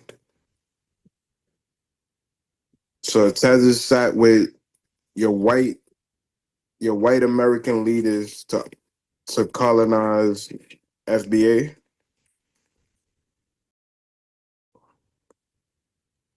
I'm back. Where were we? You was talking about a video with Malcolm. Okay. Martin Luther King. Yeah. So my point is, like, those were the originators that was brainstorming and planning how they're gonna go with the civil rights march. And my point for saying that was, Stokely Carmichael was not in that video. Neither was Malcolm X, and neither was Shirley Chisholm. All right. So and these were like the pioneers. This was it was brainstorming. It was come up with strategies, how they gonna go about it, how they gonna get the liberals to back them. This was a whole, y'all can Google it, YouTube it. I have the receipts, I can play it, but for another time. Okay, but it's out there. All right. Some of y'all already seen it. You know, you dig. But anyway, those guys came. Now we make no mistake, we support and we appreciate the help that anybody did, whether they have FBA, non-FBA. If they helped out, we appreciate it and we like it. And we encourage that today. But what we're not going to do is embellish and romanticize their effectiveness and their role. These guys were back of the bus on the tail end of it. They were not day ones. All right. So where else we at? Oh, now you were debating Dan, right? Yeah. You were debating Dan last time, and I forgot to play the video with you. I forgot to play the actual video. Are you familiar with Professor Grift? A little bit. Okay. Do you rock with what he stands for? I don't know most of Professor Griff's talking points. You talking about from Public Enemy, right? Yeah. Yeah, I don't know most of the talking points. traditional Pan-Africanist stuff. Like he's pro-Africa, Africanist, brothers and sisters, Africa gonna rise, that type of stuff. All right. Okay, so now I'm gonna play the Jamaican Prime Minister because I forgot. We talked so long, I didn't even play it.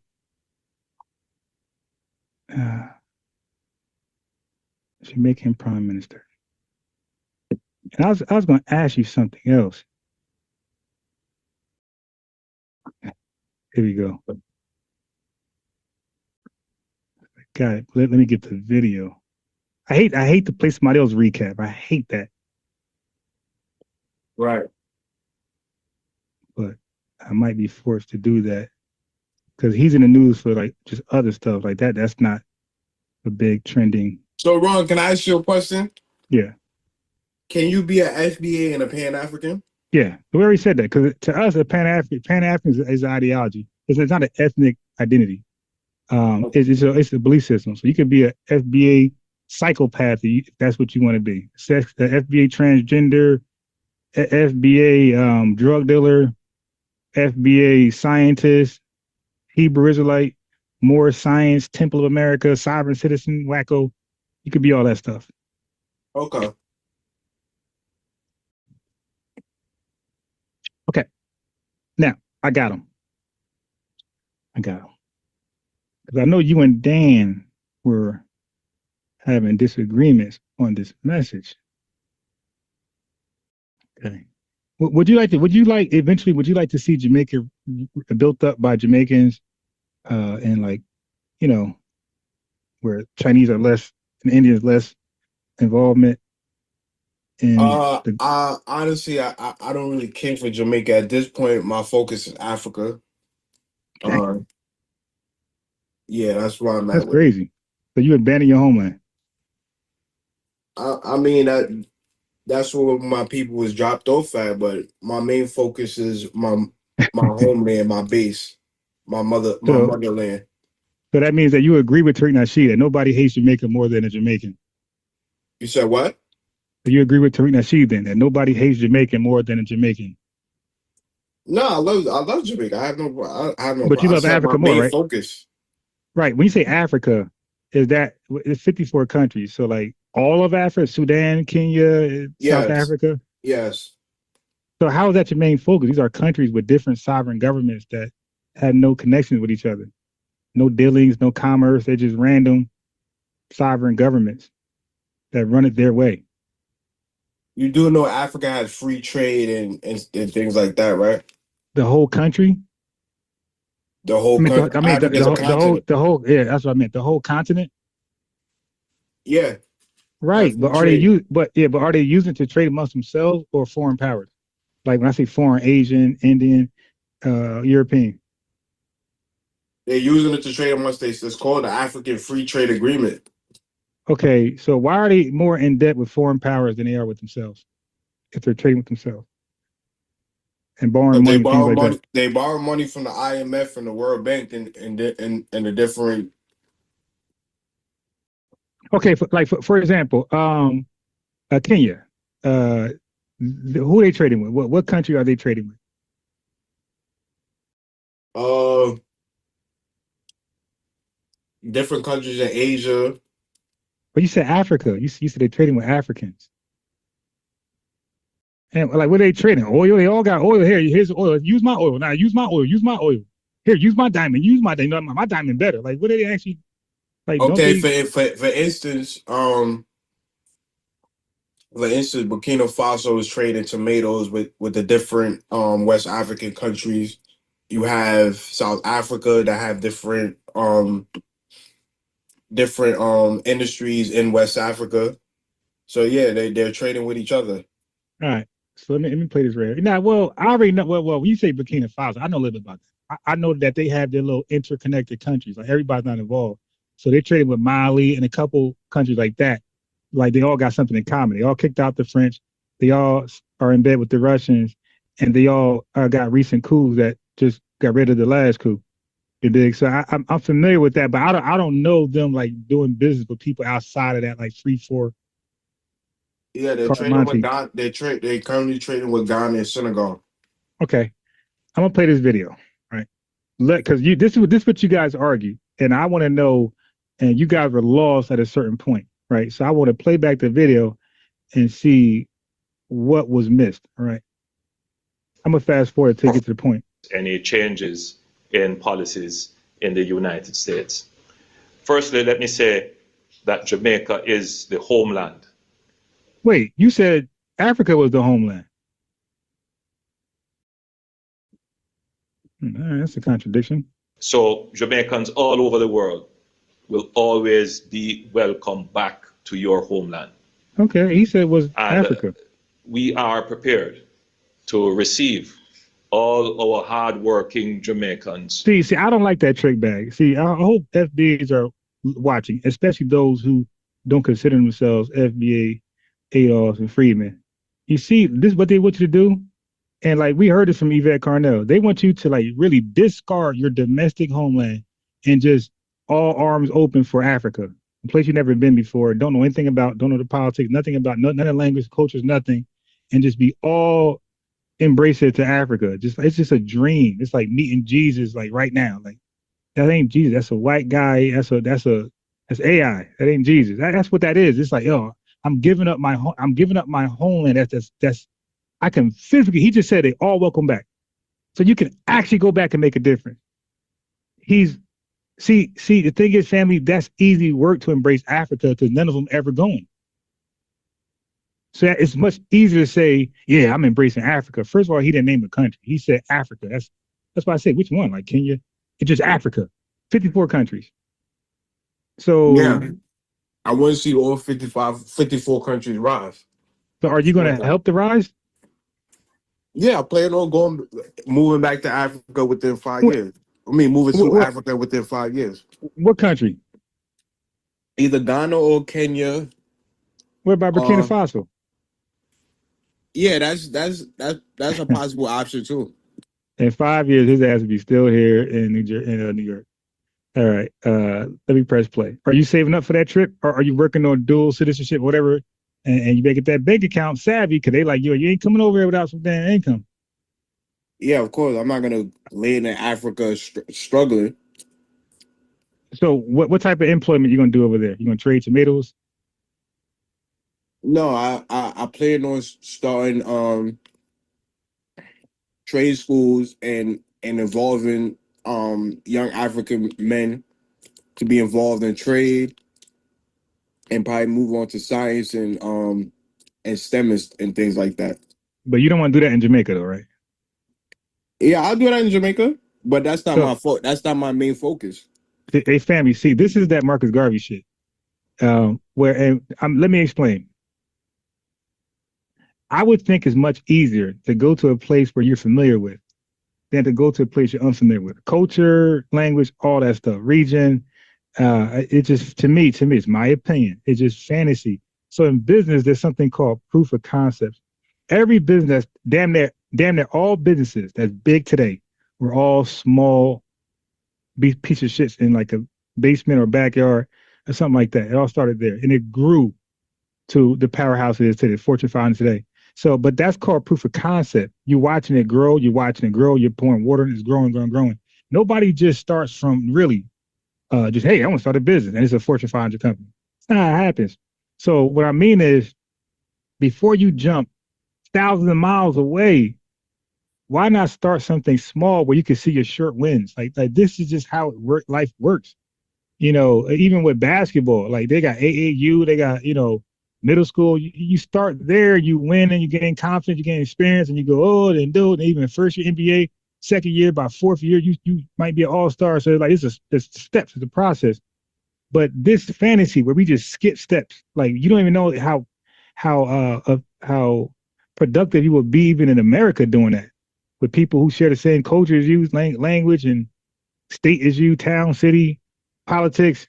You might not be successful here. I would think if you can't be successful here or Jamaica, it's going to be 10 times harder in Africa. That's just my opinion. So, but people like to skip, where they're at and where they're from and run to Africa, and maybe you'll be successful. I can't tell you you're not going to be successful.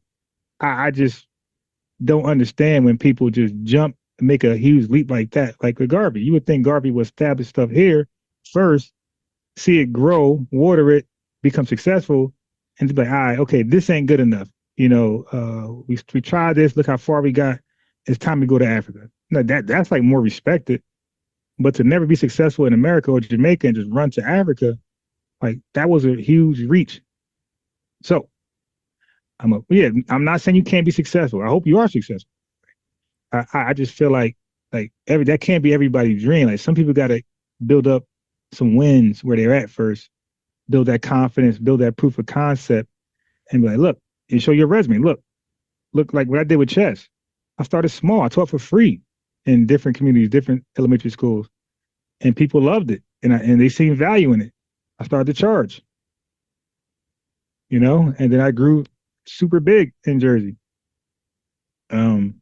And I became like one of the most notable people in that field in the surrounding cities. Like my name rung bells. There's like no question, like you coming to me to learn.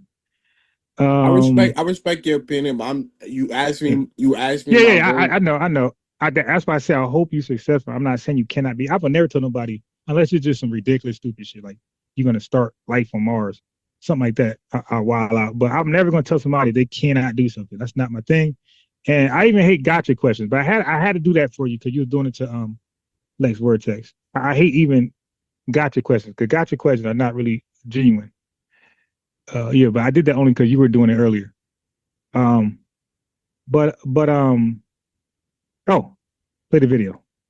Who have been in the United States or wherever they may have gone for economic benefits.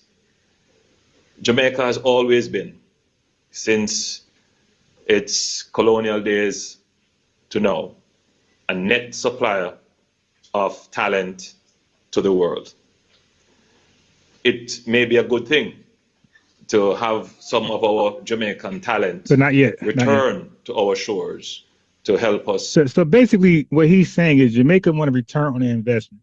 So his position is when Jamaicans left Jamaica, right? Because they could have, what a lot of them are saying is that like a lot of countries don't like brain drains. Like they don't like when their working class or educated class or wealthy class leave the country and make another country better.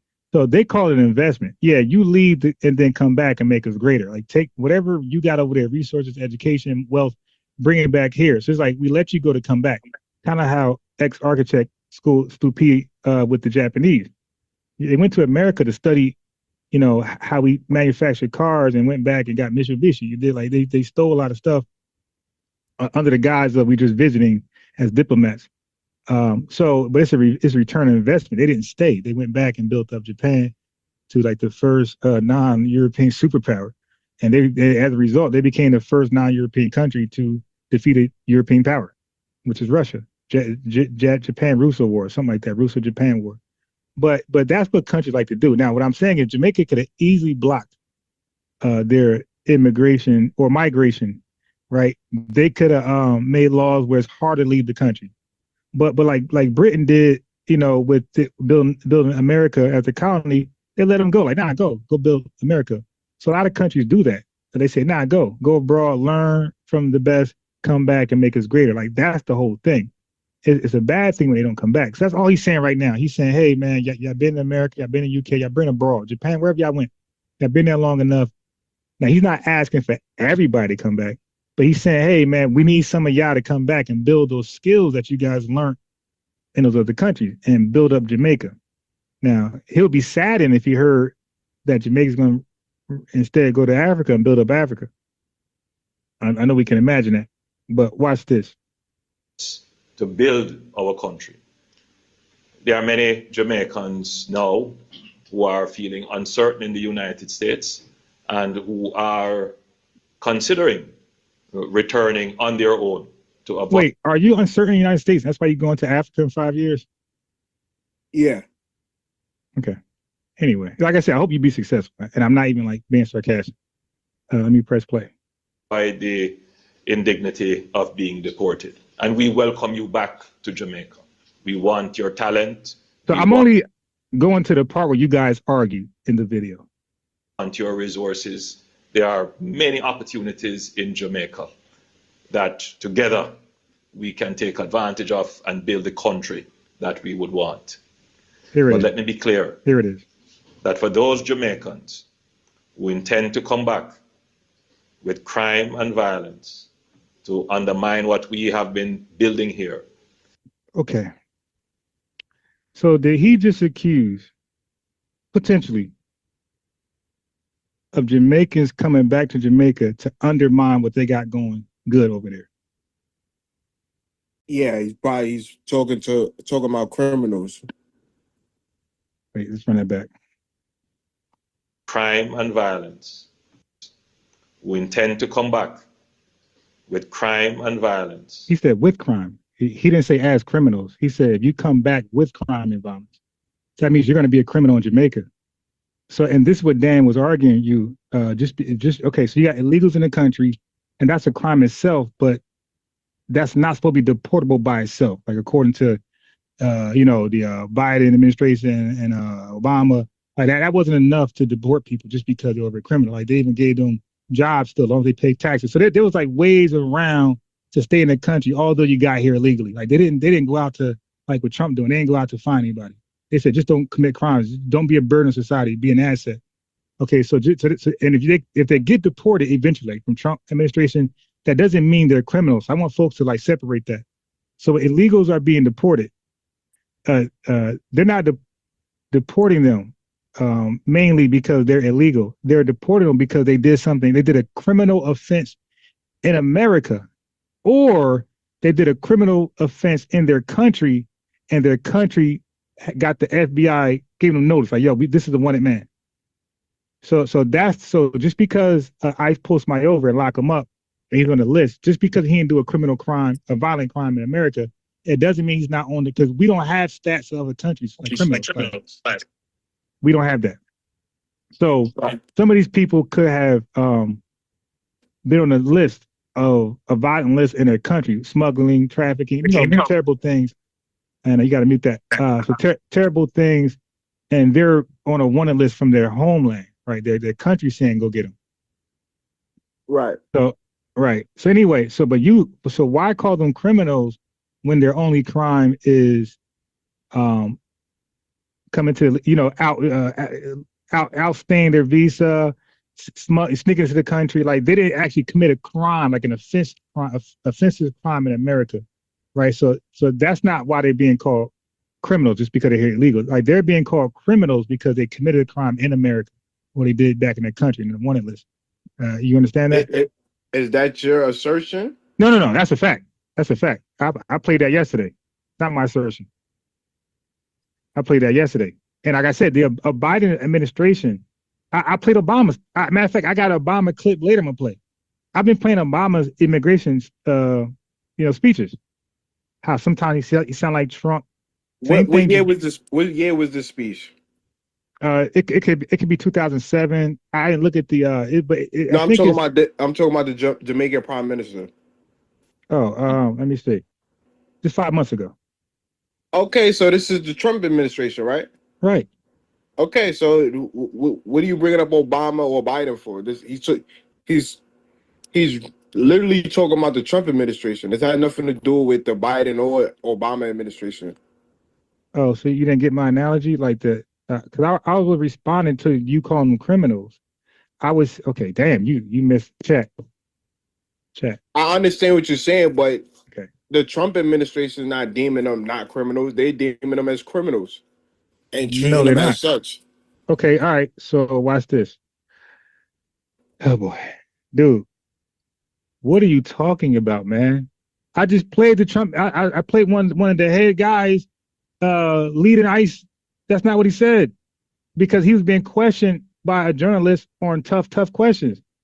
Like they're not called criminals. Matter of fact, when I mentioned they could be wanted by their country, that's a Republican. That's what they explained to the liberals, trying to act like, hey, look, they're going against their word. See, they didn't commit no crime in America. They didn't commit no violent crime, so they're playing semantics. And what the Trump administration did, like their representative, their spokesman said, hey, okay, what they're leaving out is that, yes, they did not commit a violent crime in America, but they're on the list for committing a violent crime or a serious crime in their country, and they're on the wanted list at the country. And they'll say our jurisdiction do not have their criminals crime stats in our lap. We don't want it.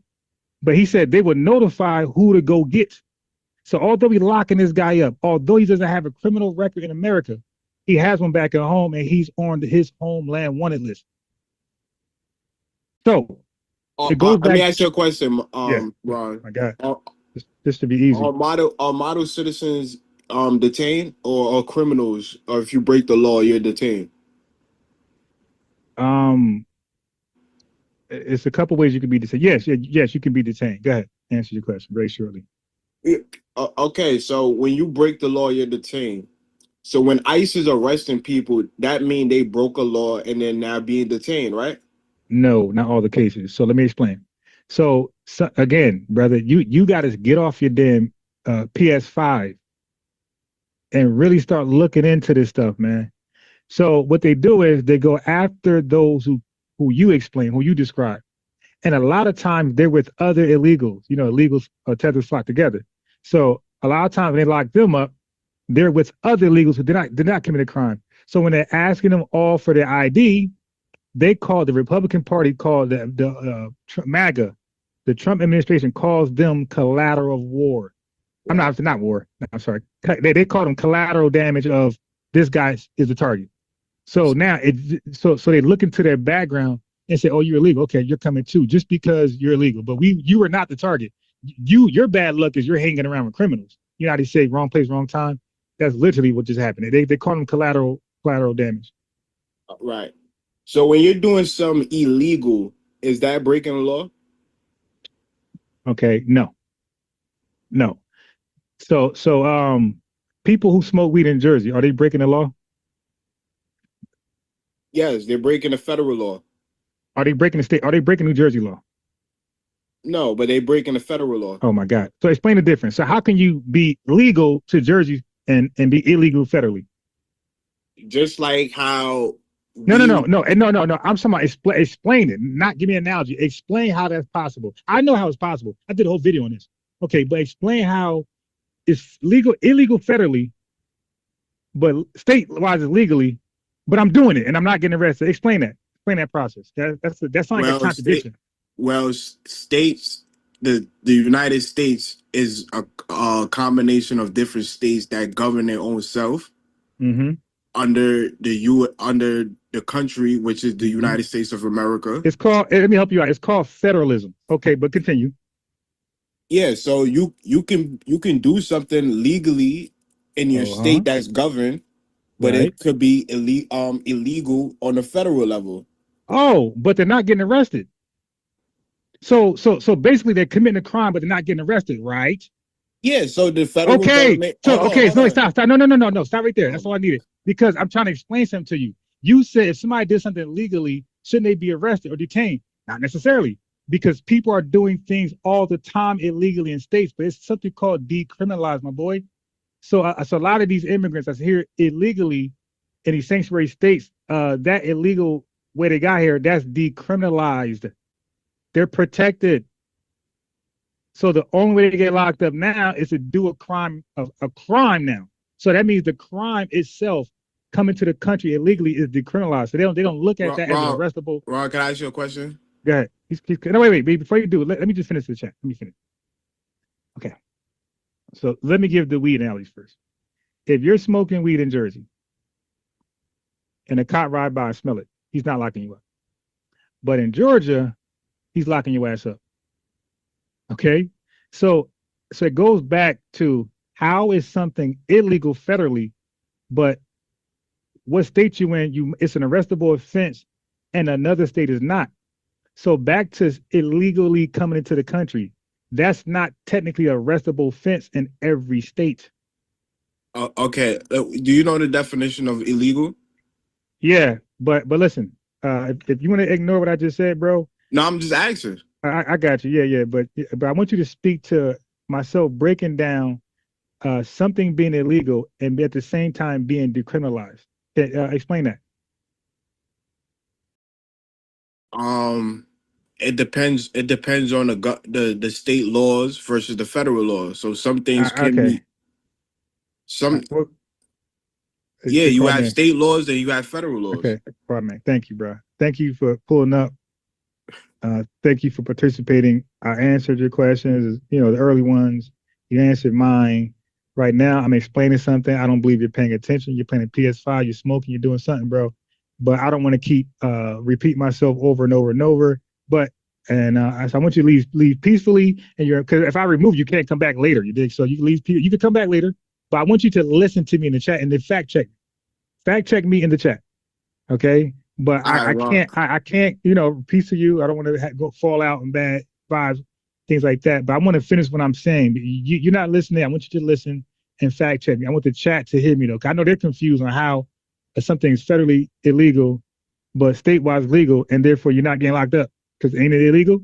The same thing. Hey, bro, let me ask you this: what's the age to consent sexually in New York? I think 18. Come on, man, stop. What's the age to consent in Georgia? Do you know? Like just a random guess. Do you know? No, I don't know. Okay, but it's under 18. But federally, what's the age to consent? 18. Right. Do you see? So you could be consenting with a 17-year-old, 16-year-old, depending on the state laws, consensual sexual laws, and you're not gonna get arrested by a state cop, police cop, county cop, nothing in that state. But if the feds had a federal indictment on you, and they got wind of that, they can add that in there as statutory rape, and that could be a one account of rape. Because although states approve it, and you won't be arrested for any state, no matter what you did prior, they could even be a video, and they won't do nothing to you because their state law is okay. But if the federal government gets you for something like a Diddy, like how Diddy had sex with 17-year-olds consensually in New York, that's cool because New York, I believe it's actually 16, but 17 for sure. Okay, but if that was the case, the federal government could have said one count of statutory rape because federally it's 18. So guys and gals, you got to know that. So a lot of things y'all doing that might be illegally federally, but legally statewide. If the federal got a case against you, indict you, they're gonna hold you to that possession of marijuana that the state let go, right? So yeah, I just want to end like that, and then I want to re-explain what I mean. Again, it's called federalism, bro. So I want you to watch the chat so you don't have to keep responding right away and listen and digest, and then come back on and cook me. Because if I'm wrong, you'll be allowed to come back on and say, Ron, this is how it is. And guess what? Wherever I'm wrong at, I will appreciate the correction because I hate being wrong. Okay, and I'm just recalling it. I'm off the top, I'm not reading nothing. I'm just off the top of my head. So, brother, thanks for calling up. Great bill with Lex that was needed. You guys bought me time. I didn't have to end the show. I was eating, and I stayed out of y'all affairs until it was over. I chimed in. Even when I started going at you, I never came at you aggressive, called you your name, called you Tether. I just, cooked you. But in my opinion. But yeah, but I appreciate you like always, man. You dig, and peace. I'll tie back in. Good bill, bro. Yeah, and like I said, if you think I'm wrong what I'm saying, work on something in between the hours and call back, and you'll have your chance to correct me. All right. All right, peace, bro. All right, yeah. So, chat, I know we didn't miss that, what I just said. I know it wasn't that difficult to catch. The state, like jaywalking, that's a state law. It's not federal. But if it's not, you got sanctuary cities where they're letting certain shit go. They're locking up people and letting them go. They're locking up. Are we denying that a lot of these illegals getting locked up for DUIs and then being let go the next day? But if that was an American citizen, that's not happening. But that's happening in these sanctuary cities. So he's wrong. I can't even play the video because he's dishonest. Oh, illegal. No, it may be illegal, but that doesn't mean it's an arrestable offense. He's not getting that. Dude, what are we doing? Like jaywalking is illegal, but that's not necessarily a ticketable offense. Vagrancy is illegal. You dig? That's not necessarily arrestable or ticketable offense. Like, what are we doing, man? Like, so basically, the word is mandate. The word is mandate. It's not mandated in these states to arrest or detain certain illegals for being in the country illegally. That's not mandated, but it's mandated by the federal government. It's not mandated by these states. These states are not locking these guys up, by the way. It's actually ICE. So if it was so illegal, why are not state police officers, county police officers, and local police officers joining up with ICE? I mean, what's up, man? They're not even helping ICE out in most of these states.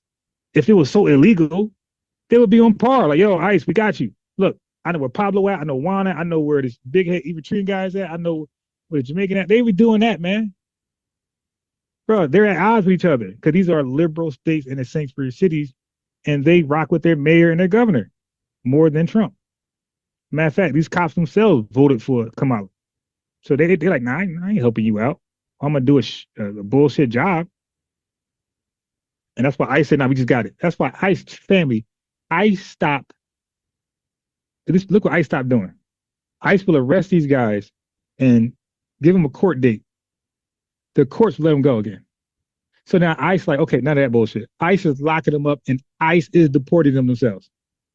They said, the hell with the court, because these guys are against us. Like, these guys want to send them back home and be a threat to society once all over again. Okay, we're going to fix that. We're going to detain them, lock them up, charge them, prosecute them, and then, or not prosecute, but lock them up, and we're going to deport them ourselves. No more going to court. But now we got to find this illegal, violent person all over again. It can't be that goddamn hard to let me take this shirt off, man. God damn. He got me hot as hell, bro.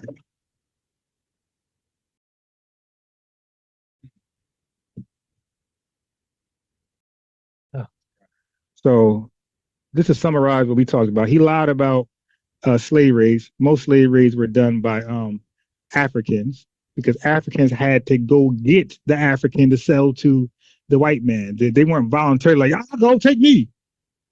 They had to go catch them. They were slaves. So Africans were the true slave raiders. He read from himself, from his own source, that white people were unsuccessful and they were getting their ass kicked by poisonous tip spears piercing their armor.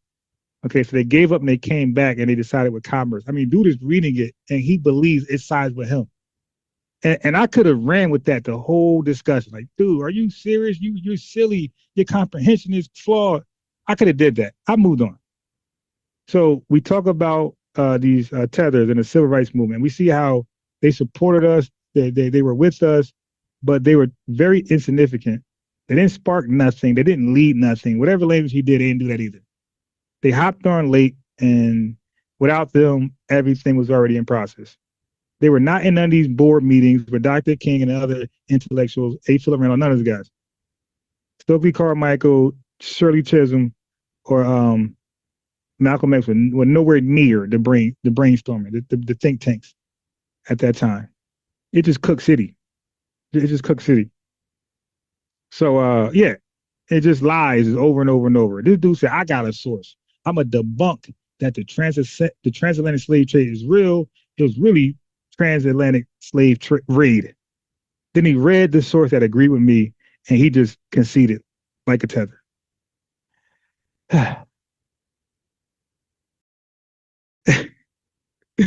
Lex said, I still don't know his point. Yo, bro, he, like you said, I was listening. He would just, and bro, hey Lex, I've been complaining. Yo, look at my videos where Kwame is the title, bro. I've been complaining. Like this, when he's cut, he just changed the topic to, or ask you a question about something. He would never address or speak on more about what he just lied on or you cooked him more. He would just change it. So he did it to you. I was kind of like laughing a little bit. I'm like, yeah, now people know how I'm feeling. He does that to me. The dude is a bad listener. As we can see, he's a bad reader because he thought his material was going to side with him and it sided with me. And he said, I'm going to continue reading. Okay, continue cooking yourself. That's called pseudocide. Continue doing that. Laura Mall says, like I stated earlier, I think Kwame was raised on a steady diet of lead, paint, crayon, and rubber cement. Yo, you are wild. I hope Kwame go to Africa and build it up. That whatever he's going to help, I hope he's successful. I hope Africans get, some straightening and get things popping. Oh my God. My God. Oh my God. Russian Revenge says Afrikaans land. KKKO. He said Afrikaans land. KKK Caribbean Tether. That's funny. Love, Master, Chad themselves. That's it. That's it. Okay, he said chat. I think Master. Some of y'all still gonna get fired on your day off from genocide. Kwame is considered a genius in his homeland. Yo, federal supersedes state. Yep, but feds don't involve themselves in the things that state does. So again, you gotta learn federalism. Only when it comes to where they both. So at some point they both cross paths. They both can tax. They both can do shit like that, and then that's when feds shit. Anything constitutional fed. But as far as like jaywalking, feds don't have nothing to do with that. As far as you can see, as far as abortions, feds is out of that. You know, I think marriage, feds is out of that. So a lot of things is states only. States are many. States got their own like pseudo president, which is the governor. And by the way, do you know states got their own Congress? Yeah. Yeah, so yeah, federalism, family, get used to that, get familiar with that, and read about that. I'll do that one show. One show, I'll go in hard about that. FBA takes it to the top, that's a fact. Without the cheat sheet of gun outlaws, Kwame reads at the third grade level trying to insult us. My God, you got spat on. I don't know what Pan-Africanist as FBA can rock with him with that. Like he don't know. He's trying to diss us, and he's disrespecting what he claimed to stand on. All right. Oh boy. Rico Miller says if Kwame goes to Africa 5 years and 6 years, he'll be homeless eating bushmeat. Let me give Rico a lineage wrench. My family, go ahead and like the video. We going hard. Pinky Wells says Africans, Caribbeans don't even get along until they're working against. Right. They only come together when it's against us. Interesting point. Interesting fact. That was wild work, fams. I'm bringing Dolomite takes to Africa. As that some Africa's way down in the jungle beach since they. Oh, you're gonna rephrase that. Okay, so she said I can't pronounce that language, but she said very bad reader and listener. He only hears himself. Once that happens, he's closed his ears off to anyone else. Right. I'm telling you that Kwame, if you want to be good at this, like you're young enough to get better, but right now you're terrible, and I gotta critique you. Honestly, unbiasedly, bruh. Work on that comprehension, brother. You only know what you're going to say, and you got your mind and ears and comprehension and understanding closed out to anything that comes back. I'm actually explaining federalism. I'm explaining how they work together, how they cohabitate, how they not cohabitate, how they coexist. I'm explaining like something can be illegal here. Now, here's the thing. The feds can actually swoop in on your marijuana. But for my research, the feds work with state officials. When I say feds, the federal government, they work out an agreement with these states that allow marijuana sales, usage, and manufacturing. They work with them where they would leave it alone. So it's not like the Fed says don't do it, and the state said we're going to do it anyway. And no, yeah, that is when the feds crack down. So family, whoever said federal outweigh, yes, but they also work with states and they leave it alone. The same way Jim Crow was illegal, right? But it was legally with states, and the federal government stepped away, said, you got it, do what you want. Okay, so how come they didn't use their federal, power to say, hey, Jim Crow, and they did eventually. Dr. Carl Anson talks about the Civil War when they used that power, and the Civil Rights Movement, they used that power twice. And these Confederates that's under the guise of conservatives, they didn't forget that. And they're trying to find a way where they attack us again. The federal government is like decentralized, watered down, or they control it. One of their party members control it, where it can't bail us out a third time, like Dr. Clark Anderson said. Okay, so he's a wannabe voodoo priest. Oh my God. Aspiring Health, that was Rico Miller. Aspiring Heights said, they are mad. We woke. They all working together to put us back to sleep. Code word African American. Yeah. He's coming back.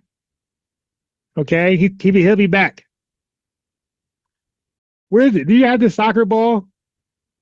Do you have the soccer ball? Huh? Is it in the garage? Okay. He said no. Okay. It's in the garage. Okay. When he come back, you can bring the soccer ball. You can play soccer. He takes all his toys and hides them, keeps them.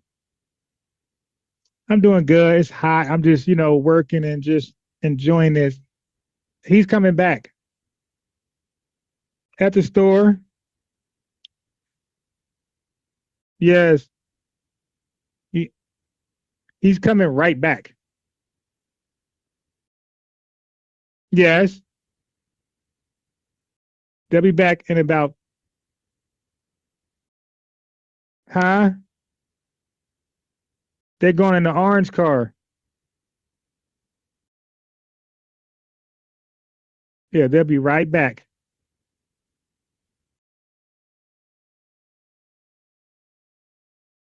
Huh? Little 4-year-old trying to have a conversation with me. Okay.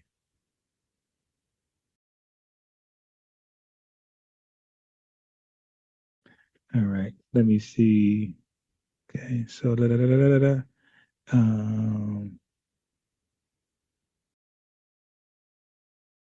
okay. So somebody liked one of my comments that I did on Professor Grift wall. Matter of fact, speaking of Professor Grift, matter of fact, let me play the Jamaican dude first. See, and that's where he was wrong with Dan. So Dan had more patience than me, and my patience got way better. Because if this was me, like I would say some mid 2024, especially early 2024, I'd have been screaming his calling him retarded, all illiterate, all type of names. I got way better. My tolerance has grown. I matured that fast in a year. I'd have been laughing and teasing and calling every name. Every time he debunked himself, I'd have been going crazy on him. I matured, I evolved, I leveled up in 1 year, and we want them to do the same thing. So let me play the Jamaican dude. Stand flies. He'll be back. You'll see. They're gonna come back right fast.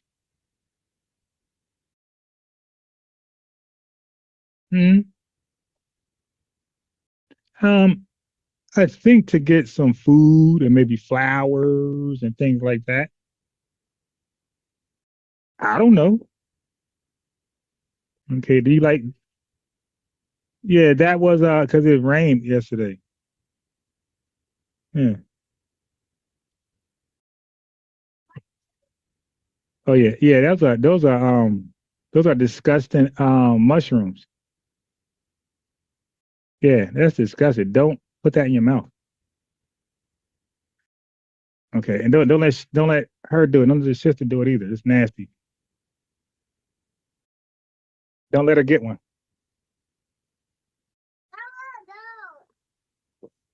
Yeah. The dog likes to eat it. Yeah, see, dogs eat stuff we don't eat. So when she comes outside, you give her one, okay?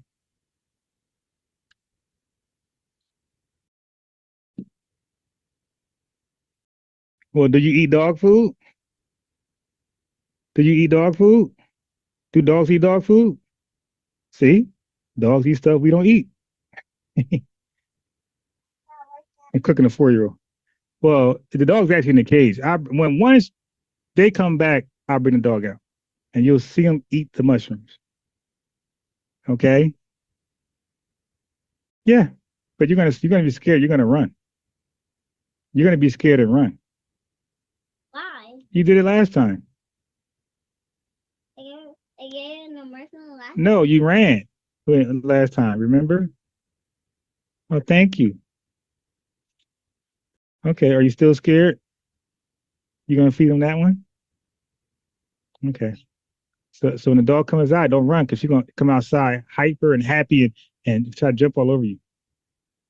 Mm-hmm. Yes. There's so many marshmallows. To undermine what we have been building here. She calling the mushrooms marshmallows. Okay. Yeah. And don't run, okay? Let me Those Jamaicans who intend. Okay, so family, I want you to catch the language. It's very specific. It's very divisive. It's everything they said our language is. Look what he says about them coming back. And take advantage. And now, so Kwame, okay, so Kwame is trying to change the narrative that he's only talking about the criminals who committed a crime. So when Dan was cooking him, Dan was saying, no, he's not speaking on Jamaicans coming back who committed a crime. Don't forget they're self-deporting. They're here illegally, right? So remember, whoever get caught here illegally can't come back legally. So he gave them a chance to self-deport with $1,000 to work towards their process, their paperwork, their whole process, right?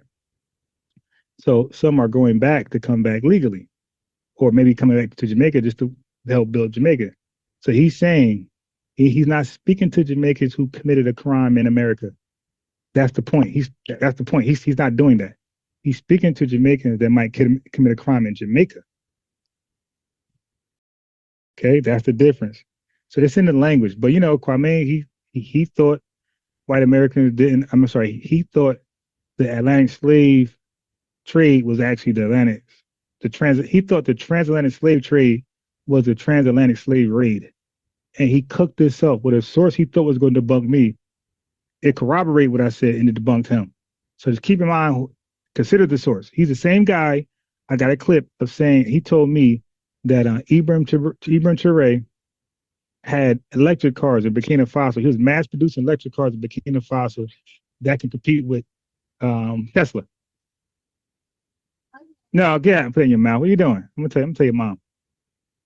Okay, but don't do that then. That might be a psychedelic. You know what I mean? What's she doing? And build the country that we would want. But let me be clear. Listen to the language. That for those Jamaicans who intend to come back with crime and violence. Okay, you see that? Come back with crime and violence, not coming back as a result of crime and violence. It's in the language, man.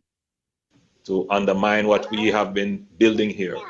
To undermine, so he's calling them tethers. These are the yucky parts of it. Yeah. So, their prime minister called them the ones coming back. Well, he didn't call them tethers. He's saying, well, yeah, he did basically. Or he's saying, don't be a tether here. Okay. Yeah, when they come back, when they come back only because he want to see the dog too. Yeah, so I had, so let me be correct.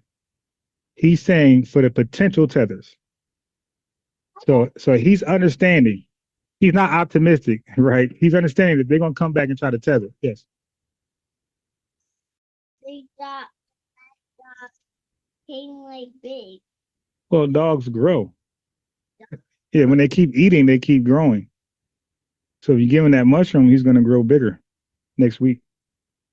How many of them? Well, don't drop it there. Drop it in the grass. You're making a big mess.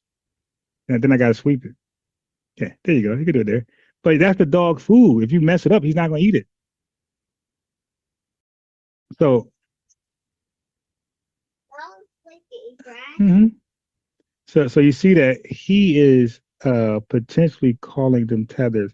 That is very interesting. He used the word undermine.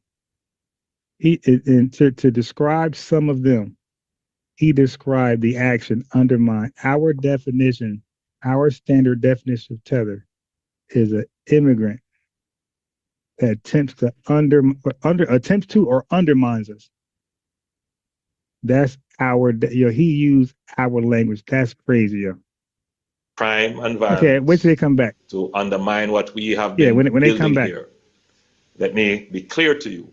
Okay, it's 100 degrees. Come play. Huh? TV, so you can watch it right now. Okay. Oh, the TV. No, it's in there. I gotta bring it out later. It's too big. I need help. Don't put that. I gotta clean it. Don't put that there. I gotta pick it up, sweep it. You're making a big mess. That's okay. Okay, yeah, you can throw it in the grass. It's 190 degrees. Kids more heat tolerant than adults. Man, it's gonna come play with them. She is tripping. But listen to the warning. If they come to bring crime and attempt to undermine. So he's saying we ain't gonna tolerate what the same thing FBA ain't tolerating, we ain't gonna tolerate either. But the difference between us and the FBA, we ain't gonna delineate. We're gonna decapitate. We're gonna eliminate. We're gonna terminate. Listen to the whole message. Together, we can take advantage of and build the country that we would want.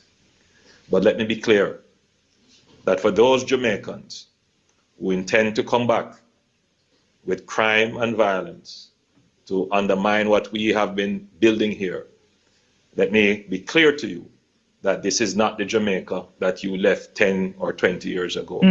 It is not the JCF that you left 10 or 20 years ago. You will either meet a judge or your maker if you come back to Jamaica and violate our laws. See, you're not calling them criminals. See, and Kwame made weak argument. No, but they came. Well, all of them didn't come to the country illegally. Like Dan said, some of their visas expired. They had maybe their asylum seeker. Look, maybe their asylum seeker status was revoked. Maybe their refugee status was revoked. Or maybe it was approved, because you're not here forever as an asylum seeker. You're not here forever as a refugee. You get refugee status that may be 10, 20 years. You dig? But eventually, there's a revoke. You know what I mean? It's a period where it expires, and then you got to reapply if your country's still going through heavy turmoil, but your country might be doing way better, and it's time to return. But his weak attempt to spin narratives and the truth is just it's epic of just being a tether, just to undermine. That's why he don't want to go back to Jamaica. I get why he don't want to go back, because he knows he's gonna go back and undermine, and he knows basically he knows if he go back, it's basically a death sentence, because he can't help but to undermine and create havoc. I know that there are many who will be returning to Jamaica, coming back to lovely communities like these, rural areas like these, and they may attempt to set up gangs, get involved in scamming, and oh my God, undermine the value. He said undermine again. Yo, listen what he said. Yo, this is crazy. He said they're gonna do okay. So if they are, listen. If they are not what we say they are, right? Some of them, then why would they go back there to be what we say they are? You dig? If they're not what we say they are in America, then why would the prime minister believe they're going to go back to Jamaica to be who we say they are in America? Like, he is very pessimistic of the return of a lot of Jamaicans. Listen. Rural areas like these, and they may attempt to set up gangs, get involved in scamming, and undermine the values of the communities that they return to. Damn, they're going to undermine the communities in Jamaica. We charge them with undermining the communities of FBAs. That's wild, yo. He is literally repeating our talking points. So when they talk trash and say we undermine hate, we preach hate, I'm going to just pray this guy. I'm going to play this guy's words and say, what is hate? What did he say that was hateful? And like Lex said, he's not dark skinned. This dude is light as goddamn Mariah Carey. We will not tolerate that. Mm-hmm. We want all our Jamaicans to always feel that they have somewhere to come back to and call home and be well received. Come back with a good heart and a good mind. Come back willing to work. Come back with your resources. You will be able to make life here. But don't come back here to undermine and destroy third time he said undermine. What we have built. Don't come here to undermine, destroy. I would love to talk. I would love to interview him. It's like, yo, do you know everything that you're weary of, concerned about? That's exactly what they're doing to us over here in America. They're destroying and undermining, or attempting to, what we're building here in America. He'll probably be like, I know, and I see it. And I don't want that to happen over here, because they will meet their maker.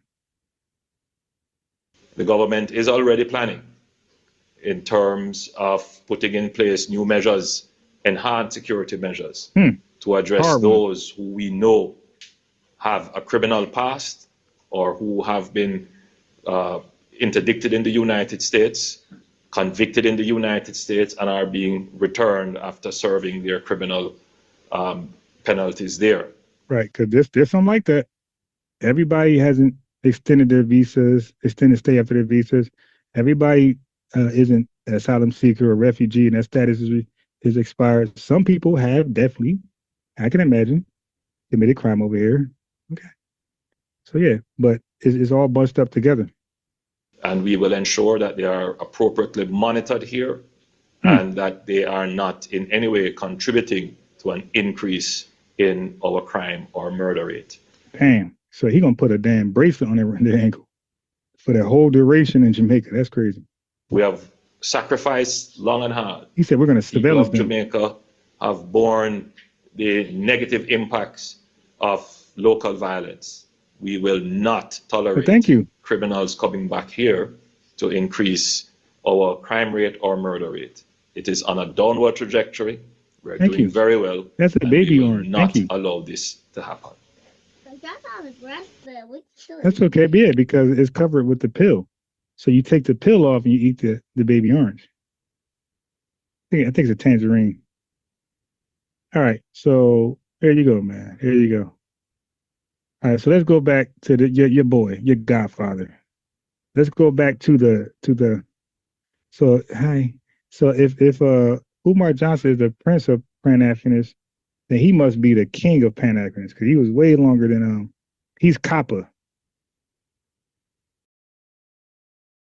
Hey. The fact that we just got to put up with that is the weird part, and like what happened. Go your sister. With what was it with Kai Cenat, right?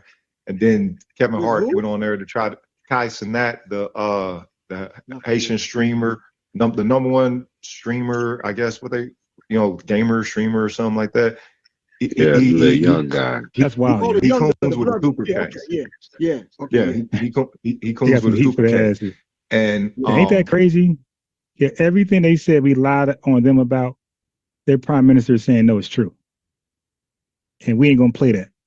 We ain't delineating. We're terminating. We're executing. We're eliminating. We're prosecuting. And so it's like, okay, they say. I'm trying to read some chat. Yeah, Pan-Africanist. DL says Pan-Africanists sit around talking about the white man all day. Right? They take no responsibility. 100%.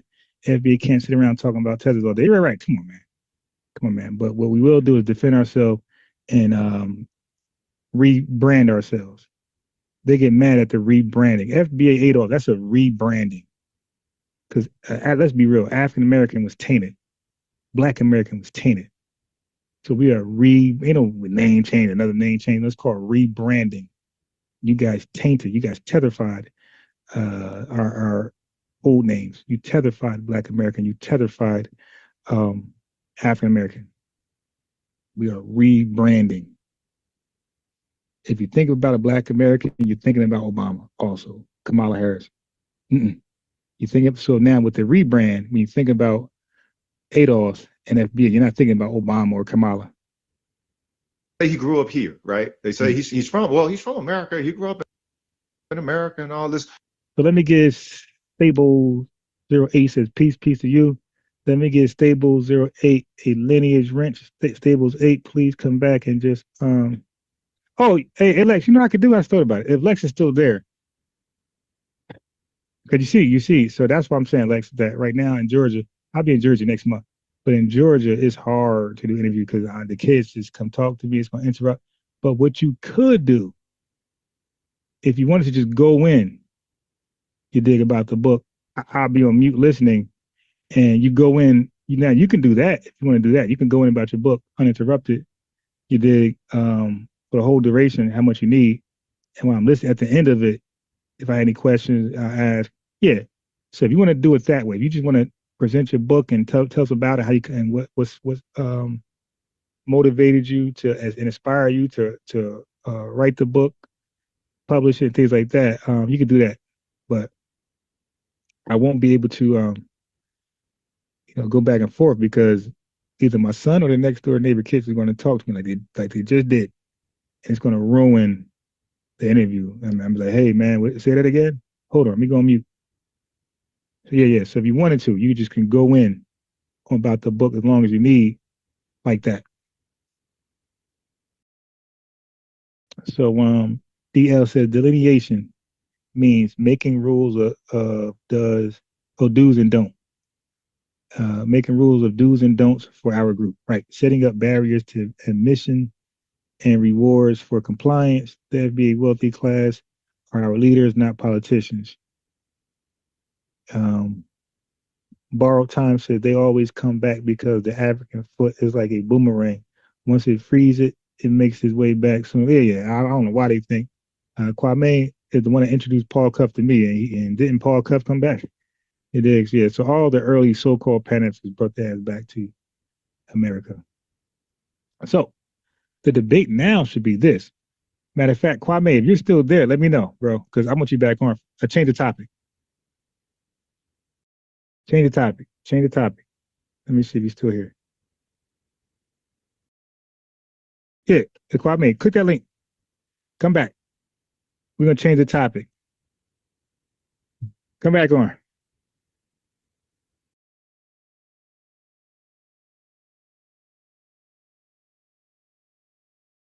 Kwame, come back on. We're going to change the topic. Now we're just going to build, right? We're going to talk about the early founders of Pan-Africanism without no debating. We're going to just circle our wagons on history. Like, you know what I mean? We're going to, because somebody sent me links of other so-called founders of Pan-Africanism, the Pan-Africanist movement. So I want to know if you ever heard of these guys. So yeah, if you're there, click the link. We're going to switch topics, switch gears, and talk about something that's less hostile, less debatable, and just more about being historically correct. So click that link and let's get back. Let's talk about Pan-Africanism. No Garvey. We're talking about people before Garvey. Some people you're aware of and some folks you are not aware of. But it's no gotcha stuff. It's just understanding the founders, the early founders of Pan-Africanism. All right, click that link, dude. I used to have his number. I don't know what I did with it. I lost it. Can I take a picture of it? Let me see. I wrote it down some like way back, I think in April. I wrote it down, and I believe I lost that paper. Let me see. Hold on.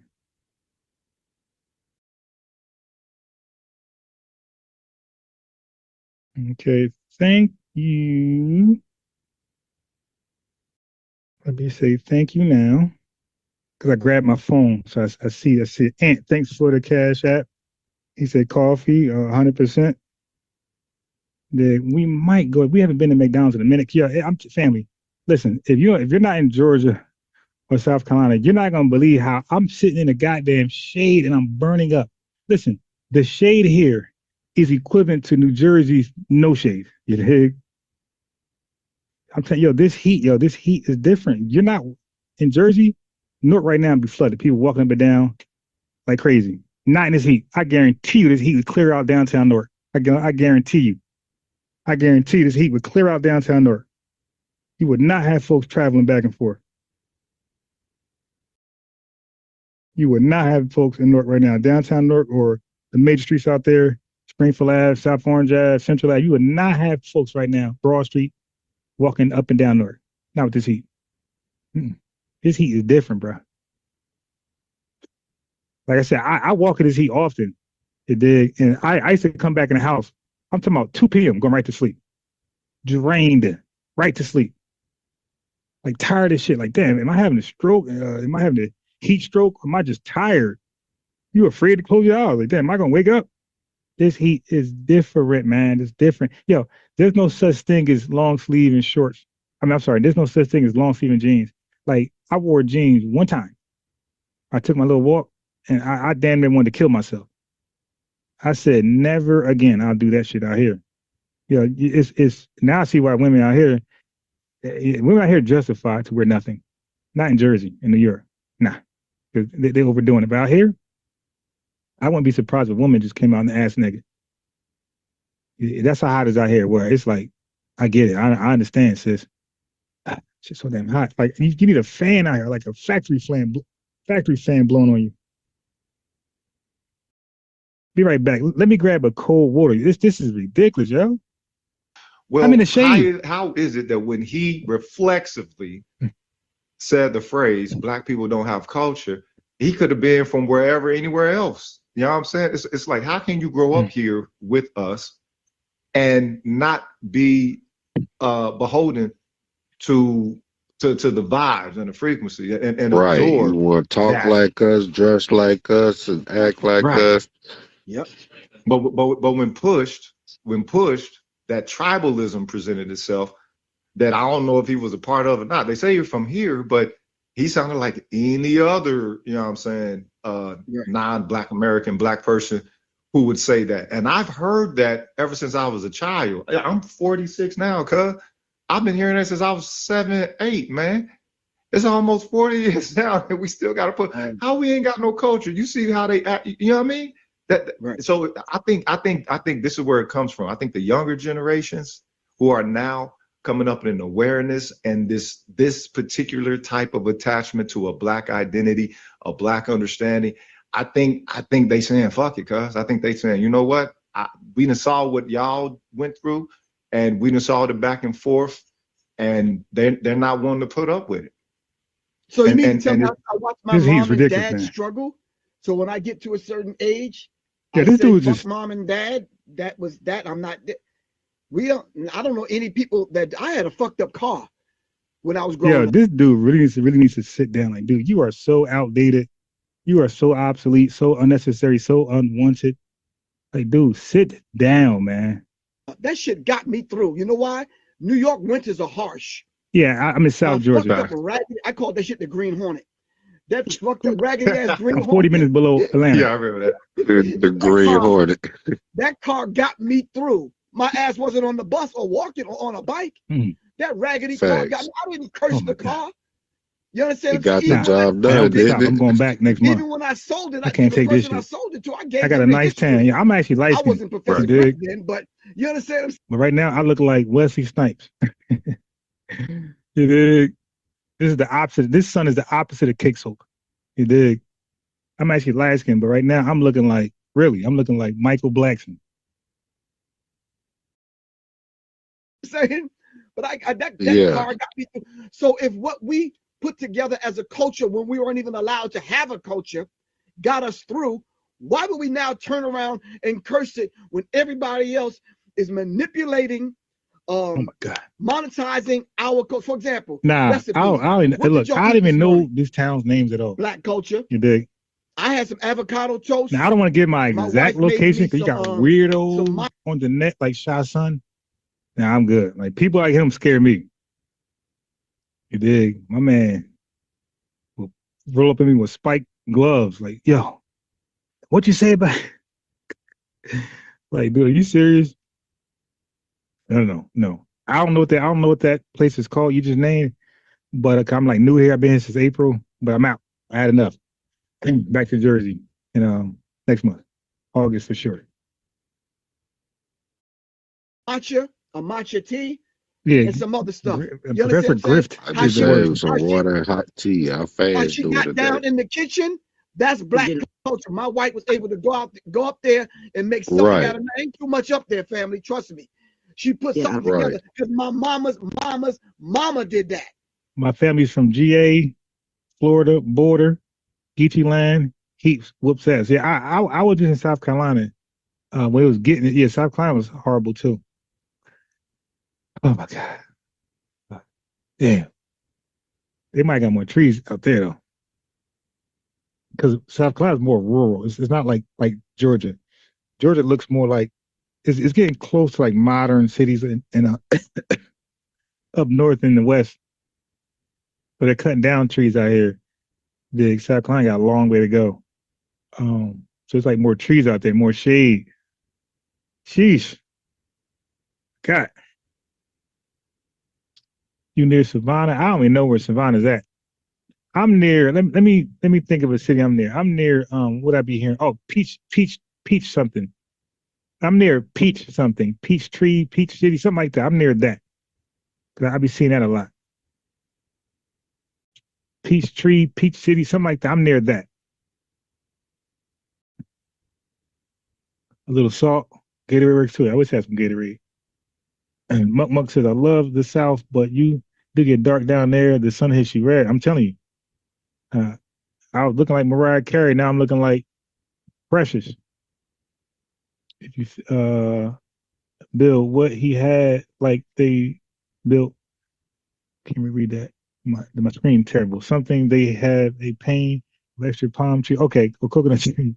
Grip is a product of bygone era. Yeah, exactly. South Carolina got those rolling hills. Oh, Savannah on the water. Okay, Savannah South, GA on the water. I live in Chatham. Let me see what that's at. Let me see how far that is from me. Hold on. I'll tell you right now. Let me see. Chatham. Let me use my Google Maps. I want to retire in Marietta with a young wife. I live in the North Metro. Oh, really? Because I seen Metro on signs. I'm like, is that where Metro Boomin got his name? Move. Damn fly. All right, let me see where Chatham at. Let me see it. South Savannah, South on the water. I live. Oh, you live. Oh, so you're in Savannah right now. Let me see how far you. Let me see where Savannah's at. Savannah, Georgia is. Yo, wow. Where you? Yo, you must be near South Carolina, yo. That thing says 3 hours and 23 minutes. Not a young wife, a young, beautiful wife. Yes, it says Savannah is 3 hours, and you must live at the border of South Carolina and Georgia. You got to be up north. You got to be, yo. There's no way you that going the other way. Because it takes 5 hours to get to South Carolina, like a certain city in South Carolina. Let me see. Let me see where whatever you said, where that's at. Chatham. Is that Chatham County? Chatham Parkway? Oh, that's Savannah. Yeah, same thing. 3 hours and 3.5 hours. I'm in NC right now, but grew up in Savannah, GA, Chatham County. Oh yeah, I see that. Yeah, I got family in North Carolina. I lived in North Carolina. I went to school in North Carolina. So I stayed in Forest City and I stayed in what's the other one? Forest City or Rutherford. I think it's Rutherfordton or Rutherford, something like that. And I went to school out there.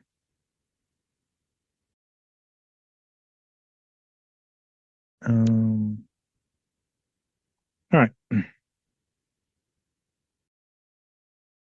That's right. Black culture.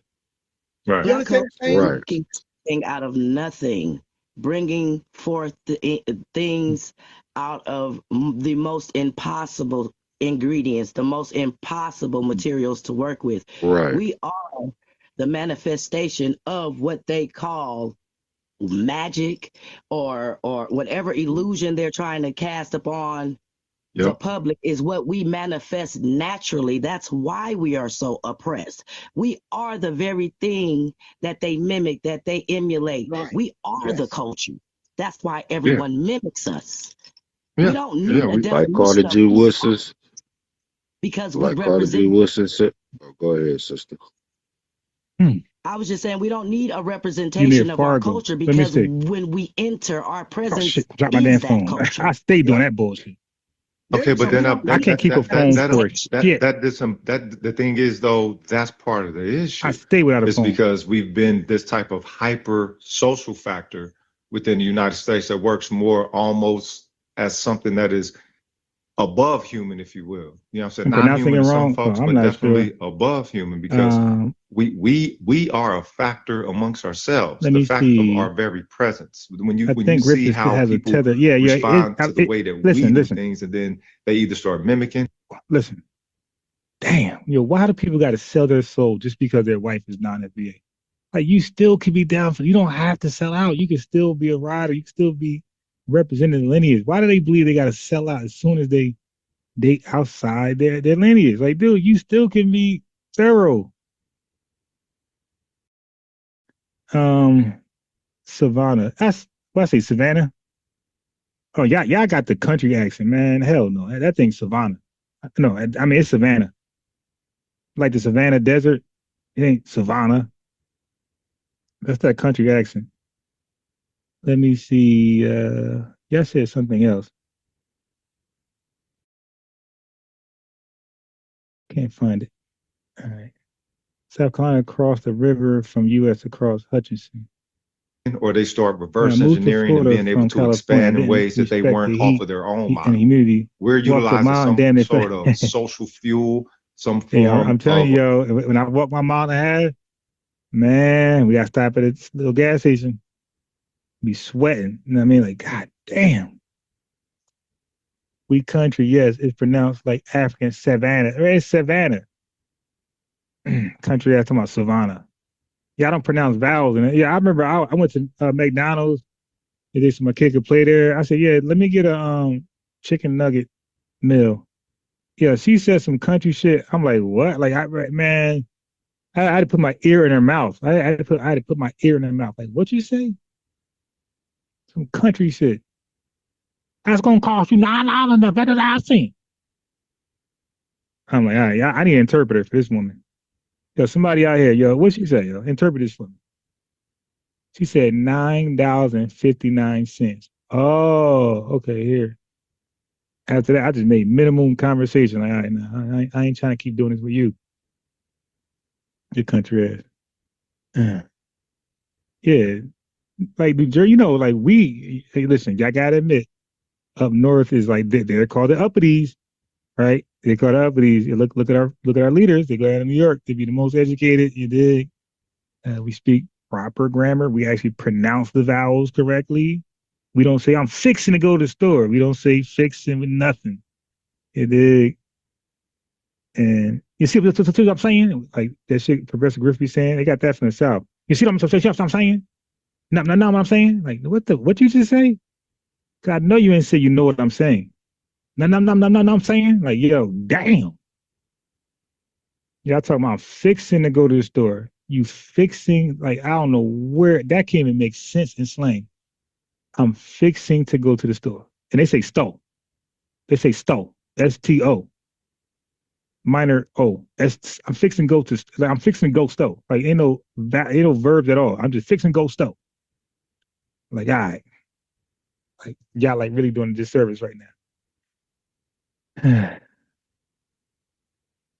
Proper is the way it was pronounced. Like when you study a language, they have, you know, in the dictionary, it shows you how to pronounce the word. They give like certain markers or, you know, things on a word to pronounce the over the a. Says you can say like agape, right? Agape. But if you read it without knowing how to pronounce it, you're going to say agape. So in the dictionary, it would make the A got the ah sound and it'll have the E have the A sound with the little symbols and stuff. Yeah, so each word in the dictionary is supposed to be pronounced in a proper way. Or populist catalyst or something like that. We say finna, yeah, they say finna all in the damn South. Y'all Southern too, St. Louis. Don't do that because up north, yeah. Say just no, we don't. No, give us an example what we say remotely close to the South. Give us something that we say improper as close to the South. No. We're so much more than what America can tell us. Why do you think people know I'm from the North as soon as I say something? Where you from? Where you think? I'm from a state where we speak proper English. That's where I'm at. Where we pronounce the vowels, the syllables. That's the state I'm from. Because we are what the world thinks we are. But that's up for us to set that definition. It's quite difficult for us over here, being that. Yeah, all y'all will sell English out here. Well, in Jersey. Y'all gonna all have summer school. That's America. We FBA don't have tribalism, but we do have regional dialects. Yeah. Dialect differs. Yep. Yes, sir. You're bugging. Leave the South out your mouth. Yeah, nah. I like the South though. I like the South. The South. I ain't gonna lie. The South hospitality. The South Southern people are way, like, in my opinion, they way more friendly on cool. Like Northerners, like they're dealing with self-hatred. Like they still trying to be accepted by white supremacy, pat on the head, shit like that. And I know the South got their element of that, but nah, like black folks to me are more easy to get along with in the South. So far, I've been out here a little easier. And like it's more friendlier. Like people smile. You dig? You don't get that in the North.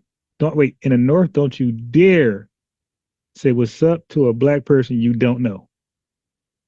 You can nod your head, something like that, but don't you dare speak to a black person you don't know. You might find yourself in a fist fight. People ain't trying to speak at all. They ain't trying to make no new friends.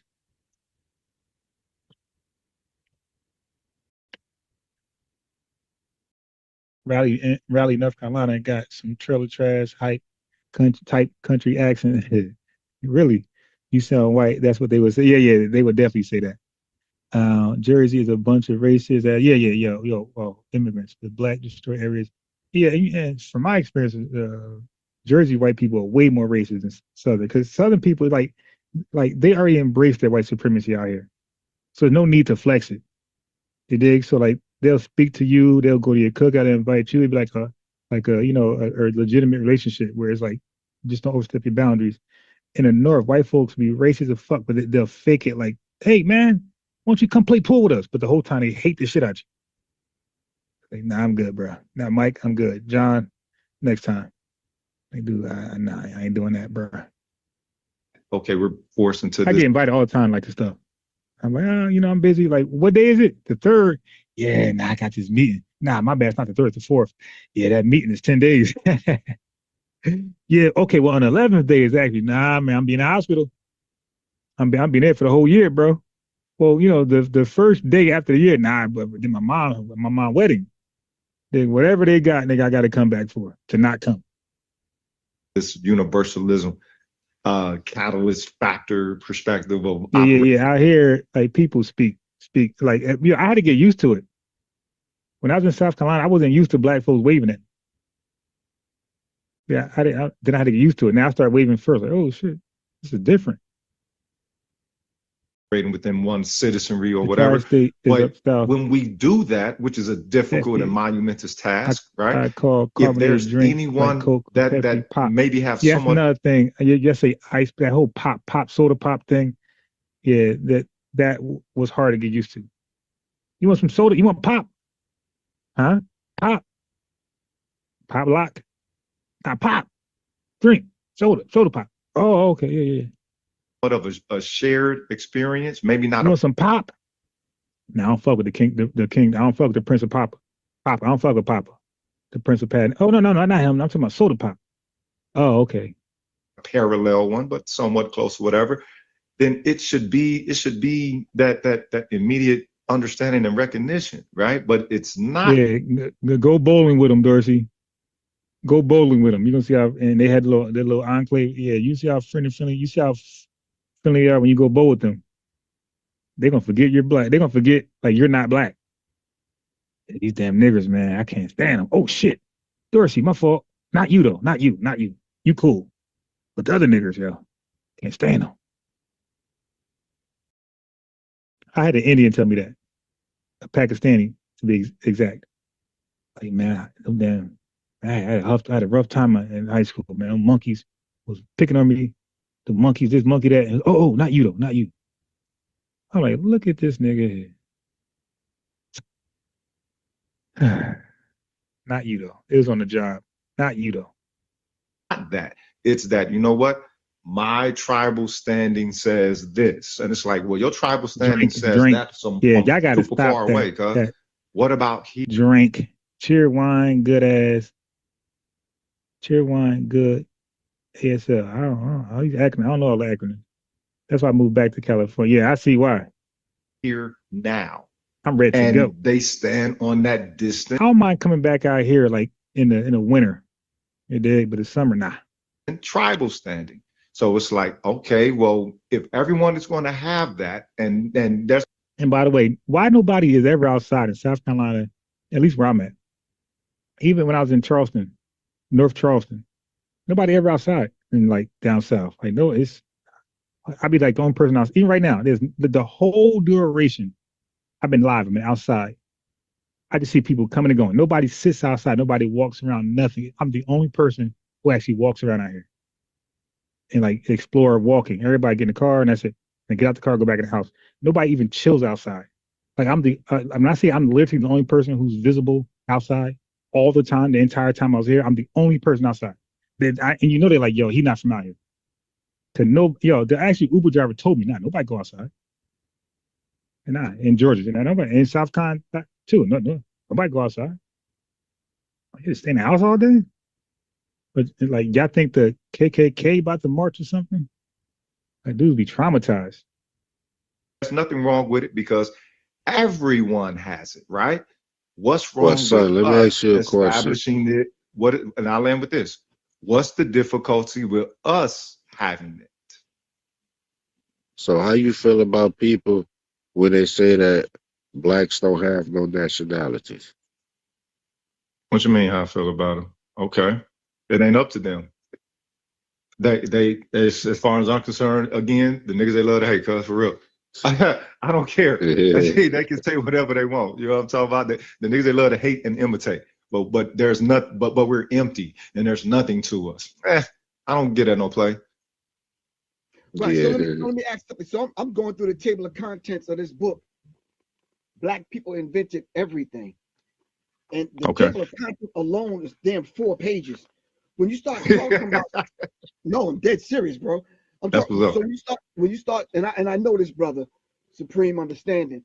So when you start talking about not having a nationality, not having a culture, why does it seem like they gotta demean us in order to make themselves look like they're bigger and worth more and valuable? Do you understand what I'm saying? Yeah. If your lights go out and you call the plumber or the electrician, does he have to come to the front door sticking his chest out saying the electrician is here? No. Fix the goddamn lights, then I'll know you're the electrician, right or wrong. It's black people that set this thing in motion, and we continue to feed and fuel it. But you're right, bro. So they don't give us the credit. You understand what I'm saying? And on the small scale, we recognize and know who we are.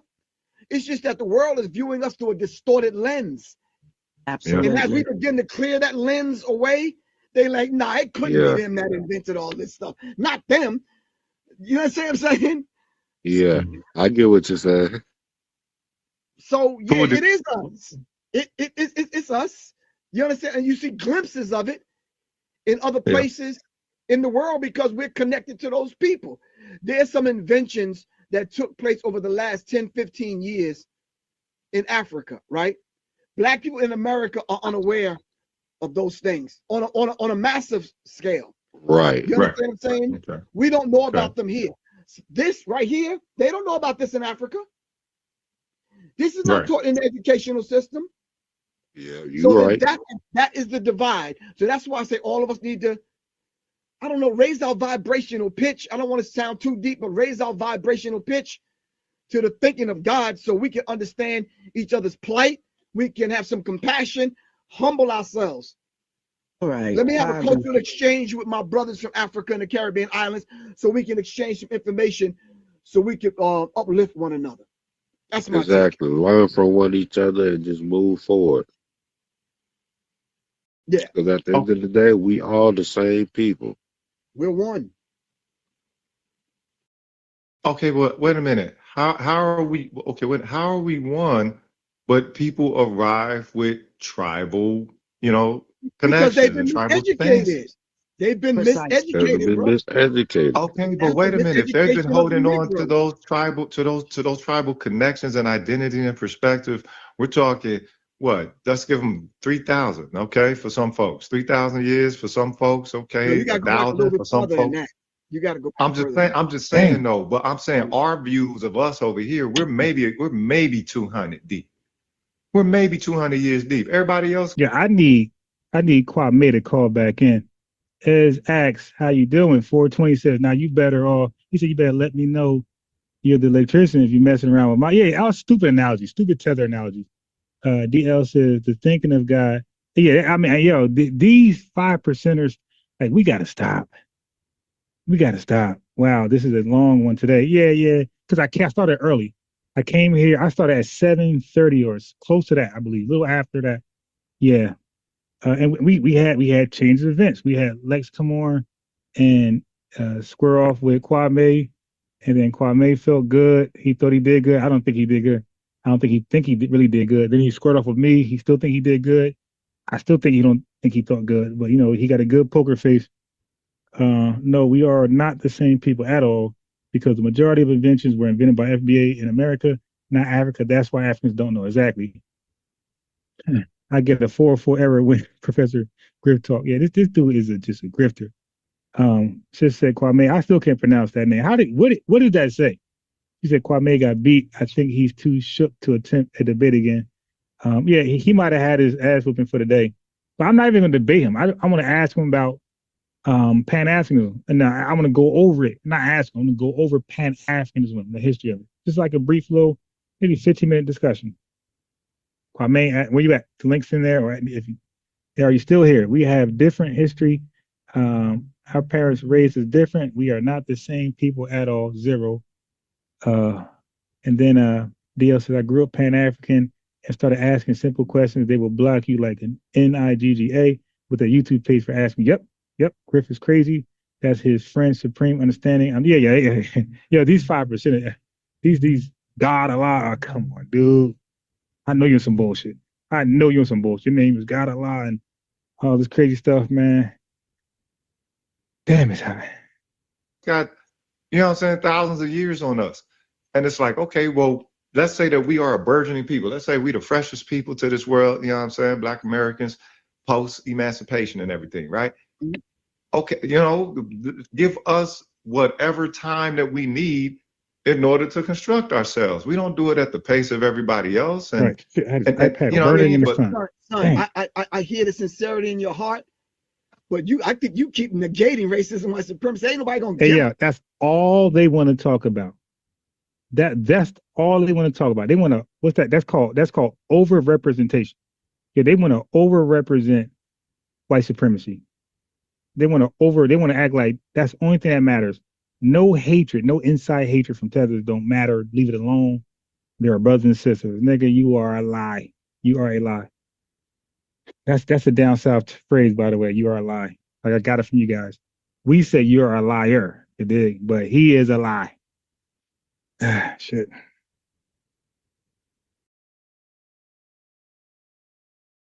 Damn, flies attacking me. Kwame, get your flies, man. Why you sycamore me? There's no time. Exactly. Time wait on no man. We not getting no time. You better work a job, do what you got to do, survive racism, white supremacy, and then study. Exactly. Time waits on no man. Yeah, but that's not. This is my opinion, DL. That's not respect, though. Being a fool for your entire life and never changing up, never evolving, never getting better. That's not respect worthy.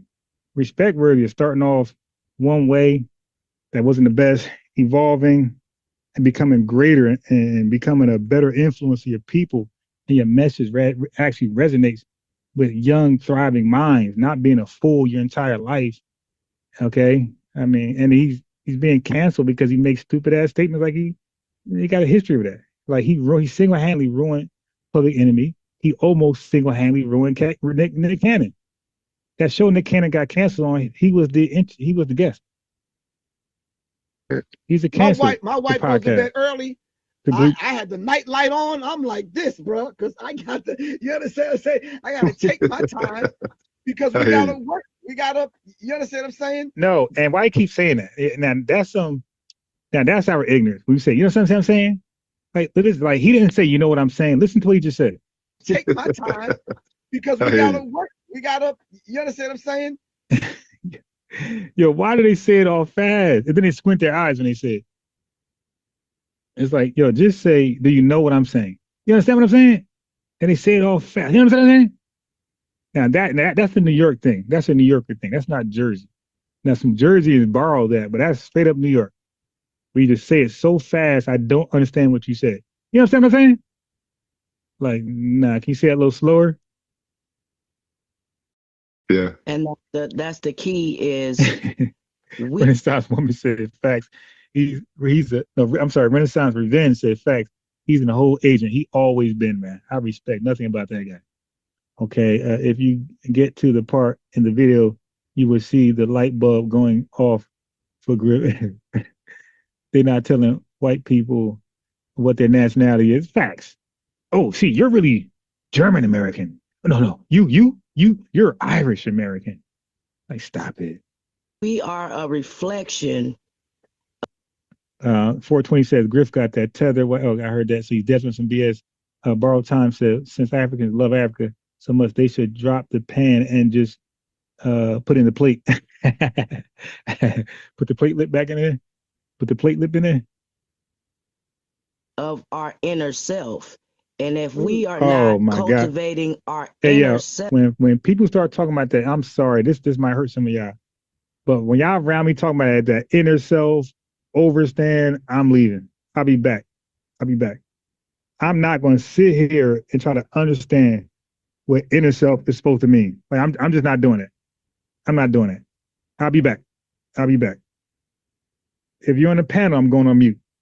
I'm not going to entertain inner self, overstand. I'm not doing that, man. I'm not doing that. Like, that's worse than like Southern slang. That's worse than pop or I'm fixing to do something. That's worse. Inner self, overstand. Like, nah, that's agent talk. No, I'm not you guys. But I believe that came from the agents like Professor Griffin, people like that. This Malachi York, this overstand, understand. Nah, I'm good. I'm passing on that. Self. How can we are not cultivating our inner, that's the key, is we are a reflection of our inner self. And if we are not cultivating our inner self. Now, you know, she's not talking like that at her place of work. You know, she's not talking like that in court. She's going to give white folks the utmost respect and she's going to speak regular English. But on our podcast, she disrespected, which is inner self, overstand. Like, come on, man. Just be yourself. Be who you're going to talk, how you're going to talk on your job. How can we want our outer Are you serious? become some magnificent place? That's like trying the outer limits. Yo, come on. And to change your appearance through your mirror reflection, you have to do the inner work. Vocabulary. We have to educate ourselves. They only gave us 5 senses to work with. When I know. Wait, now we doing this conspiracy theory. They only gave us 5. Who is this they, man? Let me help you guys out with English. You cannot establish a pronoun before establishing a noun. You got to establish the noun first. You got to say the boy drunk the soda pop. And now you can say he, him afterwards. But you can't start off by saying he drunk the soda pop. That leads to too many questions. Who? How old? You dig? Why? Yeah, that just leads to, no, the boy drunk the soda pop. He felt sick. He brushed his teeth and he felt better. Whatever. But you got to establish a noun first. Don't start with that pronoun. This is more agent talk. That they know our potential and they going to try to stop us. Who is the they, man? What are we doing? Full and well, there's over 20 senses. It's a breakdown. If that's like going to war with 5 guns and they have an entire you can reduce my sentence. bunker full of guns. My reflection. We got the senses of the spirit, which is prayer, praise, worship, faith, and meditation. They don't even teach you about okay, wait a minute. Say that again. Senses of the spirit, which is prayer, praise, worship, faith, and meditation. They don't even teach you about that. Yeah, the video won't stop. She said they won't even teach you about that. Ma'am, who you keep saying they? Who is the they? The spirit, which is prayer, praise, worship, faith, and meditation. They don't even teach you about that. So you just made that shit up. The spirit and the emotions and the feelings of the soul, which is mind, will, emotions, affection, imagination. They don't even want you to tap into that. Then there's balance, temperance. Yeah, where is she getting this from? It's like a white man's website for Pan-Africanists. Perception, magnetism, electromagnetism, but they only want you to focus on sight, sound, smell, touch, and taste. You have to ask What? She's still saying they. yourself, why is that? Yeah, and like, how did we get there? How did we get to the agent babble? Like, how did we get here, man? They're talking about something. They're talking about the boy. Y'all forgot the subject. Let me give y'all the subject. Let me expand my screen. This is the subject. You dig? That's the subject. Do not boycott or protest African businesses with host Professor Griff. That's it. What is she talking about? They don't want you to teach. They don't want you. They don't want you. What are we doing? Okay, but that's the overall greater. That's the overall greater point. But what we're speaking of is the unnecessary frictions that are presenting themselves. You see, why do I see it? And then somebody come back and back me up. He checked her. He said, "Yo, you going somewhere else, man? Look, we're talking about this." Again, it's the surface. It's the surface that is being agitated to the point you can't even go into the depth. The thing is, the depth of us is seen right off the bat. We are the essence of anything that is able to be modernized in any society. Modernization of societies. I'm sorry. 3 people have been speaking for a total of 15 minutes, and they have absolutely made no sense. Nothing made sense just now. Happened because of Black Americans. Your statement tells me that we need to start to change ourselves. Oh, shit. What do we need to change about ourselves? We good. We've been, look, what we need to change about us? Can I tell you one thing we need to change? Oh, shit. Now they're going to blame us. Somebody say, no, you need to breathe. Inhale 6 times. Stand on one leg. Kick with the other one. That's the Danielson. Okay, have your arms out like a crane, right? And say Candyman 5 times. Yo, she is wild.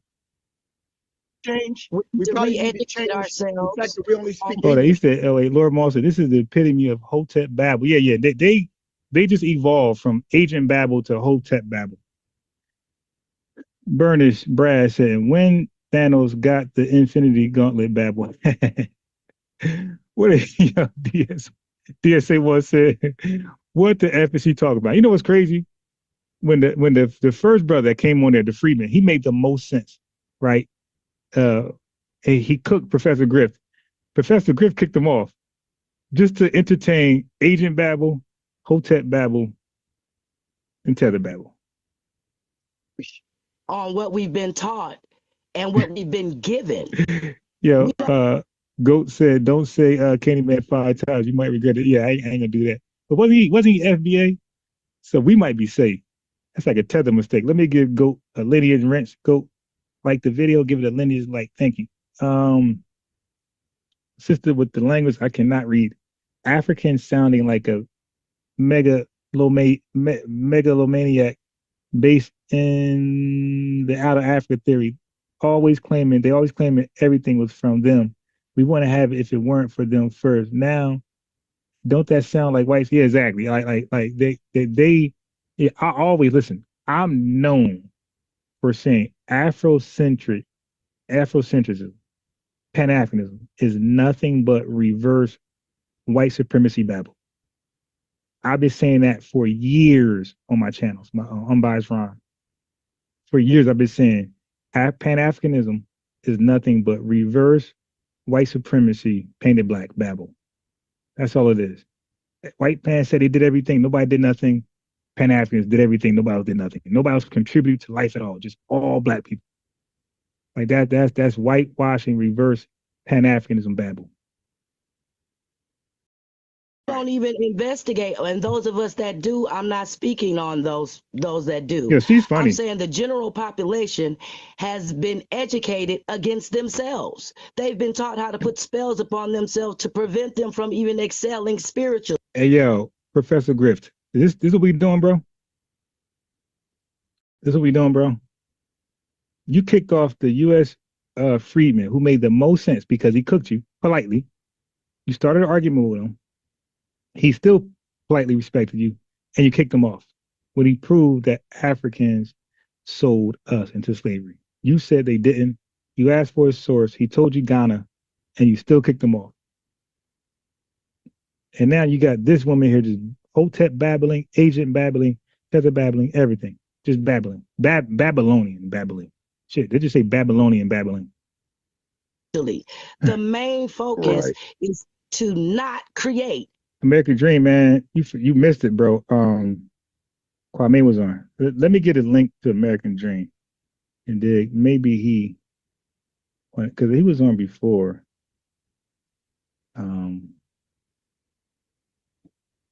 Let me get a link to him. And I'm only giving a link in case you want to talk about something. I have nothing to talk about. But so only click the link if there's something you want to talk about. Don't click the link. Don't click the link waiting for me to talk about something. I have nothing to talk about. But if you want to talk about something, there's a link. All right? I can stand listening to her. Yeah. But she's her ignorance is just entertaining. You didn't even get to the cooking yet. Bro responded, sister said it's a scientific theory only based on the sources they have available now. The oldest bones from Africa, but not all early men came from the Homo habilis or sapien sapien, like Denis Ovan and Neanderthal. And Bernice Brad says she sounds like she smokes 3 packs. Yeah. 3 packs of Newports every day. Did you guys know that the cigarettes company? So you said Newports. I'm telling you how I think I'm well versed in stuff in history. Did you guys know that it was proven, the government agencies proven that cigarettes ads purposely targeted Black people to smoke cigarettes, but not just any cigarettes, because you got non-menthol, you got menthol, right? Let me tell you the difference. Menthol is like, you could say mint. It has a mint taste. So before menthol cigarettes, there were non-menthol cigarettes. So kids, first of all, white folks always smoke cigarettes, right? But they smoke non-menthol. So kids would not really be smoking non-menthol like that in their teenage years, because non-menthol, their first experience was usually disgusting. Like as a kid, you'll stop. It looks cool, but it tastes disgusting. The taste was terrible, right? So what they did, they would like discourage to like really smoke. So a lot of white kids wasn't really hopping on non-menthol cigarettes early in their stages, like of teenagehood. Okay, so when they created menthol cigarettes, this was a deceptive thing to do, because now the cigarettes got a minty taste. So now it's more pleasing. Non-menthol cigarettes are less pleasing. So now they targeted menthol cigarettes in Black areas primarily. And that's the reason why we smoke menthol cigarettes. Now, they were caught. I think they were sued. This is a real case. This is a real thing. Y'all can look it up. Simple Google search. This is a fact. So check this out. Not only is it more mintier, menthol cigarettes are more addictive. So there's a great chance you can start off with non-menthol cigarettes and then get off it. There's a slim to hell chance you can start off with menthol cigarettes and get off it. So not only was it more pleasing to a teenager, but it had a severely harder addictive nature to it. Very hard to get off, as you guys know if you smoke them. But non-menthol cigarettes are not that addictive. They don't taste good. So it's like kind of discourage people to smoke them. But the Black communities were targeted by menthol advertisements.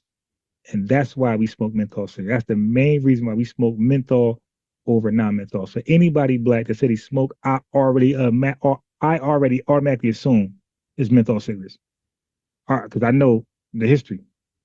I do a lot of reading and research. I'm very inquisitive. So did y'all know, I don't know if it's still around, but there was a federal ban on menthol cigarettes. This happened some years ago. Like they are actually banned from the country. They're not count as contraband like that. But I don't know if it stayed, it got lifted. I don't know. But so some years ago, they were debating in Congress to ban it. At some point, it went through. It was a federal ban, I believe, in this country. People didn't know that. It might still happen. It might still be there. I'll research it later. I'm just hot as hell right now.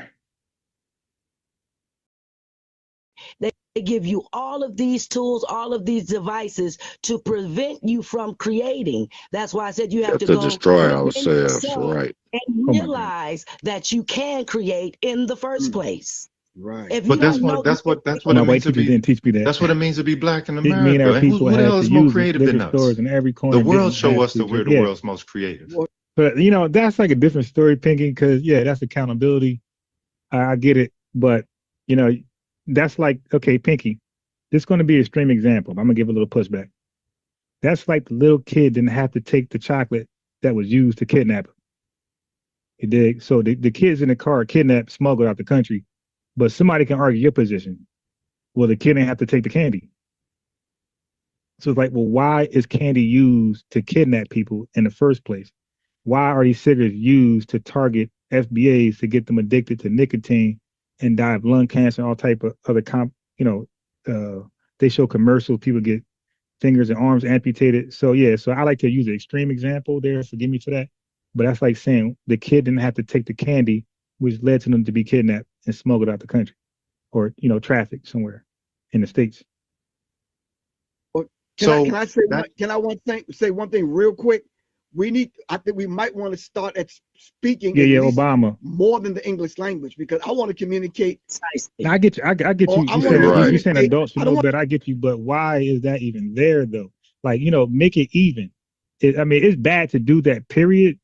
But the reason why they do that, Pinky, is that they know that our psyche is damaged, right, through all the oppression and degradation and just the legacy of slavery. Like, we're not making sound decisions.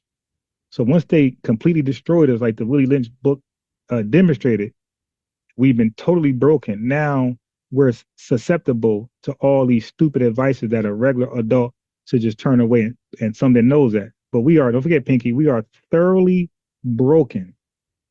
So we're adults just by age. We're not adults thinking wise.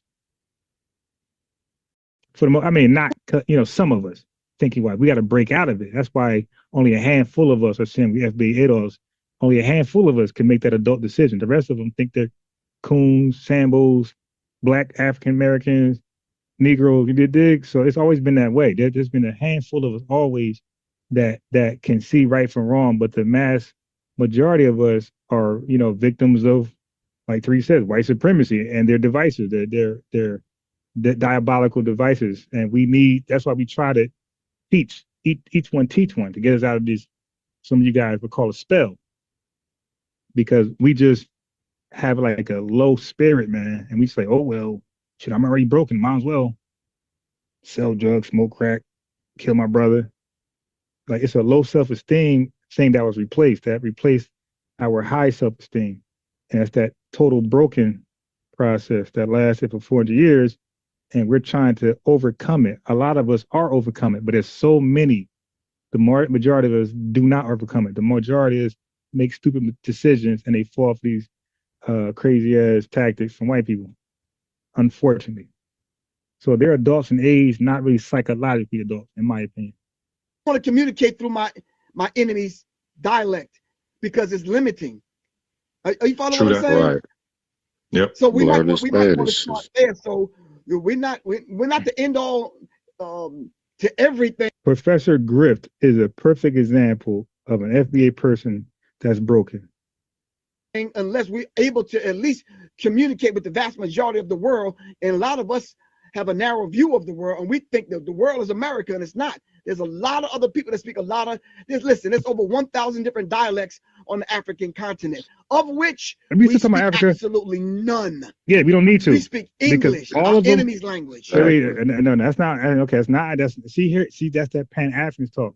It's I hate the white man, hate the white man, hate the white man. And anything that the white man does is automatically no good. The white man can literally bring heaven out the sky, put it on earth, and it's no good because the white man did it. Like, that's their mentality, yo. The white man did it. He's no good, and everything he does is no good. That's a false sense of reality. What are you talking about? So the white man, got these airlines up in the sky. You ain't gonna hop on it. You ain't gonna hop on the train. You're gonna hop in the car. Like, dude, stop. All this technology. You're gonna put your Android down. You're gonna put your goddamn iPhone down at tablet. Like, stop, dude. But he's a perfect example of a broken person who's a victim of white supremacy. You dig? Like Tariq Nasheed explains it and defines it. He's a perfect example of a man who's broken and a victim of white supremacy. This dude, oh, the white man. Okay. So we might want to. Okay, but you speak language when you have a necessity for it. What is the necessity that we may have for another language? I like that. Furnace Brass, that they should be called the Council of the Unconscious Community. Let Africans have their own European-made languages. None of the languages are indigenous for real.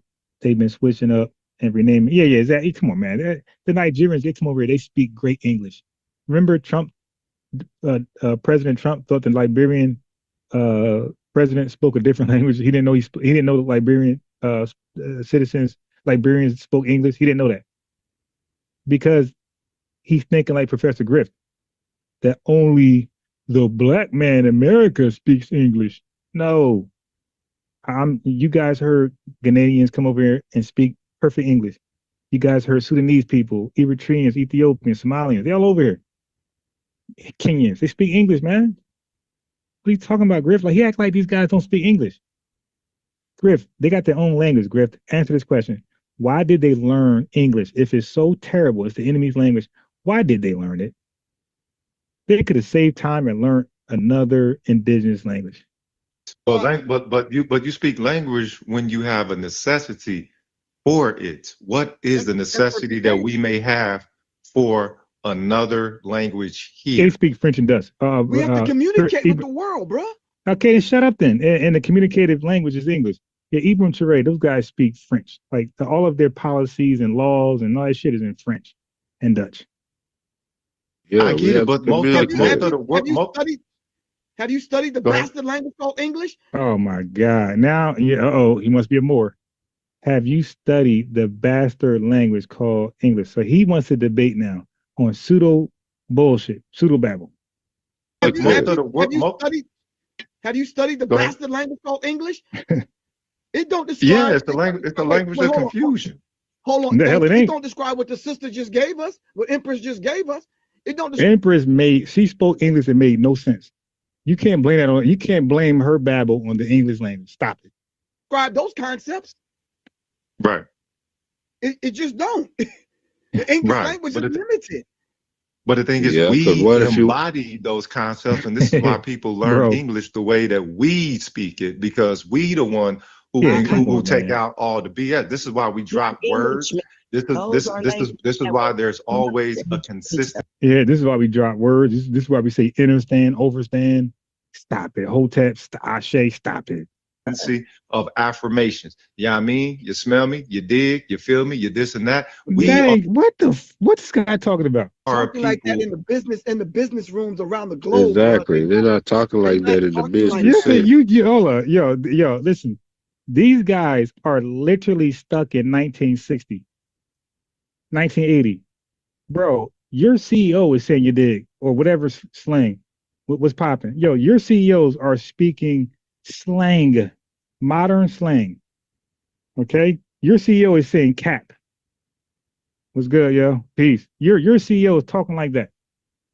Slang has become so useful. I told you when I was doing interviews in 1920, you could not say yeah in an interview. You can say yeah now. There's a diamond record for Lil Jon and goddamn Usher called yeah. That shit is diamond in like 12 countries, including America. Everybody's saying yeah now. Don't forget our rap. You can't have it both ways. You can't say rap is the most influential genre and then act like nobody's speaking slang. Nigga, rap is full of slang. If everybody's playing it, people know what we're saying when we say these words. We say cap, we say, yo, chill out. Everybody know what that means, man. Like how many white channels you see where they saying the same words in the proper context? Indians, Asians. This dude said you can't say these words in a business meeting. Are you retarded? You think Master P ain't saying nah in a business meeting? Are you retarded? Y'all heard that? Y'all ever watched Dame Dash go crazy at Def Jam? This dude is wearing basketball shorts, fucking Nike Dunks, and a damn wife beater. flipping out. And this dude said, we're not using this language in a business meeting. Are you nuts, bro? First of all, half of us, not half of us, but a large majority of is running the business meeting. How you think Rockefeller is, man? What you think So Def is? What you think what you think Michael Jordan, wherever he got going? What do you think this is? What Jay-Z got going? Kanye West got what are you talking about? Robert Smith. What do you this dude is stuck in 1970, man.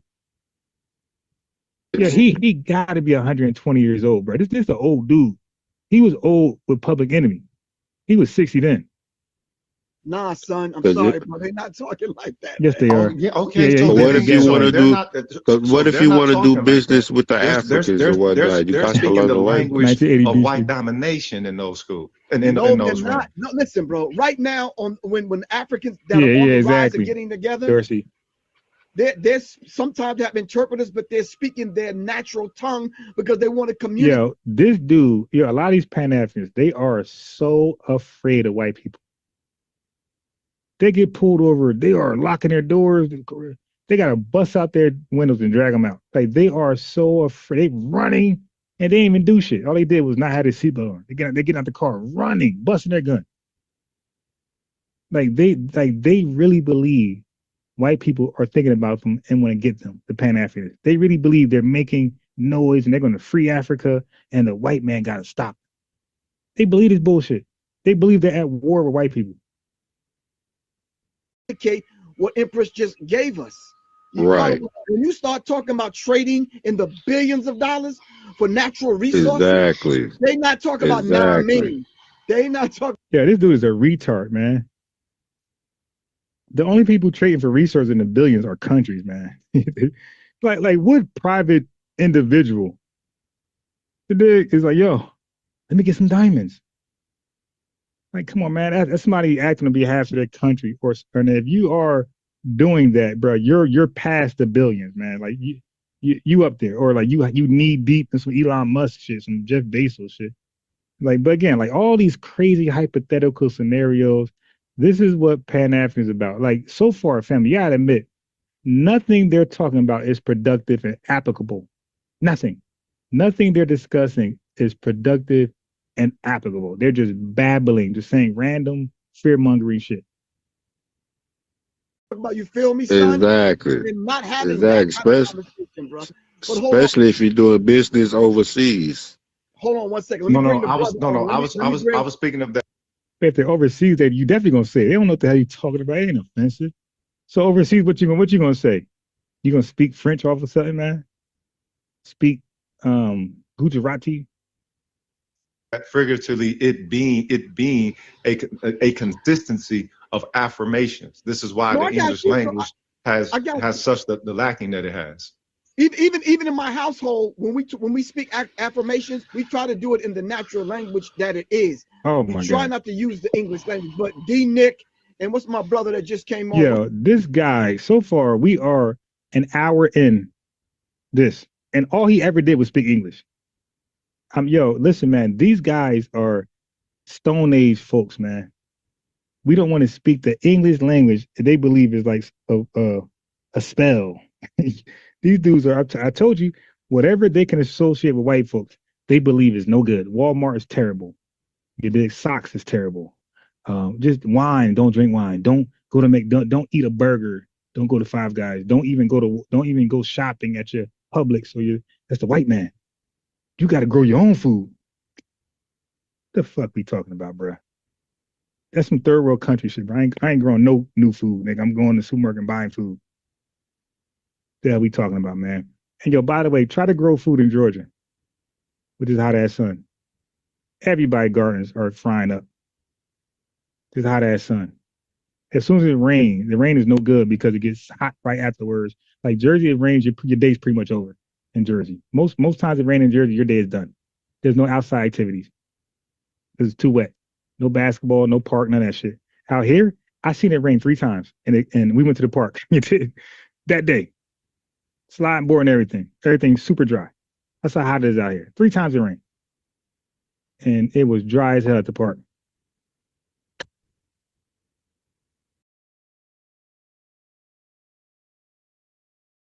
These dudes are ridiculous, man. What's your name, good bro?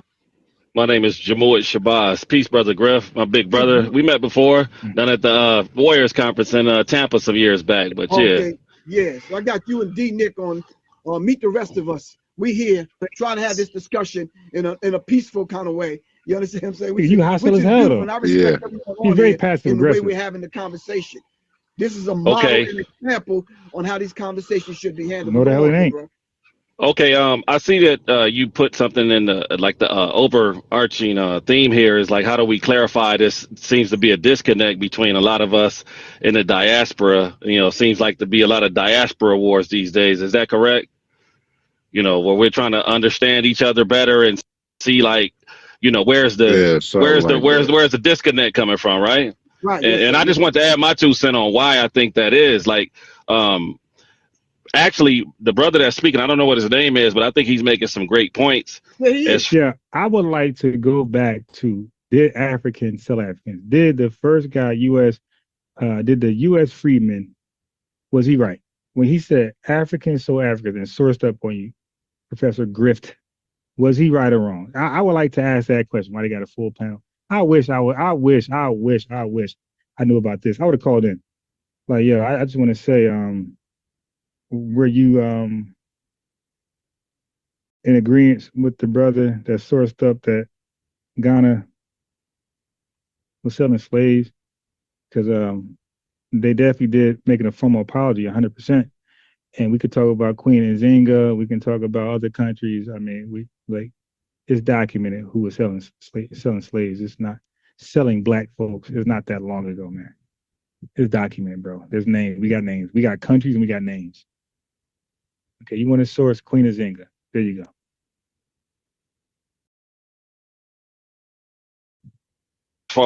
As far as you know, see, there seems to not be a two-way street that's been going on. Like Brother Rich the other day when he was speaking to the Jamaican chick, you know, he said, look, if I went to your land, this is how I feel. You know, I'm from Really, I heard about that, sis. Shit, my bad. Milwaukee, Wisconsin, you know, and my people have been here, you know, on this landmass for hundreds, possibly thousands of years. But if I go anywhere else, to Jamaica, Haiti, Africa, my first, you know, notion is to find, you know, the indigenous people, the blacks there, and see how I can respect and cherish their culture, their ways, you know. But I don't feel like it's reciprocated. I feel like other people come here and, you know, you mentioned that there has to be an educational component, right? Yes, well, we have been told by a lot of people that immigrate to the United States that, hey, when we first came here, they told our family, you know, on the entry portal, hey, you know, stay away from those black Americans. You know, they're dangerous. You know, you're gonna get in trouble. Right. So I feel like, look, okay, videotapes. Right. Which is, so my thing is, I agree with you as far as the educational component. I just feel like now what we have to do is they have to be intercepted. That same portal they went through to be this, like you said, when have we ever been showed, you know, when have people at large across the world ever been showed a positive image of us? They are already. I predict he's going to deflect. Professor Grift is going to deflect.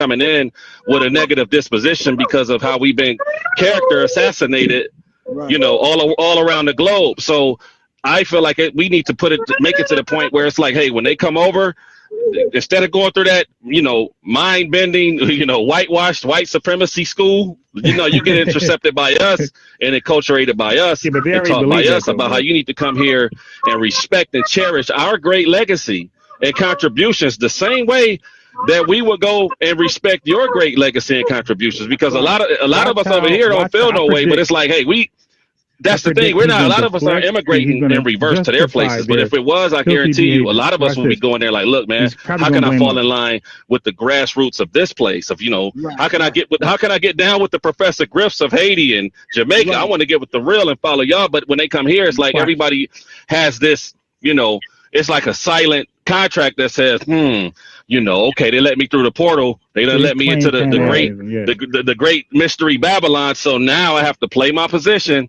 and be silent, you know, as it pertains to. And he doesn't even know they're selected. Like dudes be having these conversations and are totally unqualified. Like they have these conversations based on pure emotions and feelings. And this is why he blocked U.S. freedmen when U.S. freedmen showed and proved that Africans sold us in slavery. Like, who doesn't know that? And it's supposed to be an elder. Black American suffering. They know. My thing is this. We have a lot of examples, even though we've been character assassinated around the globe. There's a lot of examples of Black American greatness all around the globe. We could just look at Professor Griff. I don't even, or some people in my family, or some people in the people on this. Professor, I know you on this podcast. I know you want to make him drop his guns, but yeah, he's a horrible example of Black excellence. Panel's family. So just if you can take, my thing is this: if a person can't take the best of us and use that as an example, to me they have an agenda. There's some sort of agenda or some sort of ulterior motive. You know who the best of us are. Use that as an example. But if you take the worst of us and use that as an example, I think you have some negative. But they want us to take the best of them as their example, and the best of them only make up like 0.00001% of the population. Ulterior motives, and you might be working as like a double agent, or you come here to undermine us, and that's where people say, well, damn, where's this this animosity coming from? Some of what appears to be animosity coming from at some point, quote unquote foundational Black Americans. It's like, because a lot of us has been dealing up close and personal with some of these sentiments. Like I say, I'm from Milwaukee originally, but I've lived for a long time down in Florida, Orlando, Miami. I've also lived in Los Angeles. And I can tell you straight up, a lot of people I've known all of my life, of course, if you live in Orlando, you know a lot of Haitians, Jamaican. So I'm like right there up close and personal. And I can tell you, I have a lot of friends that come from these places, but they'll tell you, and some of their families, like, look, no, we're not getting with that. Like, they still have yet to overthrow their negative predispositions about Black Americans and work in tandem with us. That's what we having a problem at. Like, come on, man. Like, you've been here long enough. You've been here long enough to be able to reach for the best of us now. Griff, before you got here, you heard Professor Griff on the radio. You know who the best of us is. So why aren't you using that as the example and the starting point? Not starting with the with the bottom, but why don't you start with the top? Right. So that's what we saying. Can I ask y'all something? I'm born and raised in New York, real quick. And if y'all decide to come to New York and you never really been, wouldn't y'all want to know from me how you move, so right? Okay, yeah. That's all I'm saying about people that's outside of our cultural experience. Are you following what I'm saying? So Son was right. He was right, and you're right when we talk about this educational component and this cultural exchange. I want to know how to move in these countries. I want to be able to do business in Africa. Africa's on the rise. Right. You understand what I'm saying? How can I get there? How can I benefit? Because y'all already know my story. I'm damn near fried in America because they ain't gonna let Griff do nothing. You understand what I'm saying? Man, we love you, Griff. I love y'all too, and y'all already know that by how I move with y'all. And I was just telling Son, that I got to be able to speak another language in order to communicate in a real way with my brothers and sisters on the African continent, Caribbean islands, and in other places around the globe, especially for business. The misinformation, the disconnect comes from the fact that everybody around the world has been taught. They've been brainwashed by white supremacy to think that we have no culture, when in fact everybody walking on planet Earth has a culture. There's no living people who don't have a culture, but it's just that the way that they've been brainwashed or miseducated. It's that they come over here and think that, oh, you guys, because of the way the slave master and the powers that be taught him to think. But now it's like a rude awakening, because a lot of us are saying, hold on, what do you mean we don't have any culture? What do you mean? Like, I could trace my lineage back hundreds of years. What do you mean? Jazz? What do you mean? The blues, rock and roll, shouldn't we focus on the goals when we communicate with these people? Blessings to everybody in the room. Shouldn't we just, to make it simple for everybody, shouldn't we focus on the goals? Like, I have a lot of friends, that have went through that. Like, I'm a Rastafari, but I'm an American Rastafari. And the joke within my peer group is like, I'm a coconut. I'm a cotton picker that look like a coconut with booty scratching sensibility. So offensively speaking. And we let So too much fly. we have that kind of camaraderie. And what they told me about. I ain't gonna lie, yo, I didn't realize we were coons in Jersey and New York until the Fat Joe thing. So when the Fat Joe thing happened, I was already in South Carolina. And like we're so used to saying the N-word, and we're so used to hearing Latinos and Indians and Chinese and white people. We're used to seeing every race use the N-word. We thought that was normal. We thought the entire nation, like, foreigners, non-black foreigners all over the nation says the N-word, because all we know is the foreigners that's in New Jersey, New York, right? So when the Fat Joe thing happened, that was the first time, that was my revelation, my aha moment. That was the first time I understood that these folks are really not everywhere in the United States. They're concentrated in certain places. I didn't even know that. Like a lot of these foreigners are really concentrated in like California, Florida, New Jersey, Massachusetts, New York. I'm thinking they were everywhere. I didn't realize they're not even in the South. I didn't know that until I came to the South, and I realized y'all argument. Like, nah, that's some cool shit. And I'm like, damn, all that time I was a Sambo. I'm over here letting them say the N-word around me. I'm thinking like that's accepted all across the nation. I didn't know that black folks were like, hell no, we don't tolerate that Fat Joe shit. So like that was a hard pill to swallow for like blacks, Foundation Black Americans around the New York, New Jersey, at Tri-State. So yeah, so we definitely dropped the ball. It was definitely our fault, 100% why Fat Joe felt like he was entitled. And most of these clowns feel entitled. They could say the N-word without consequences, without a physical punch in the face consequence. Yeah, so I didn't realize how much of a coon we were. How when they go through the whole immigration process, I remember my brother from Guinea, he was the only one. Yeah, the white man's in the immigration situation in the classes. So the thing is, let me respond to Dorsey. Dorsey, the white man's the source, okay? But the white man removed himself. Okay, the white man is the source of the genocide that happened in Rwanda, but he didn't necessarily pull the trigger. He did. It was black folks who pulled triggers. That goes back to Picky Wells. Like she said, like we got to be held accountable for adult decisions we make. Yeah, the white man put the Tutsis above the Hutus in the status, as far as status, political, and all that type of shit. And the Tutsis start to disrespect and flex on the Hutus, who are normally the dominant, race, tribe, whatever, ethnic group. And then they start disrespecting the Hutus as though the Hutus are not the majority. So the Hutus, when they was like, yo, y'all serious? Like, yo, the white man ain't gonna protect y'all when we punch you in the face. And they kept flexing and antagonizing the Hutus, and the Hutus popped it off. And they genocided those goddamn Tutsis. That's what happened. The white man took the minority group, gave them political power over the majority when the majority was always in charge and ran that area. I told the Tether American Dream, that's what happened with Liberia.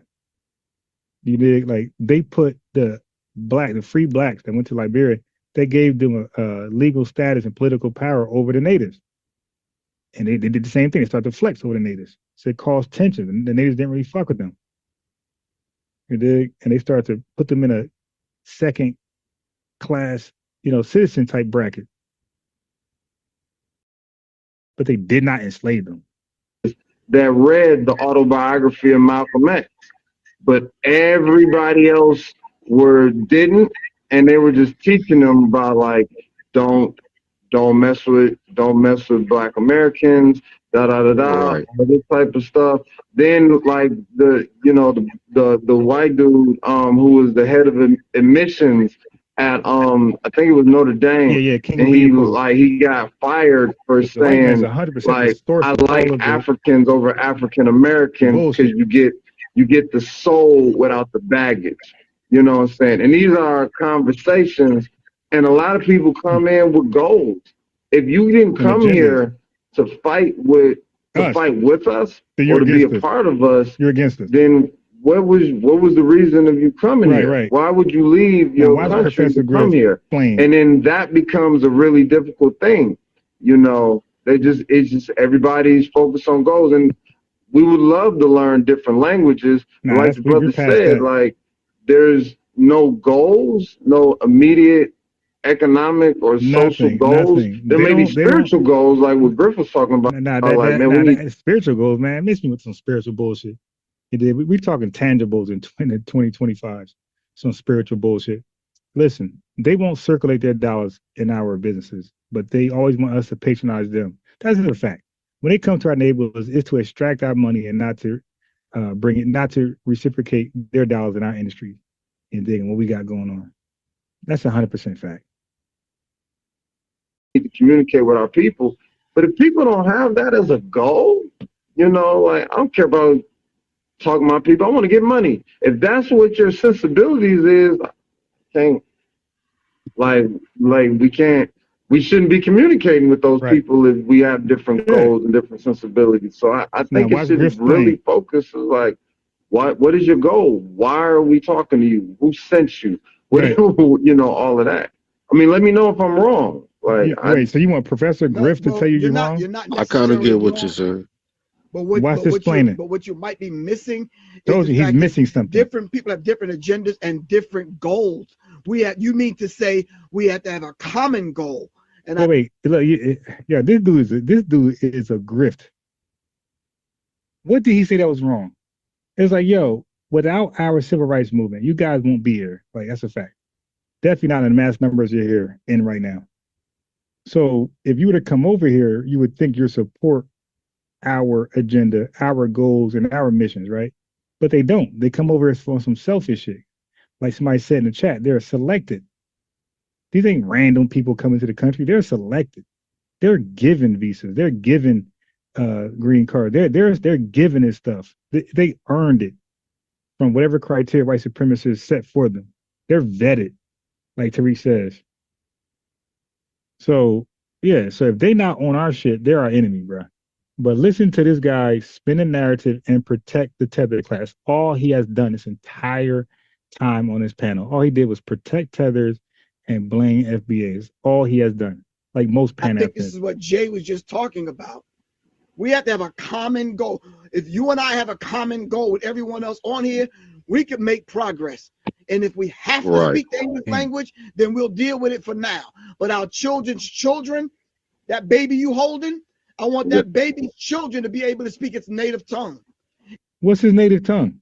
If we don't communicate with our people back on the African continent, you are losing. You see, is right back to Africa. This dude said that baby, this guy speaks no African language. All he speaks is English. And he's holding you guys to a standard that you got to speak he said native tongue. There's 54 countries. There's 1,000 dialects over there. Bro, which language they going to speak? Do you know, I'm not going to tell y'all about the voting process in Africa. Do you know certain politicians don't even waste their time going to certain regions in Africa, in their country, because they don't speak the same language. So they don't even waste their time looking for votes over there. They speak a whole nother language. They can't even communicate to do a little pitch. They don't even go over there. Like, that's how fucked up they are over there, man. They don't even campaign in certain regions because they don't speak the same language. That's how fucked up they are. But this dude said, you got to speak your native tongue. I guarantee you, whatever he thinks that is, you can't communicate with the rest of the countries because they got their own native tongue. It's just stupid, hotep, babble, 5%er talk. You're going to lose that. Your child, as you hold his children, will never be able to speak his natural tongue. And I think this is what Empress was talking about, with getting back to the core of who we are. The Empress was saying understand, overstand, outer self. Are you talking about that? That's the natural tongue? Understand, natural self, outer self. That's the native language? Senses. I don't know if y'all heard her, but that was it. Yeah, we're going backwards. We got to tap into them other senses. Absolutely, because they teach you to weapon against yourself with the language that you use. That's precisely why they call it spelling. They don't teach you who you are, what you are, to cultivate Family, that. We're not going to miss that. She keeps saying they don't do this, they do this, they don't do that, they can't do this, they can do this. Ma'am, who is the they? You never established that noun. Why do you keep and they're talking about the English language and they're not using it correctly. Ma'am, you cannot mention a pronoun without first establishing a noun. There's no they, them, him, it, her, she, nothing without you establishing a noun first. Who the hell are you talking about? Who are those plural peoples? Who is the they? That should be pissing me off when folks do that. Who is the they, ma'am? She's been saying they for an hour. And she has refused to identify the they with the noun. Who is the they? That or if it's because they teach you to we got to tap into them other senses. Listen to this fool. Absolutely, because they teach you to weapon against Mr. yourself English with the money. language Exactly. that you use. That's precisely why they call it spelling. Listen, they don't teach you who you are, what you are. We're FBA, to cultivate man. that, or if as soon as you get a sensibility about any type of discernment, they already got your peers in place to tell you you crazy, you're delusional, you're bipolar. Man, that's because you all are. Of these misnomers to define. No, it's not a misnomer. You actually are, man. That is spiritual. You have proven they can spiritual shit. Listen, man, we're past spiritual bull. That's nothing burgers. We are in the tangible era, man. Tangible. No spirituality right now. It's tangible shit. Tangible results. Tangible check. We keep doing the same thing and it's not working, then we're the people that are insane. No, man, you're the the same approach. You're the only clinical psychologist determined who was insane. Ma'am, you are on record of being insane. Okay? So no, stop projecting. We've rerouted and expecting a different outcome. Oh my God. In a spiritual battle. So if you a spiritual battle. I don't want to fight a spiritual battle. I want to fight a tangible battle, man. You don't know. You in a spiritual battle with 5 senses. Cut the check. And I just gave you 20. Right. Exactly. Look, Aspiring said in my studies, the majority of people globally speak English. That's a fact. So what is she talking about? You winning that spiritual battle. Right. I don't want to fight spiritual battles, man. We're coming at the approach. That's not now. Okay, we went from Tether Babel to Agent Babel to Hotep Babel. Now we're dealing with Cycle Babel. Like, man, let's move on to Cycle Babel bullshit. Angle. We have to educate ourselves on the appropriate approach. If you are aware that you're in a spiritual battle and they're miseducating you, they again. Who is they? You need to cultivate your spirit so that you can discern that you're being miseducated. Cultivate your spirit so you can discern that you're being educated. And Professor Grift is using her as a reference point of education. Listen to this fool. Aware that you're in a spiritual battle and they're miseducating you, then that means you need to cultivate your spirit. How do you do that you can discern that you're being miseducated in the first place. How do you cultivate your spirit, man? He says right. Is it different with people who are? He says right, and last, and he's called intelligent or representing Black elegance. Ma'am, how do you cultivate your spirit, man? Or who want no part in the spiritual battle? Like we're all. Huh? I don't mean to cut you off, but you have no other choice. Taco. They're waging a spiritual battle. Judge, I was cultivating my spirit. No, can I get a reduced sentence? What the sister's saying is spot on. You have no other. You see, it's easier.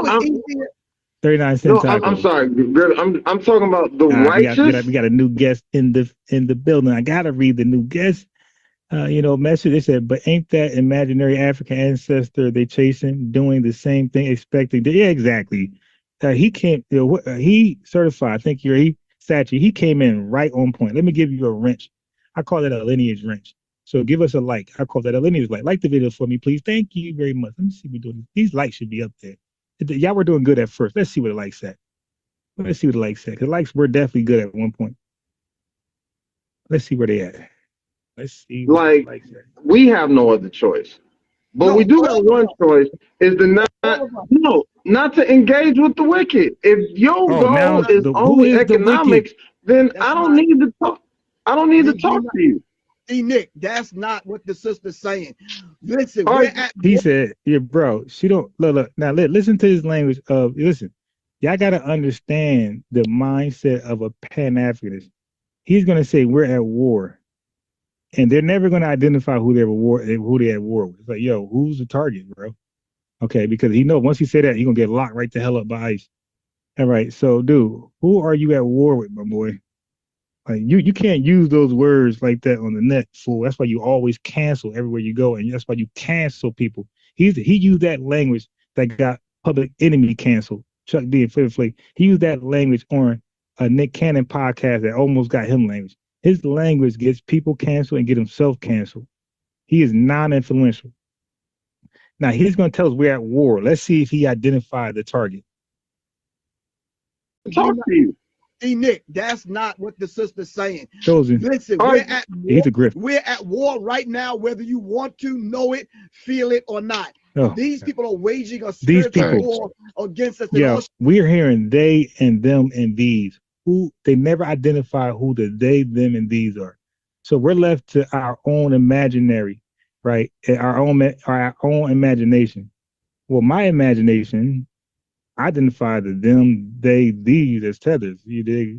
That's what I'm trying to say. Like, tell us who you believe they are, so we don't come up with our own, assessment, conclusion.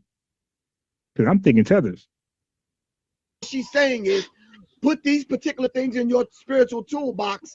So you can fight back. Fight who? You understand what I'm saying? Because we're who are we fighting? Right now, we're at war spiritually. No, I agree with that. But so he agrees. So we're fighting a spiritual war. I'm unbeknownst to that, our past. I'm fighting a tangible war. Okay, there are tangible people that's tangibly undermining our tangibles. You dig? The spiritual shit miss me, man. This ain't the place for that.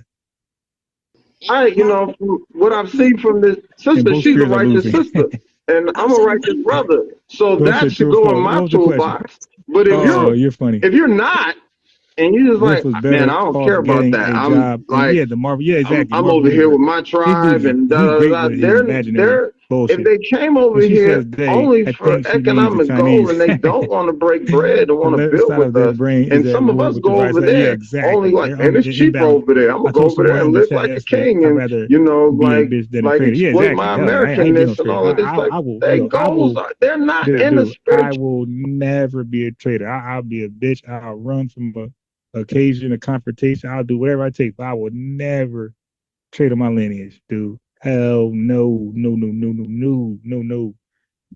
Being a traitor to your race is the worst thing you can be. You might as well be a crackhead afterward. So they don't even need those spiritual tools because they don't even care about spirituality. That's what I'm asking. Is like, so should we just? That's the very way that they're moving up on us. Okay, here to they again. So spirituality. Listen, man, we with this psychobabble, I'm good. Let me fast forward. Who is this Empress woman? God damn, I know she's by herself. I know she's single as hell. Unfortunately, her kids probably were taken from her because this type of language, people be calling child services, man. They be concerned for the kids because she's the type of person that will quote unquote homeschool them or send Umar donations for the imaginary school in the future. The kid's like 90 years old now, and she's still sending donations for them to attend. Like, yeah, this imaginary shit got to stop, man. This is hurting us bad. I hope she's a tether. Thank you. Through the spirit. That's why we're losing so bad. The spirit. We think that it's a physical battle, and it is not. They are teaching their children about 20 senses while we're being taught about 5. Right. They know how to discern and tell us. What the fuck is she talking about? I'm sorry, I got to curse. 20 senses when we're learning 5 senses. And she got an imaginary conception for reality of the 20 senses. Oh. Right. Before we even know who we are. Yeah, she's far from educated. And that is by design, and it is very deliberate. But who's the they, though? We're coming at this from the wrong angle. And what do you think they have the Illuminati and all these Freemasons in place for? What do you think they're teaching them about those 20? Yeah, but who is the they? Who is the they teaching the boogeyman? Now we're talking about the Illuminati. So we're gonna go nuts. So now we're okay. So we're like far removed from Babel, all types of Babel. Now we're just in the insanity zone. Right now we're just all crazy right now. This chick, like she done upped it up. We are now the stages of the sea and air. You dig? Now we're just in stages of dialogue, and now we're at the insanity stage. We're just everybody's right now just crazy. We're just having a crazy conversation right now. Senses that you don't know about. Oh my God! Because that's how they winning. Right. Yeah, and they winning. They winning. Those- Okay, so now I'm led to believe that they, them, these are white people collectively. So it's the big white person, the big white hillbilly, the big white. Everybody, every white person is on board. Every white person's on code. They all think alike. They're not warring. Russia's not mad at the United States. The United States not mad at another foreign white country. They're all in cahoots with each other. They're all colluding. It's a big grand scheme. Oh boy. Yeah, we don't have time for this, man. But this needs to be heard so y'all can see how sick we are. This is the people who you might be arguing with in the chat. That's why I say, listen, Pinky and all you guys, save yourself. Some folks are worthy of an argument, but y'all gotta be able to discern a psychobabbler from somebody who's genuine. You are potentially going back and forth with her in the chat. Y'all got to consider that when y'all go at each other in the chat, you're probably debating her. Dumb as rock. Against you using them against yourself. Because you're Professor Griff broke that down 20 years ago. Yeah, he was banned from TV because of that. In the physical, because you don't have all the tools spiritually to cultivate your New Orleans, creations. Key 504, bro. Welcome to the Insanity Show, bro. We're now at the Insanity Show. Professor Griff broke that down 20 years ago. Yeah, he was banned from TV because of that. You understand what I'm saying? Yeah. And I think there's no other better way to put it. It's really, really, really clear. It seems like we're making progress, and it seems like we're losing at the same time, man. Because it seems like we're making progress, and then we'll have this issue that we got to deal with. Someone wanting to boycott Black African braiding salons. Yes, but that's so damn trivial. No, it's not. It's a statement. See, a protest is symbolic, bro. Okay, it's bigger than a salon. We're doing their restaurant. We're doing all of their businesses, bro. And you're mad, and we're on code. You dig? It's not trivial. It's symbolic. We're putting the world on notice. Fool. So we're basically saying when you disrespect us, we're putting you. We're going to boycott your businesses. Because we got that $1.7 trillion spending power. Remember that? We're saying you're not getting a piece of that. Okay, so it's not trivial. It's very symbolic. And speaking of spiritual warfare, that can be considered spiritual warfare. You see how selected they are? But whatever, I don't know much. Who came up with that, Griff? Where did they come from? Oh yeah, if you go online, there's a sister right now going hard, and there's other people that's following her because it's trending now for them to boycott the Africans. And I said, nope, we're gonna nip that in the bud right now. And all I'm asking everyone on here to do is just breathe for a second right now, pull back, and get the wider picture. Get the wider picture. Someone else is behind. Someone else is behind that because someone else was behind canceling DEI, a critical race. Hey, yo, y'all ain't gonna believe this. Y'all ain't gonna believe this. Hey, yeah, you remember all of that? Yeah, y'all remember all of that black magic, spirituality, and all this bullshit? Yo, y'all ain't gonna believe this, man. Hold on. Y'all ain't gonna believe this right here. Yeah, y'all ain't gonna believe this, yo. Yo, somebody asked, Africa survives in our spiritual. Slow down. Hey, yo, this is crazy. This is right on time. So Yvette Carno's gonna address all this pseudo African spirituality bullshit. Listen to this. As she explains, Africa survives in our spiritual makeup. This is magic. I don't believe in magic. Like, she believes that once you are gone from a place, and once your ancestors have gone from a place and intermixed with other people, have in experience and in different experiences, there is some kind of invisible umbilical cord that ties us together. That's believing in magic. I don't believe in magic. I don't believe in magic. I don't. And when people tell you about these invisible ties that exist well after the fact, they're telling you that That's Africa crazy. is a It's right on magical time. country and they should not be taken seriously ever. There is no magic on this planet like that. I read books to read about magic. I'm reading a book right this now, is Magical on Society. point, Like on I timing. read fiction about that's fiction. Africa survives in our spiritual makeup. That is, what she said. It is our spirituality and vitality that defines our responses to European culture. My vitality, I wake up energetic every morning. My vitality is not defined by Africa. What are you talking about? This stuff, this is they are this nuts, is ridiculous yo. stuff, fam. They are nuts. This is They are absolutely losing their ridiculous stuff. mind over our delineation, yo. That was on point. That's crazy. They're talking all this magic stuff. I just happened to look real quick and boom. Yvette is addressing the magic. This is wild. And all these other things that they came up with as stumbling blocks to put in our way. Remember a minute ago, it was the gender wars that all these people with YouTubers were having. That's true, though. Gender war conversation, blasting one another online. Peace to certified Sachi. He says, when you pull the mask off, Pan-African is a white man behind it all. Hey, bro. Bro, certified Sachi, you're late to the party. I just said that. And I reminded my chat, I said that 6,000 years, not 6,000. I said that, I've been simping. I said that, I've been sipping a little wine, not 6,000 years ago. I said that 6 years ago. I said Pan-Africanism is really white racism painted black. It's reverse white racism. They just put a black face on it. Whatever the KKK was talking, they just put a black face on it.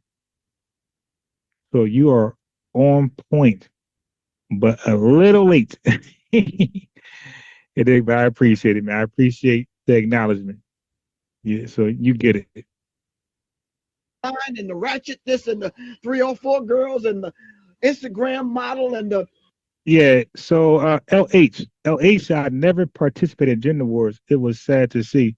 LH, we're unfamiliar with gender wars. Like, I don't know a gender war. You might want to update us. I don't recall a gender war. I recall a tether war. You dig? I recall a diaspora war. I recall a racist, white supremacist, systemic racism war. But I don't recall a large gender war. Gender wars don't happen. That happen in small, tiny spaces. That's not real. Okay, there are no gender wars, right? If you're heterosexual, men like women, women like men, period. Yeah, there are no gender wars. You made that up. But there are diaspora wars. And there are racist wars. That's real. Yeah. I told you, man. But no. It's no certified Sachi. Yo, are you trolling me, bro? Because I already said that too. I said they play good cop, bad cop on us. I already said that. Yo, are you trolling me, bro? Using my target points? Are you just in line with us like that? You did? Because that's dope. If you never heard me say that and you're saying things that I said, that's dope. That's fire. But if you already know I said that, that's cool. But if you didn't know that and you're saying it, that's dope. That means that the lineage think alike, for real. Yeah. We had to stumble over that. It's always putting something in our way of progress. You know what I think, Griff? I think some of the stuff starts off organic and then it gets usurped and then it turns into an inorganic, like you say, it's a LH. We didn't see no trending videos and we're not interested, LH. We have a title here, you dig, and we're discussing the title, LH. You know, that's disrespectful to come on another person's platform and not go with the title. Okay, I'm letting you know in advance. Like, stop it. No, we're not interested in nothing you're talking about. You came here, that means you're interested in what we're talking about, or I gotta block you because you're distracting us, and I got zero tolerance for that. That's disrespectful. I never do that. I never go to nobody's channel changing the subject. Like becomes a pissing match, you know, a mudslinging contest. Some of the grievances are real, you do it again. If you're not talking about the topic, LH, I gotta block you.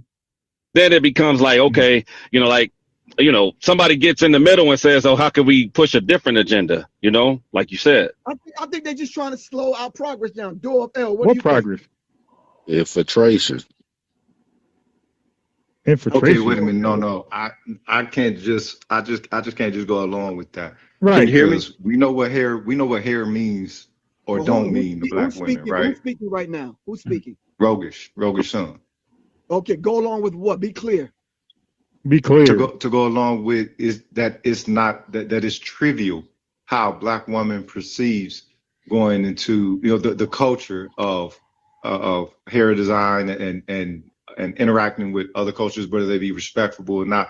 If they deem it to be such, I would like to understand why. Like I don't know nothing about African braiding salons versus Black American braiding salons, but I would like to try to understand why the sister has the view that she has. Hey, this dude is a nut. Family, I've been here for over 8 hours. I'm about to say 8 years. I'm drinking. Family, this is a nut. He will not entertain any pushback on Africans or those of the diaspora and the wrong they're doing. He won't entertain shit. He shuts it down right away. Listen to this goddamn nut. He's more than a nut. He's a creep. To try to understand why the sister has the view that she has. Son, can I ask you something, bro? Look, right away. You don't think that's a conversation she shouldn't put on all Africans?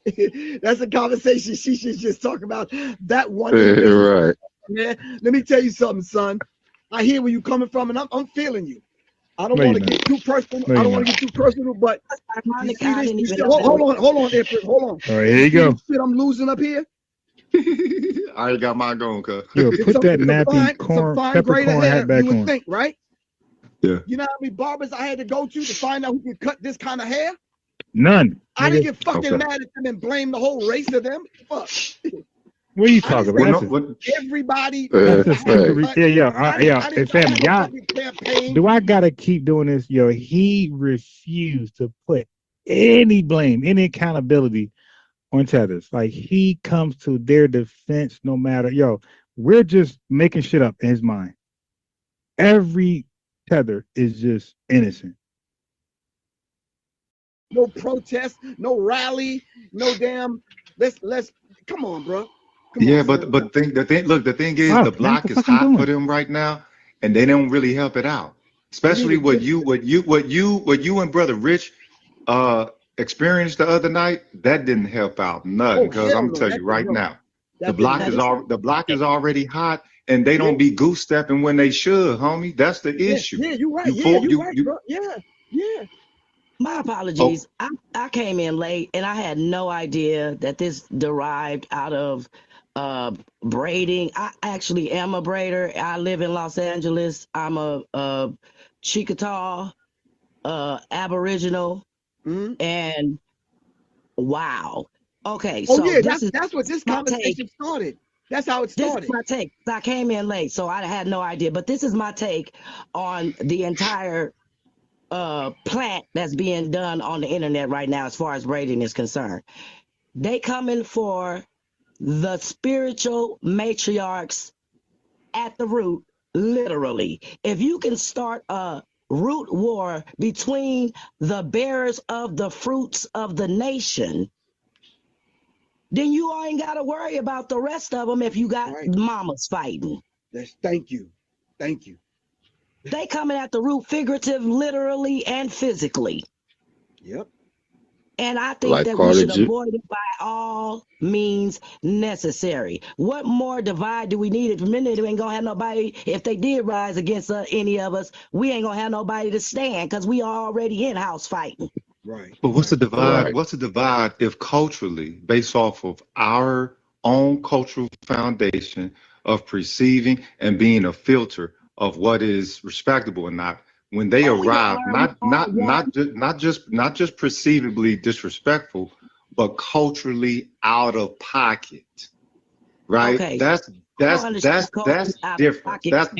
That is completely different. When Black people declare something to be out of pocket, that is of the utmost disrespect to us, is it not? Culture, just as you asked Brother Griff about when Earth, Wind, and Fire come on and we had a gathering and we know what to do. That was Frankie Beverly, but go ahead. Yeah. Okay, yeah, thank you, Frankie Beverly Mays. All the respect. Ow, right. But shout out to Cameo.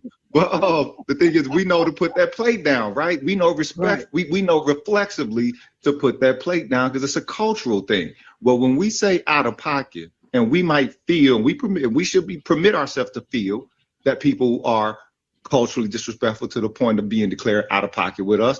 That's something that is different. We don't go about that lightly with one another. We tell each other all skin folk ain't kinfolk, and we are beholden to some form of cultural filter, very strict amongst ourselves. So you mean that everybody else get to participate as a so-called Black person as well, and they are exempt to all of the cultural filters that we place on one another? Not here, cuz that ain't happening. No, son, listen, I don't mean it. Listen, you're absolutely correct. The only thing I'm saying to you is that needs to be a conversation and not a worldwide fucking global protest. Right. The conversation about what? I'm not sure if y'all saw the original thing that she put out. She said, we're going to boycott and protest African salons, restaurants, businesses. I'm like, sis, that's a bit much because somebody jacked up your hair. You understand? Yeah, true that. Like, come on, sis. Come on, don't do that. That's True why I that, came right. on and I called this "Do not boycott or protest African businesses" in a direct response to these Black women saying they had a jacked up experience at the hair. I had some fucked up experiences at the barbershop growing up. I don't take it out on all barbers. Trust me, I don't. I kind of don't, man. Hey, family, this is an undermining piece of shit individual. I'm sorry. This is the undermine every look. What we boycott is our business. Okay, this is all he did for hours on his podcast is justify dirty tactics from Tethers. That's all he did. He puts no blame, accountability, nothing on Tethers. This is a piece of shit dude, man. And that's why he's always been canceled. Everywhere he went, he's been canceled. He's been a loser. His fake ass activism, he's been a loser. He's been a failure. He has never gathered anybody. He's never galvanized anybody. He's been a loser his entire existence on Earth. He's a fake activist, a failure Pan-Africanist, a Tether sympathizer. He's a piece of shit, man. He just is, man. He's disregarding the boycott. He don't want to understand it. He in his mind, it just can't happen. We have to give Tethers a pass by all means necessary. He wants to give them a pass the same way he wants the government to give illegals a pass to live in this country. You dig? Stop it. Like, this is it's really disgusting, man. It's really pissing me off. It's gaslighting me. It's really, not cool. And that's why I just spazzed out. Like, this dude is a piece of shit, man. He's a piece of shit. He's a piece of shit. He's a piece of shit, man.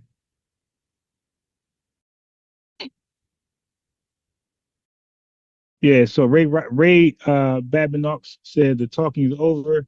Let me give you Roy. I'm sorry, Roy. Let me give you a lineage wrench, Roy. Just take a minute, just like the video, and that's it, brother. You got a wrench, a lineage wrench.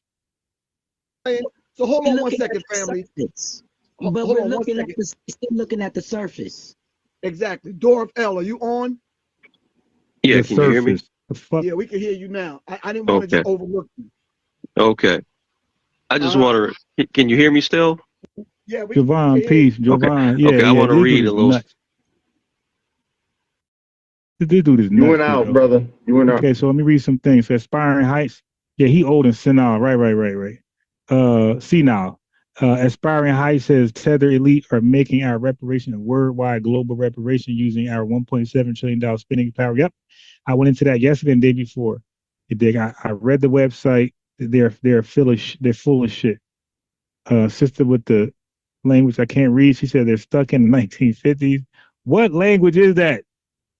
Ricardo Flott says we need to stop including African in anything we say or do. FBA's got the message. Yeah, there ain't nothing. I don't put African in shit. Certified Sachi says the point is they need to learn to respect our dollar. He don't want to get it right at all. Certified Sachi back in the chat. He says the Essence Fest is proof they don't respect our dollar. Yep.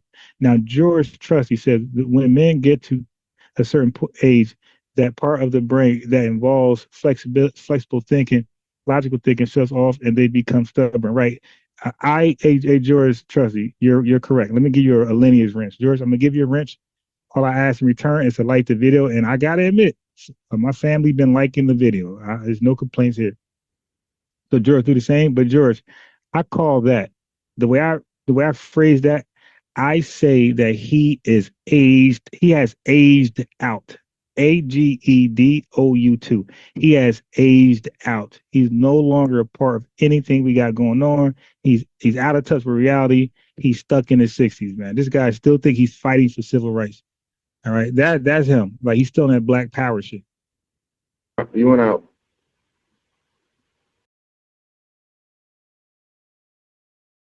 Yeah, he went out. Oh, okay. So you gave me a language. You said it's Telugu. My name is Chandra, pronounced like Chandra. I still don't know. Is that Chandra or Chandra? I've been telling you in the chat. Yeah, I'm sorry, but I've been like trying to watch the video, and like the Georgia sun, the goddamn sun glaze on his laptop. I can't read anything. The sun glaze. Like I got to come out here, like no cap. I got to come out. Y'all see me live. I have my camera on. I got to come out with an umbrella around like the 5:30 to 7:45 p.m. The umbrella, because I can't see anything on the goddamn screen. This Georgia sun is ridiculous. Okay. Yes. So it's Chandra. Is it Chan like Ch like okay? Listen, is it Charles CH or is it Sheena CH? But spelled with an A. Right. So is the CH spelled like, is it pronounced like Charles or Sheena? That's what I want to know. His generation is when they drill African until them right. The generation before him didn't even learn about Africa at school, right?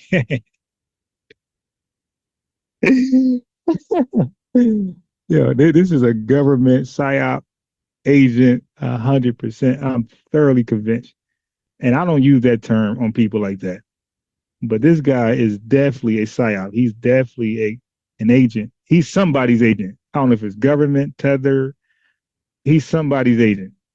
He's definitely an agent. Some way, fashion, or form. 100%. Okay, so it's pronounced like, okay, now I just said Charles or Sheena. You didn't want to answer that. So I guess it's Chan, like Charles. Okay. Chandra. Okay. Nice, interesting name. All right. Interesting name too. Let me see.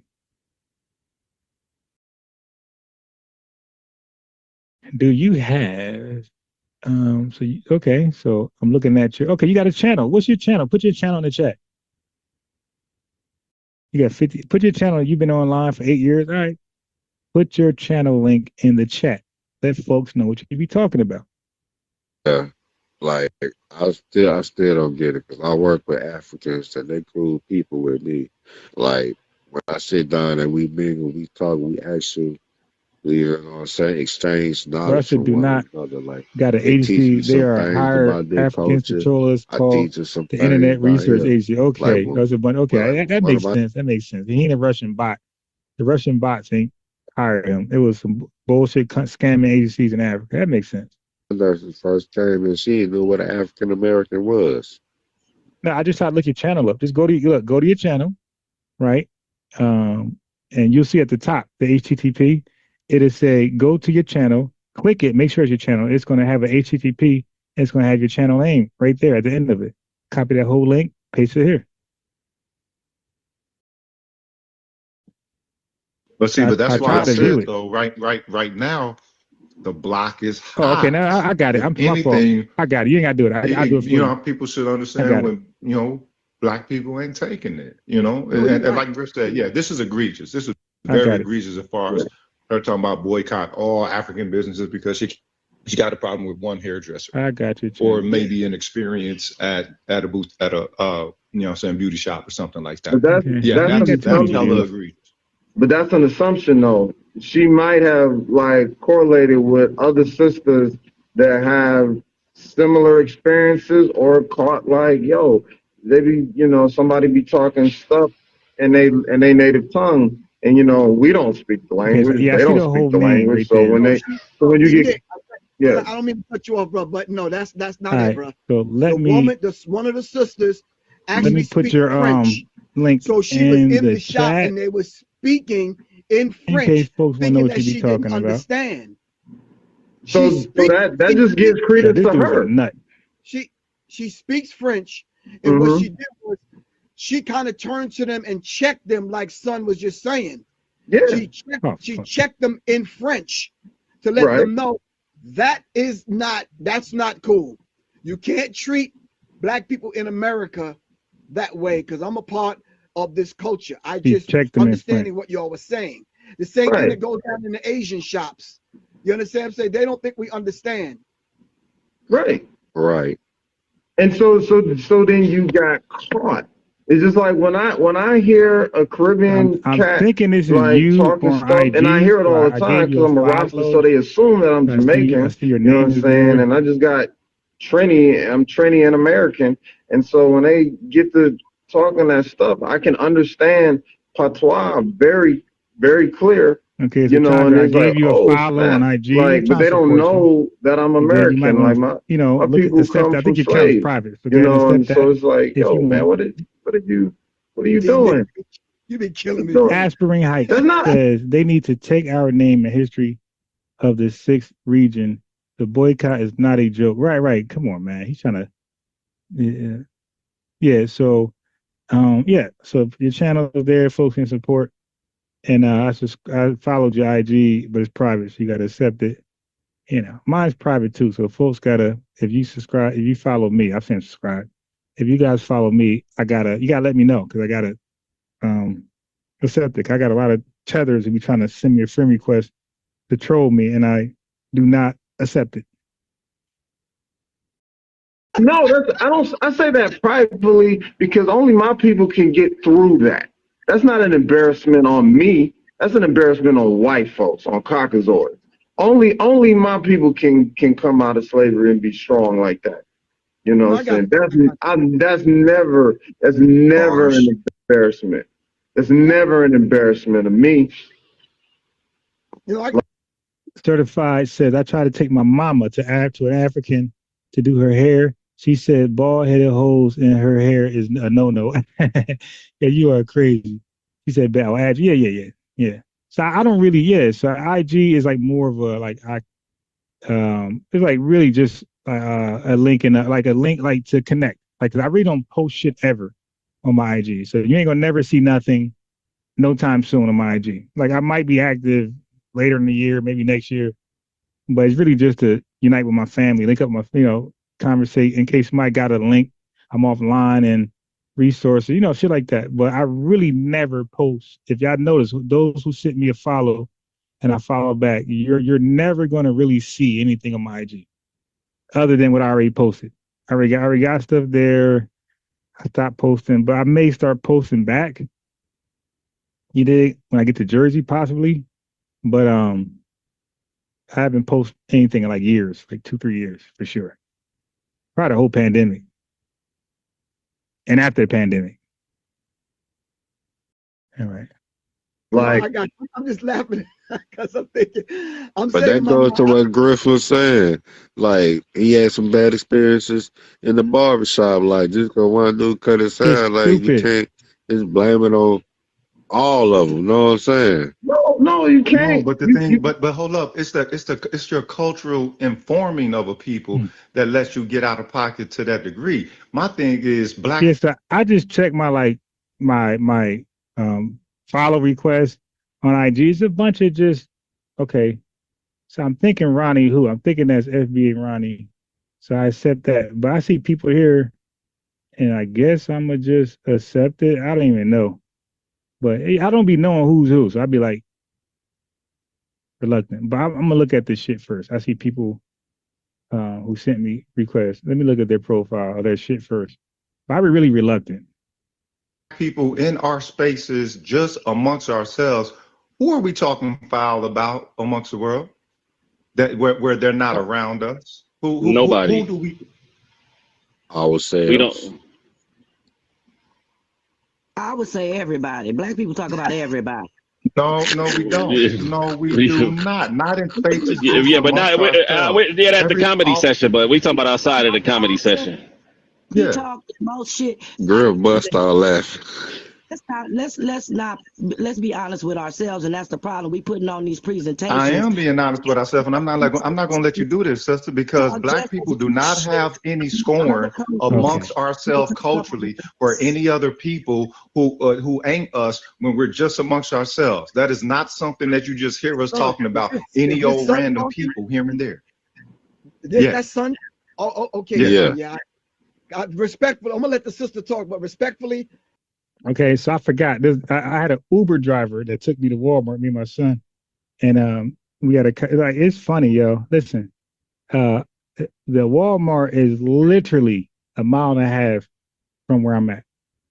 Okay, the sun is so ridiculous. The walk was unfathomable, and I normally walk when early in the morning before the sun, like 8 a.m., or I go like 7:30, 7:45 ish.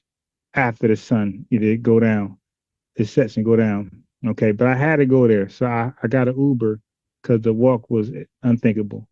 So we got a ride there from an Uber lady, she FBA, and I'm telling you again, it's only a listen. This is how sociable and relative I am with my FBA family. It's a sister, right? Probably my age, right? The drive got to be 5 minutes. And in that 5-minute time span, we follow each other on IG. So I looked at somebody requesting me, cause I'm like, who the hell is this? And I see her, oh, that's the Uber driver. That's how relative and sociable I am. And I didn't even force the conversation. It just came natural. Okay. So that fast, 5-minute drive, and we're following each other. But that's how, so what I do on social media, it ain't internet. That's how I am in real life. Like, I'm a relative person. Like, people rock with me in real life in a real way. And Tethers hate that because they're undesirable. Nobody fuck with them. They can't be trusted. They hate their own homeland. You dig? So that's why I say, man, I always maintain where if there's FBA there, I'll survive. I don't care about except for California with the political gang shit. But anywhere outside of California, if it's FBA there, I'll survive. I don't need nothing. I'll survive. I know how to get along with my people. I don't give a damn what type of country stuff y'all got going on. St. Louis, Mississippi, I will adapt quick and I'll survive. I'm that confident. And like I said, 5-minute drive, and we conversed enough where we're following each other. You know what I mean? So I'm real. Yeah, we ain't no internet, crew, nothing. We talk about every damn body. Them barbershops, man. When that conversation gets going, we talk about but we don't single nobody out though. In the barbershop, we don't single nobody out. Yes, we do. Yes, we do, son. Cultures, that shit right there make you hurt yourself, pissing on yourself, laughing at the stuff that fly out of their mouth. Black people are some of the most racist, indignant people when they ain't around. Right. And they act, sister, respectfully, that holds no weight. Name the racist black bank. Name the racist black hospital. Name the racist. Right. The racist. Yeah. Now this that same sister that says that be using the pronoun they, the plural pronoun they, and she got a nerve to come back and blame us. Yeah, they will listen, family. Listen, what's going on here, as you witness yourself from this channel, this podcast, this grifter, Professor Grifter, the King Grifter. He's a professional at grifting. He calls himself Professor Grifter. These guys gave a pass to all accountability that the dirt that Tethers do.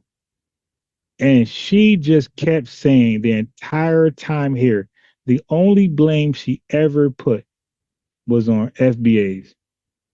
She did it again. Her and Professor Grift.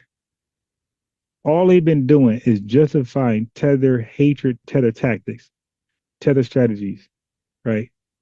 Tetherism. But when it comes to us, we are our own worst enemy.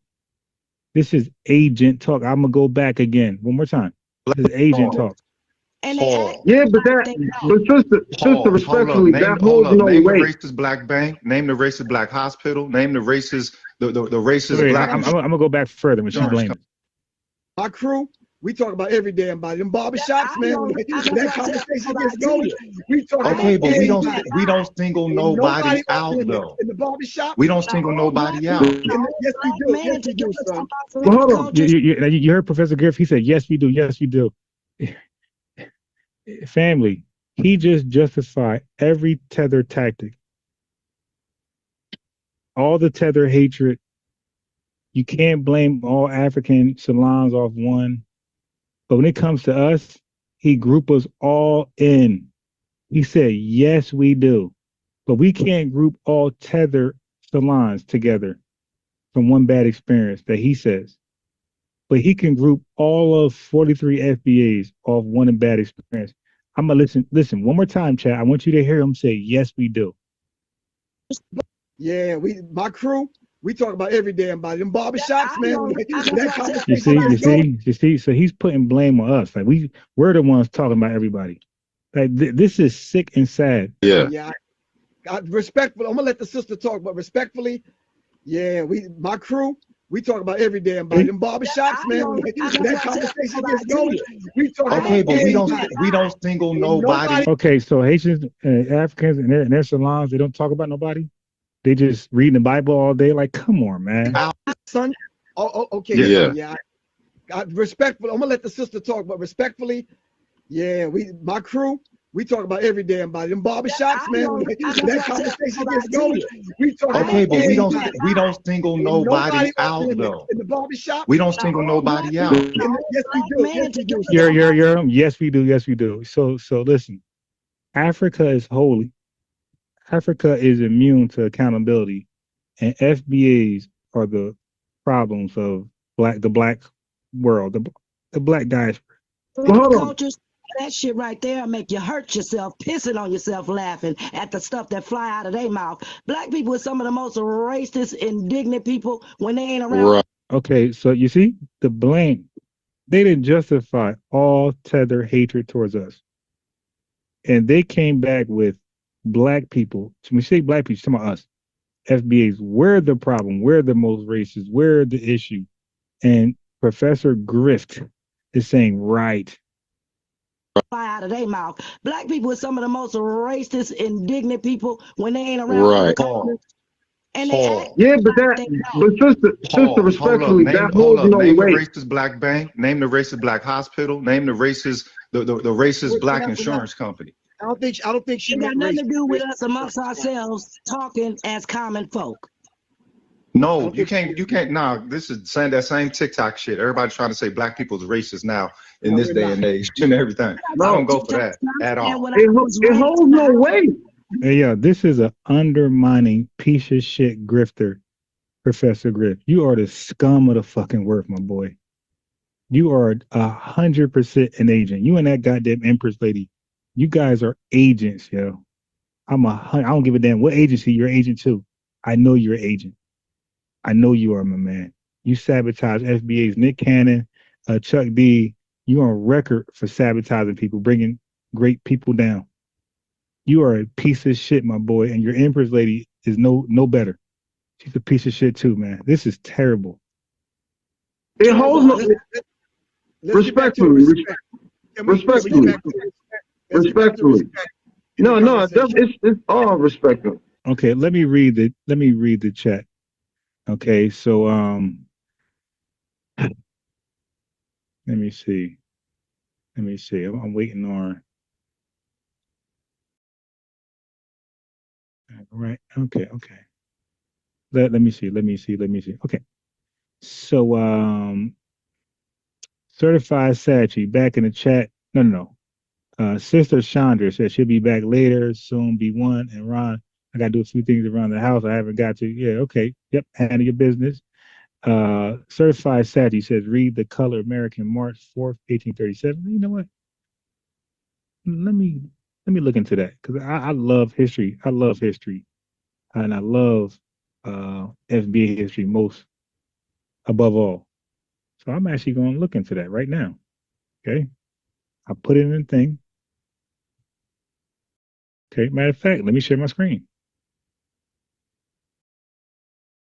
I love history and I love to know as much as I can. I like to be the smartest person in the room, as y'all might imagine, but I ain't wrong like Tether Grift. Okay, on March 4th, 1837, the Weekly Advocate, a New York-based paper published by and for African Americans, was renamed the Colored American. Okay, now this right here, this term, I don't like this. That there's no such thing as that at that time. African American was renamed the color. Maybe it was. I mean, maybe it was. Maybe it was called this. You dig? Maybe it was. I might be misrepresenting the article. Maybe it was called that. All right. I don't know. Okay, but let me finish reading. Let me start over. On March 4th, 1837, the Weekly Advocate, a New York-based newspaper published by and for African Americans, was renamed the Colored American. This change in name coincided with a shift in the paper's focus as it began to address broader social and political issues relevant to the African American community, including abolition and civil rights.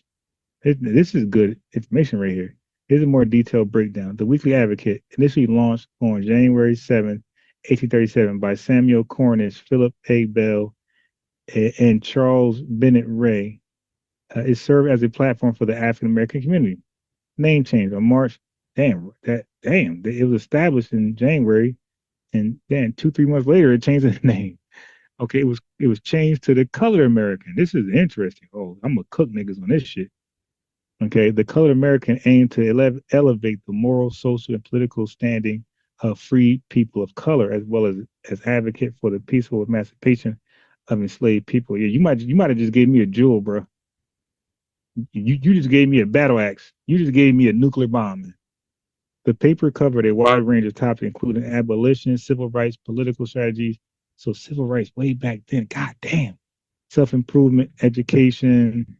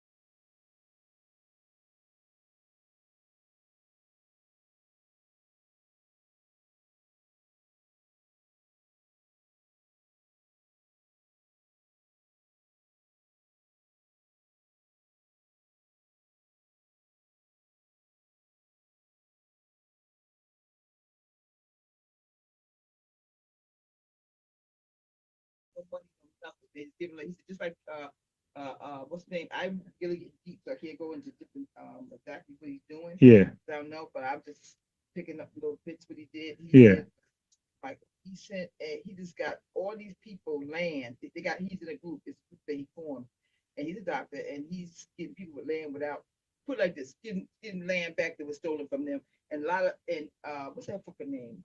Elon Musk. Yeah.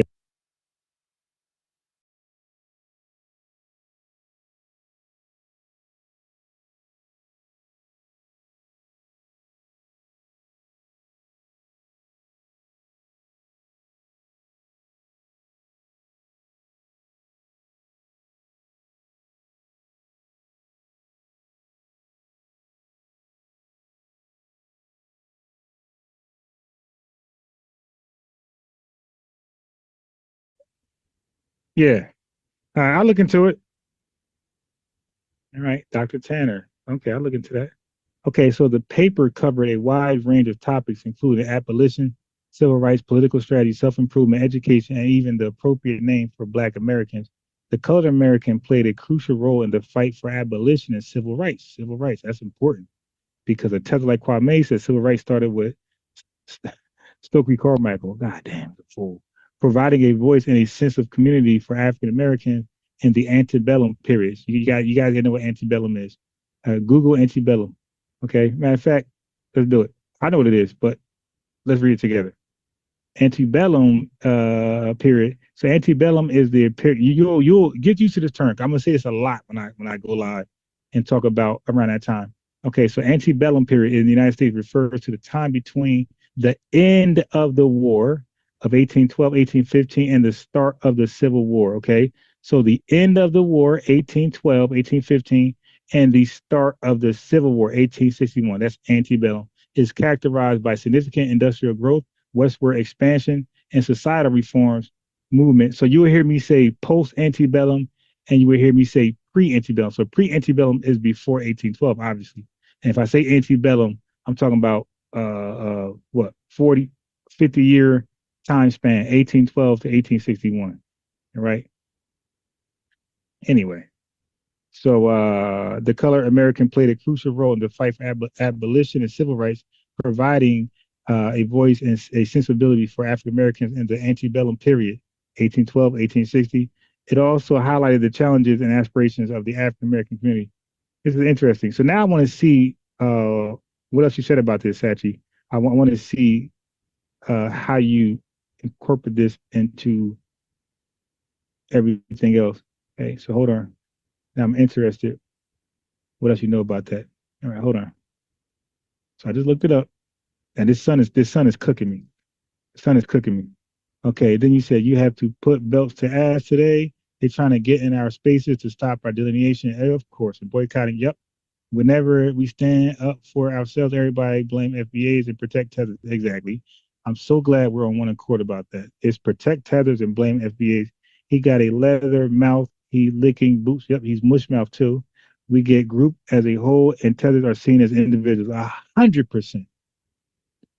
Same thing they do for white supremacists. They're lone wolves when they express their hatred physically. But us, we get the all. What's that shit called in New York? The gang rules, everybody included. I forgot what it's called, but a bunch of bootlicking going on. Yep, I see why Grift talks about barbershops. Just look at his head. yeah, he's traumatized. Delineation couldn't have happened sooner. Yep, get the PDF and read why they renamed it. All right, I'll do that. So you put the link in there. Great, thank you. And you don't know, you arm me to cockroach stop haters, trolls, and Tethers and white supremacists and Afrocentrics. I hate them. Pan-African. I don't hate all Pan-Africanists. I hate all Afrocentrics. I hate all Tethers, but I don't hate all Pan-Africans because some of them do good. You dig? But I hate most of them, or a large part of them. All right, so chat. Let me wake my son up. I'll be back in an hour, 7 o'clock. Cause right now the sun is the shade I had is gone. This sun is cooking me. You dig? I'm for dinner right now. So family, I appreciate y'all. Like the video on your way out, please. You dig?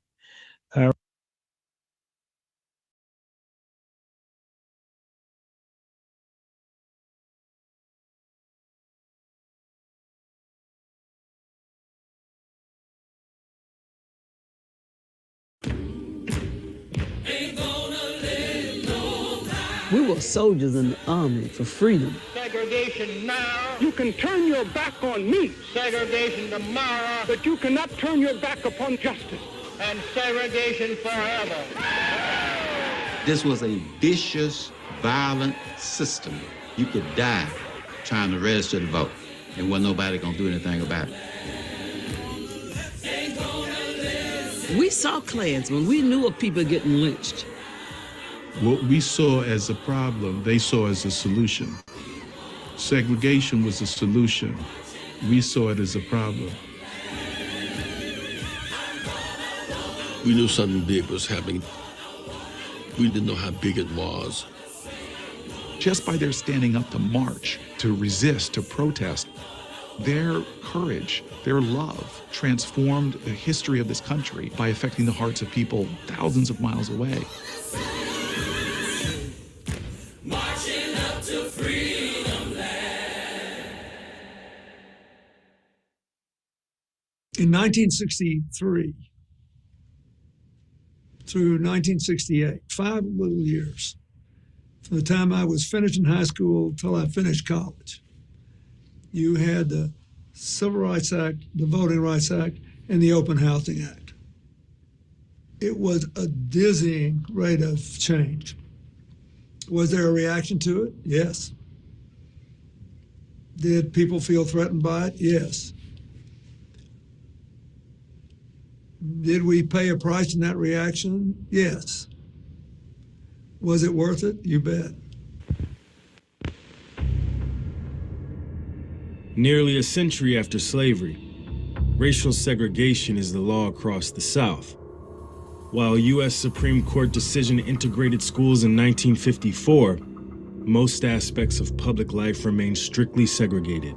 The South legalized the separation of races and made any attempt to integrate illegal and punishable by the law.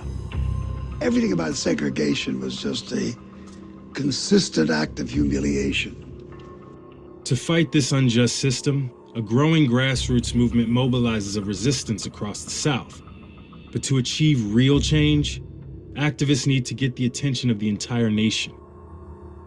A strategy that begins with a single act of defiance.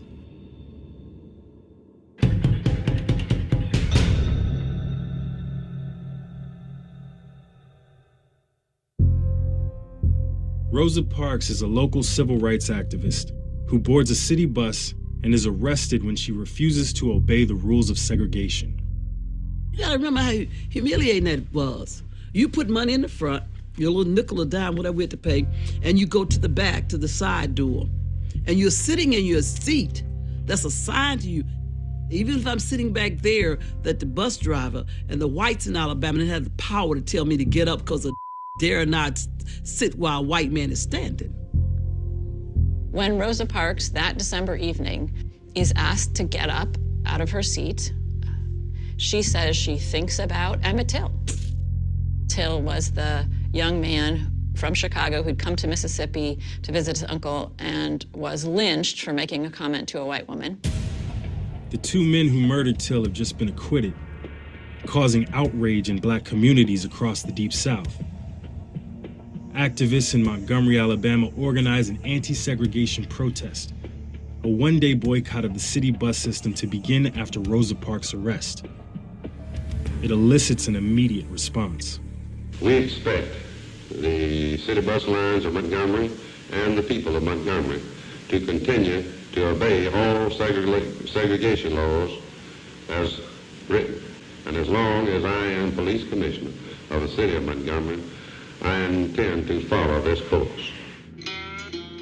Initially, the boycott was scheduled to last one day. And it was only after they saw the success of it that they began thinking about, well, we can sustain this. And I don't think they realized how difficult that would be. What they were doing was almost doing a power map and looking at sort of what tools do we have at our disposal? How is the structure and the system set up in a way that needs us? 75% of the bus riders are Black. A total boycott is an economic threat that cannot be ignored. There's a huge mass meeting at Holt Street Baptist Church, and it's at that meeting where the community makes the decision to go forward and turn this one-day boycott into a kind of extended boycott. The movement also chooses its leader, a 26-year-old minister who's determined to keep the protests going. Dr. Martin Luther King.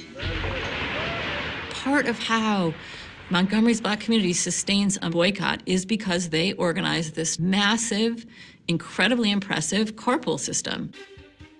They set up 40 pickup stations around town. They organize thousands and thousands of rides a day. Taxi cabs and carpools are pressed into service as blacks in Montgomery continue to boycott the buses week after week, month after month.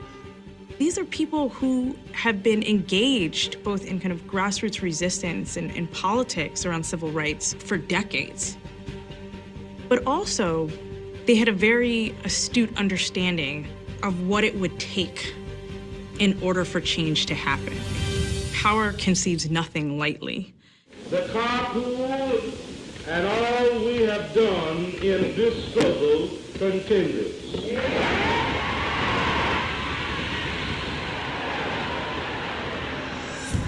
The boycott continues over a year, costing Montgomery City bus lines $3,000 a day in lost revenue.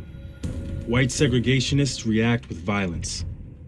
I remember doing the Montgomery bus boycott movement. How the Klans would get on their horses and ride through, and try to intimidate people. Yet King and the leaders of the SCLC stay committed to face any intimidation with nonviolence. Part of his commitment to nonviolence is a commitment to not letting white people determine the terms of their interaction and the power in that. We often focus, when we talk about nonviolent direct action, on just the peacefulness of it. But part of it is not wanting your opponent to get to set the terms of your engagement. There's nothing passive about it. We must get in our hearts that it is possible to be courageous and yet nonviolent. While the boycott keeps up public pressure in the streets, in the courts, civil rights organizers are pushing for change at the national level.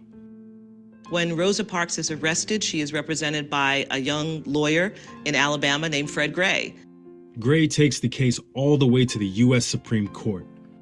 And 381 days after it began, the bus boycott ends in victory when the court rules that segregation on public transportation is unconstitutional.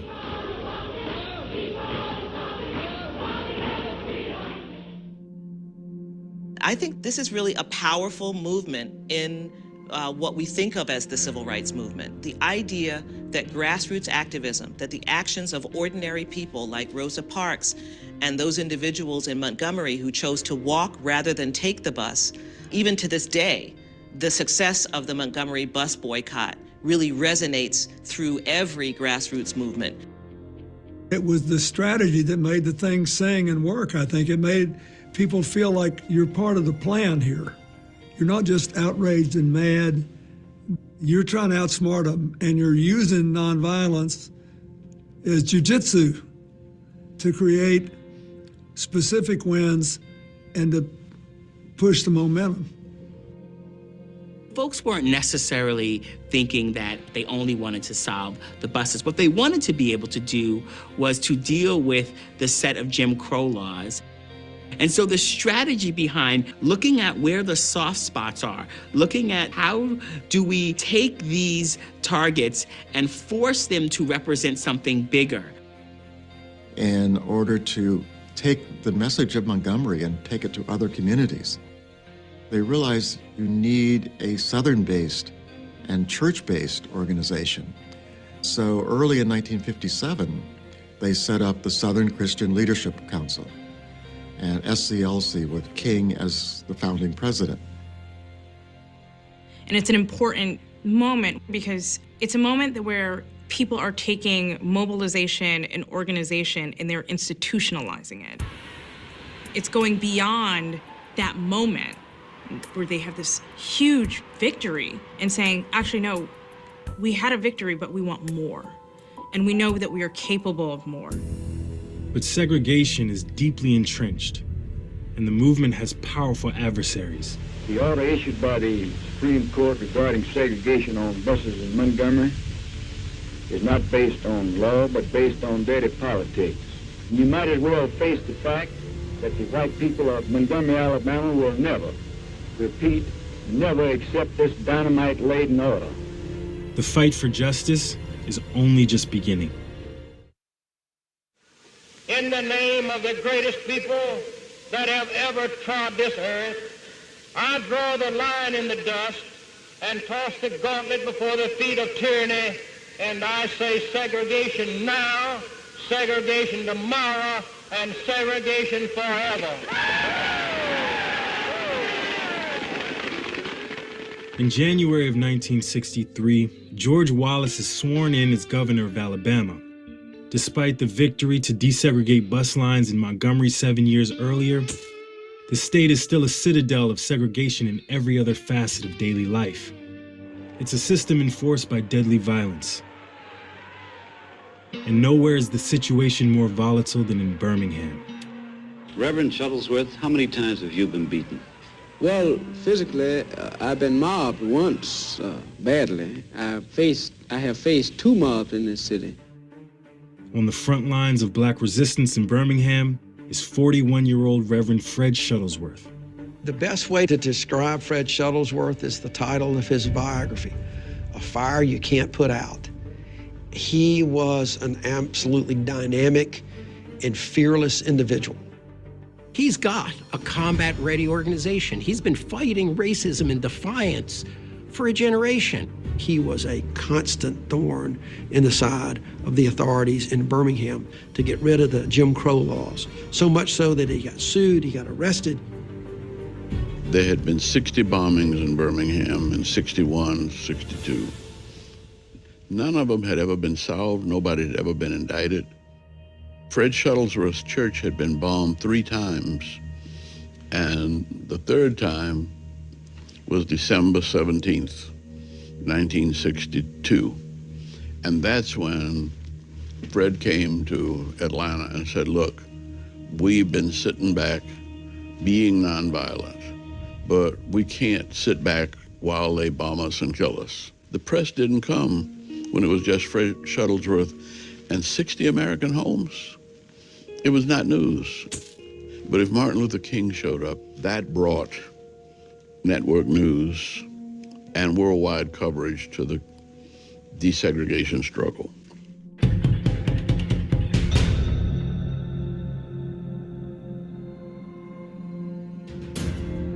Our strategy in going into Birmingham was to have daily demonstrations that dramatized for the nation what was the nature of segregation. So we'd have a small group going down and picketing the lunch counter. We'd have another group that would go to a bank and they would apply for a job. And when they didn't get the job, they'd kneel down in the bank and pray. So it was a day-by-day calling attention to what segregation meant. The SCLC and local civil rights leaders won a federal law banning segregation nationwide and aimed to apply the same protest tactics here that worked in Montgomery. But Birmingham is a city under siege, ruled by a strict segregationist, Chief of Public Safety Bull Connor, determined to foil every move they make. You can never whip these boys if you don't keep you and them separate. I found that out in Birmingham. You've got to keep the white and the black separate. So this was a man who was defiant and brutal, and it would eventually create the spectacle of suffering that would lead to momentous social policy movement, but also strategic changes for King and his people. The organizers planned to fill the city's jails with protesters in the hope that the national attention will force the Kennedy administration to act. After 3 days of sit-ins, there are more than 300 arrests, but Bull Connor has a plan to roadblock the demonstrators. You know, those Kennedys up there in Washington, that little old Bobby Sox and his brother, the president, they'd give anything in the world if we had some trouble here. If we don't have any trouble, we can beat them at your own game. The Birmingham campaign reaches a crisis. Bull Connor and the segregationist politicians get an injunction against marching. Once you issue an injunction, violating that injunction automatically sends you to jail, and your sentence can be pretty arbitrary. It's up to the judge. With the injunction in place, Bull Connor skyrockets bail amounts for protesters, draining organizers' funds so fast that they can't keep their promise to bail everyone out quickly. We had a delegation of the black business community that was under extreme pressure, and they actually asked Dr. King and all of us to leave. And they said, look, Birmingham is too tough. This nonviolence is not working. That was the thing that threatened to kill the movement. Short on funds and facing pushback from local leaders, momentum for the Birmingham campaign grinds to a halt. The movement is imploding. Northern media are going back to New York and they're going back to Washington. They realize that they have to do something that is going to capture the attention of the country. So it has to be something that is different. It has to be something that people just wouldn't expect to see, or that people would, be so shocked that they had no choice but to act. That's when the discussions begin about whether to allow school-aged kids to be involved. While schools and buses have been desegregated by the Supreme Court, segregation in public places is still legal across the South. And by 1963, the campaign to bring national attention to the issue has met its match in Birmingham, forcing leaders to consider a radical new strategy. So the idea comes up that, well, maybe we should use children. There are all kinds of reasons for why using children in a campaign like this would be a powerful idea. Media from all over the globe is going to cover a march that is made up of children. But also, they understood what it would mean to see children facing abuse on television. That would be something that even complacent or moderate people wouldn't be able to turn away from. The idea of it being a children's crusade is a dramatic way to look at it, but in the South, you're not a child at 15. You can go to jail, you can get beaten up, you know that you get arrested. So on one side, you had segregation training you to accept oppression and be humble and allow yourself to be pushed around. On the other side, you had parents who were teaching you how to stand up and be free without doing anything illegal and without getting killed. They're saying these kids, they're ready to go. They want to participate. They want to go to jail. And ultimately, it's a desperation decision because lots of people have been arrested. To come away with no concessions would have been devastating for the movement. I think a lot of parents understand the risks, and they're still willing to subject their children to the risks. And so there are interesting ethics involved in thinking about the parents who say, yes, I want my children. It is important because I want my children to be free, and this is a step towards freedom. We started having nonviolent workshops for high school students, and we particularly focused on the elected leaders, the student government presidents, the captain of the football team, the leader of the cheerleaders. They convinced themselves that they needed to do something. And we said, what you need to do is to march nonviolently, to demonstrate with us. You might have to spend some time in jail, but you have to decide whether it's worth it. And they organized the rest of the school. They set the date, May 5th, D-Day, Desegregation Day. And they decided that the whole school was going to jail on May 5th. And it was public knowledge, and the police knew about it. D-Day is like Normandy. We're going ashore in Normandy. The young people will start marching and bring Birmingham to its knees. Robert Kennedy calls King and says, we can't afford to have young people hurt. Call this off. We don't want you to do this. And King says in an irate voice, black children are hurting every day. The next day, the young people burst out the doors of 16th Street Baptist Church. And now Bull Connor has lost it. And he deploys the hoses and the dogs, and that is the turning point.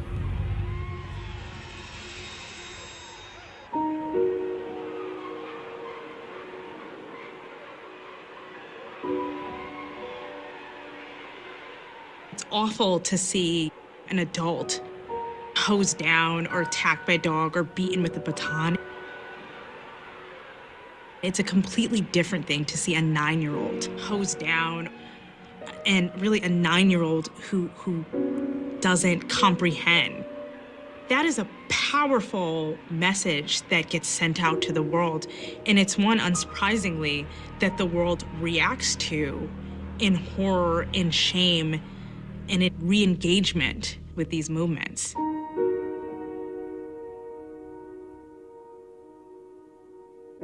Those images, they are seared into the nation's brain. The children made a very significant difference, and that even caused more parents become involved. Their children being jailed, brutalized.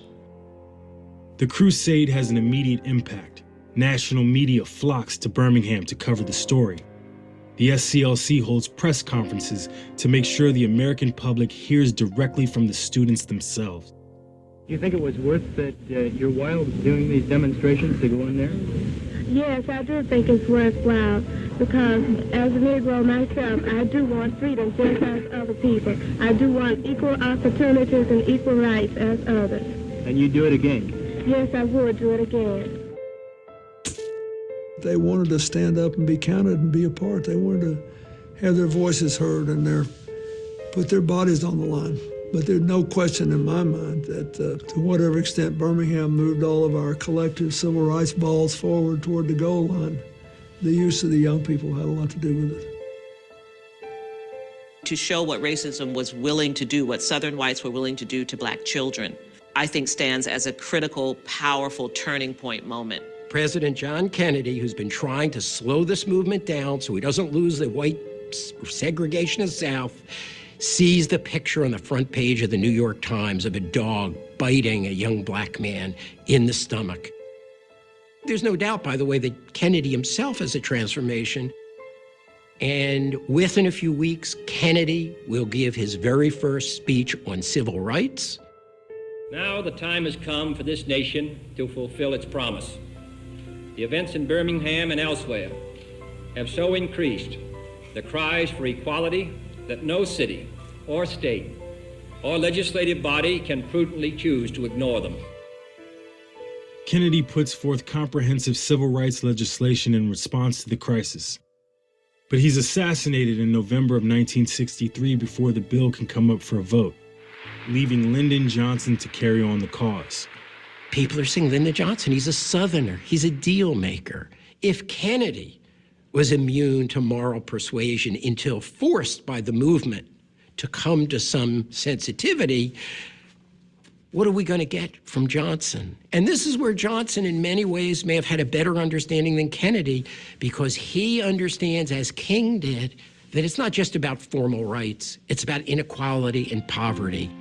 No memorial oration or eulogy could more eloquently honor President Kennedy's memory than the earliest possible passage of the Civil Rights Bill for which he fought so long. It's the assassination of President Kennedy that gives President Johnson the ability to say, we must fulfill what he would have wanted us to fulfill, and to kind of shame Congress into acting on the 1964 Civil Rights Act. When the landmark law goes into effect on July 2nd, it officially prohibits employment discrimination and segregation nationwide. The 1964 Civil Rights Act is monumental. It really is the act that goes to this issue of public accommodations, of ending segregation in public accommodations. Think about everything that went into challenging the ability of African Americans to be citizens in the public space in this country, that this was regarded as a key element to citizenship. What Birmingham as a model showed is you needed spectacles to bring in sympathetic Northern whites, to get the media attention. Otherwise, there was no pressure on Congress. The Civil Rights Act is the most sweeping change in social policy since the Civil War. But it falls short on one crucial goal: guaranteeing that black citizens are able to exercise their right to vote, a right that will be paid for in blood. The most important power we had was the vote, except we were denied the right to vote.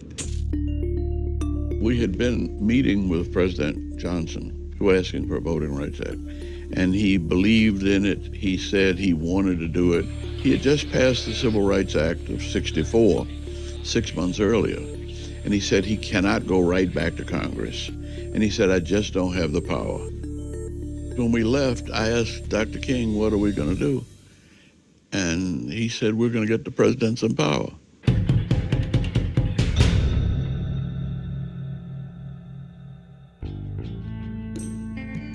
Across the South, suppression tactics like literacy tests and poll taxes are widely used to prevent black citizens from voting. In Selma, local activists have been fighting these illegal measures for decades. In 1965, the national movement joins their fight.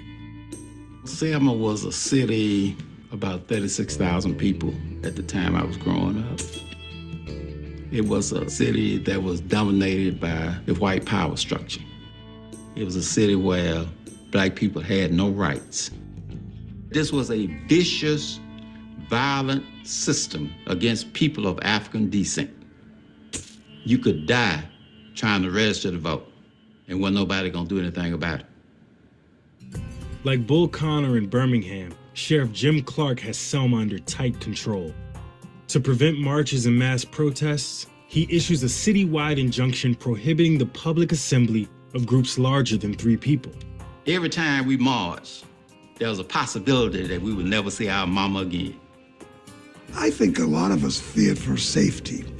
But when you place the fear of safety in the midst of the practice of oppression, you don't have much choice. Local activist Amelia Boynton has been leading the grassroots movement, fighting for voters' rights in Selma. Mrs. Boynton had been registering voters since 1932, and she's one of the unsung heroes of this movement. It was at her request that we came to Selma. The churches that tried to have voter registration meetings, Jim Clark wouldn't let anybody in. And he had literally created a police state. This courthouse does not belong to Sheriff Clark. This courthouse belongs to the people of Dallas County, and these are the people of Dallas County, and they have come to register. You must realize that this is a national issue. It's not a Selma issue. It's not an Alabama issue. This is a national issue. The SCLC intends to make this injustice an issue the nation can't ignore. Selma will be the starting point for a 50-mile march to the State House in Montgomery, where the people will present their demands to Governor Wallace himself. 500 protesters with activist John Lewis in the lead set out for the Capitol. But just across the bridge, Sheriff Clark is waiting with an army of deputies. Once you get to the apex of the bridge, ain't no turning back. You got to go now. You got to move. So you can't walk down there scared. And so we kept on walking. And we got down to the bottom of the bridge. When they told us to stop, you can see the horses. You can see them. They were ready. Their shoes was shiny. They had everything. Nobody expected Sunday to be bloody because the cameras was there. The whole world was watching. We thought they were going to be arrested, but instead, Sheriff Clark rode through the crowd on horseback, beating people. John Lewis and them said, let's get on our knees and pray. And as we was praying, that's when you heard them gas caps open up. And when you heard them open up and you open your eyes, went up with that white gas all around you. Then they said, y'all got to get out of here. A couple of people was hurt. Some people went directly to the hospital. Selma organizer Amelia Boynton is among those brutally beaten on the bridge, knocked unconscious by a billy club. We thought she was dead. reason we thought she was dead because they put her on a hearse and take her to the hospital. CBS interrupted the showing of Judgment at Nuremberg on that Sunday night to show those peaceful protesters being beaten on that bridge.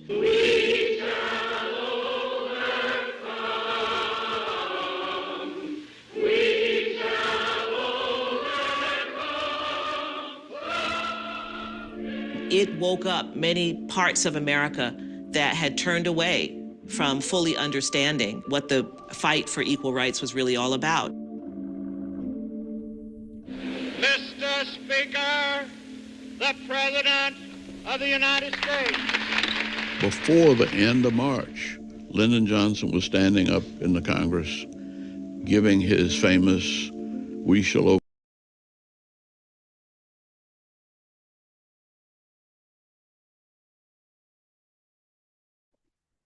Hey, yeah. So I'm on my phone. I ain't got my headset with the microphone, so I know I'm going to sound muffled in and out. You dig? Or no dig? What's that? No diggity or you dig? But yeah. So,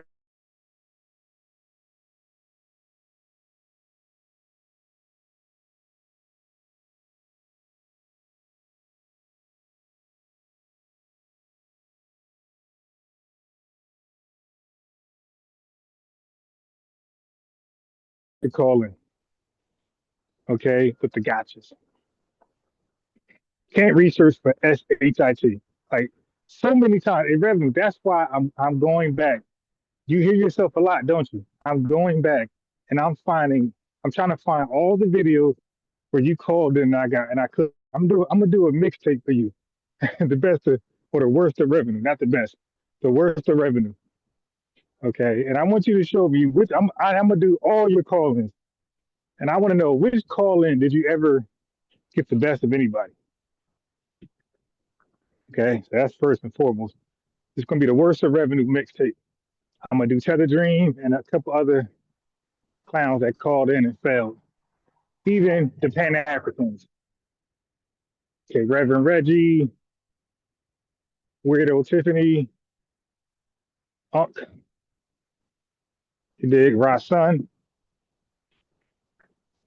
you dig?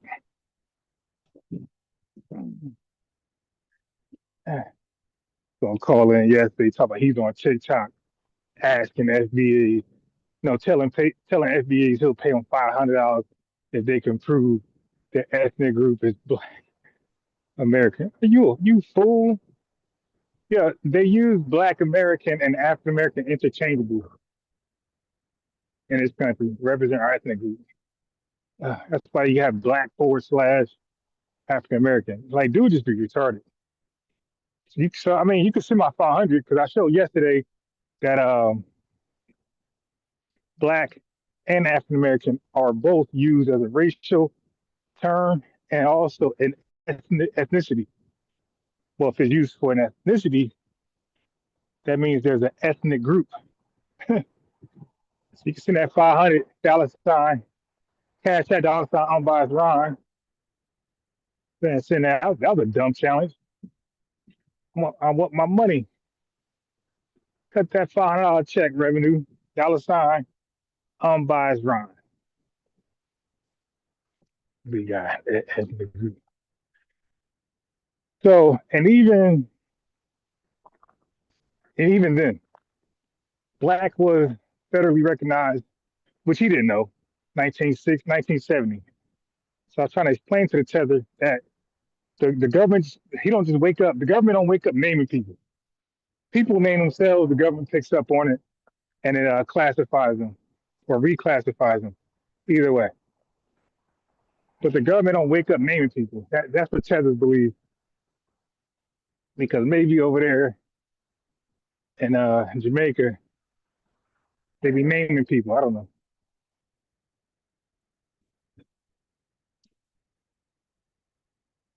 It's not how that works. So I try to explain to the tether that then he said every 30 years he just make up stuff. Unqualified, unworthy tether. But we use him as a pinata because the things he's saying, he normally gets from another channel somewhere. USA Docs. He's too dumb to do his own research, so he normally gets his intel from another dummy. Like I said, when you could call in my show and tell me that Ibrahim Traore is competing against Elon Musk with electric cars with a straight face, you know your research ain't worth a damn. Like on the fly, I'm like, who? At that time, I didn't even know who Ibrahim Traore was. I'm like, who? All I know is that he's from Africa. And nobody from Africa is competing with Elon Musk. That's all I need to know was where you from? Africa. Like, oh hell, I know you lie. I know you lie. Get thee behind me, Satan. We looked it up on the fly. It said that was something he picked up off TikTok. My man, he's going to TikTok for his information. Somebody did some old AI with Ibrahim Traore and some type of manufacturing facility, mass produce electric cars that could fly. Like, dude, you really believe they got electric cars with a helicopter propeller on it? Oh, man, that don't sound funny to you?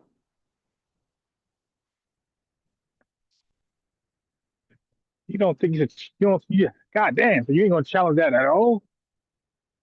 An electric car with a helicopter propeller. And you believe, but see, they want to believe this stuff. They want to believe. I told you, Pan-Africanism is a religion. They don't want to work for nothing. They want to just believe it all. They don't want to work at all. Just believe it. And believe it, that's the easy part. Nothing wrong with the belief, but then you got to work on it. You dig? You got to work toward that belief.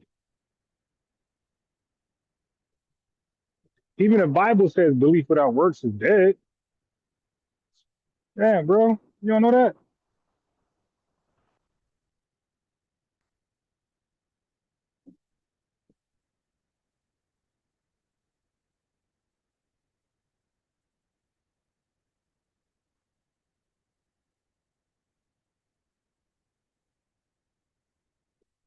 But all they think about day in, day out, FBA.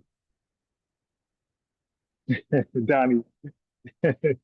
Stop telling lies, Craig. You ain't got to lie, Craig. You ain't got to lie. All they do, like, it's crazy. All these guys do, and women,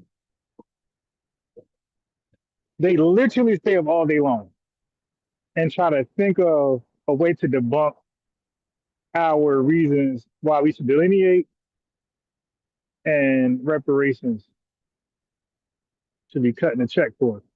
Day in, day in, day out, they think of reasons why we're wrong on delineating. Like, yo, who can I don't even care if these people are Irish, Italian, Polish. I would never tell another nation that they should delineate to preserve their unique ethnic group. Like that is some real nerve. I'm talking about a whole opposite race. If I heard they wanted to delineate from other folks that's not them, I'd be like, that makes sense to me. I won't be like, no, no. Like that's how much hate that they got for us. That's how much they want to suck us dry. Pause. And they want to tell us, no, don't delineate. Let us keep. And yeah, it's a scamming argument. They're saying don't delineate so we can continue to eat off you. We don't want to have to work for something for the first time.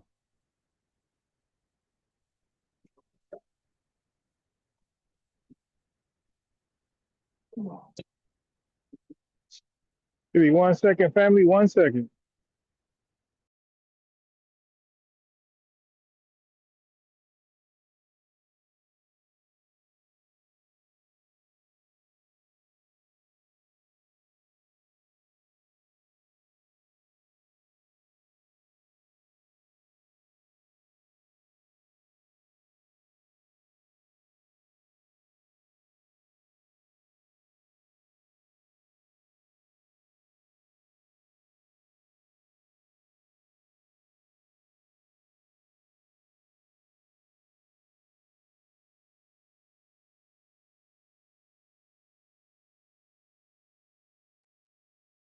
Anyway, I'm out. I'm gonna see you guys probably later. It's cold as crap, like 19 degrees today, 16, 19 degrees today.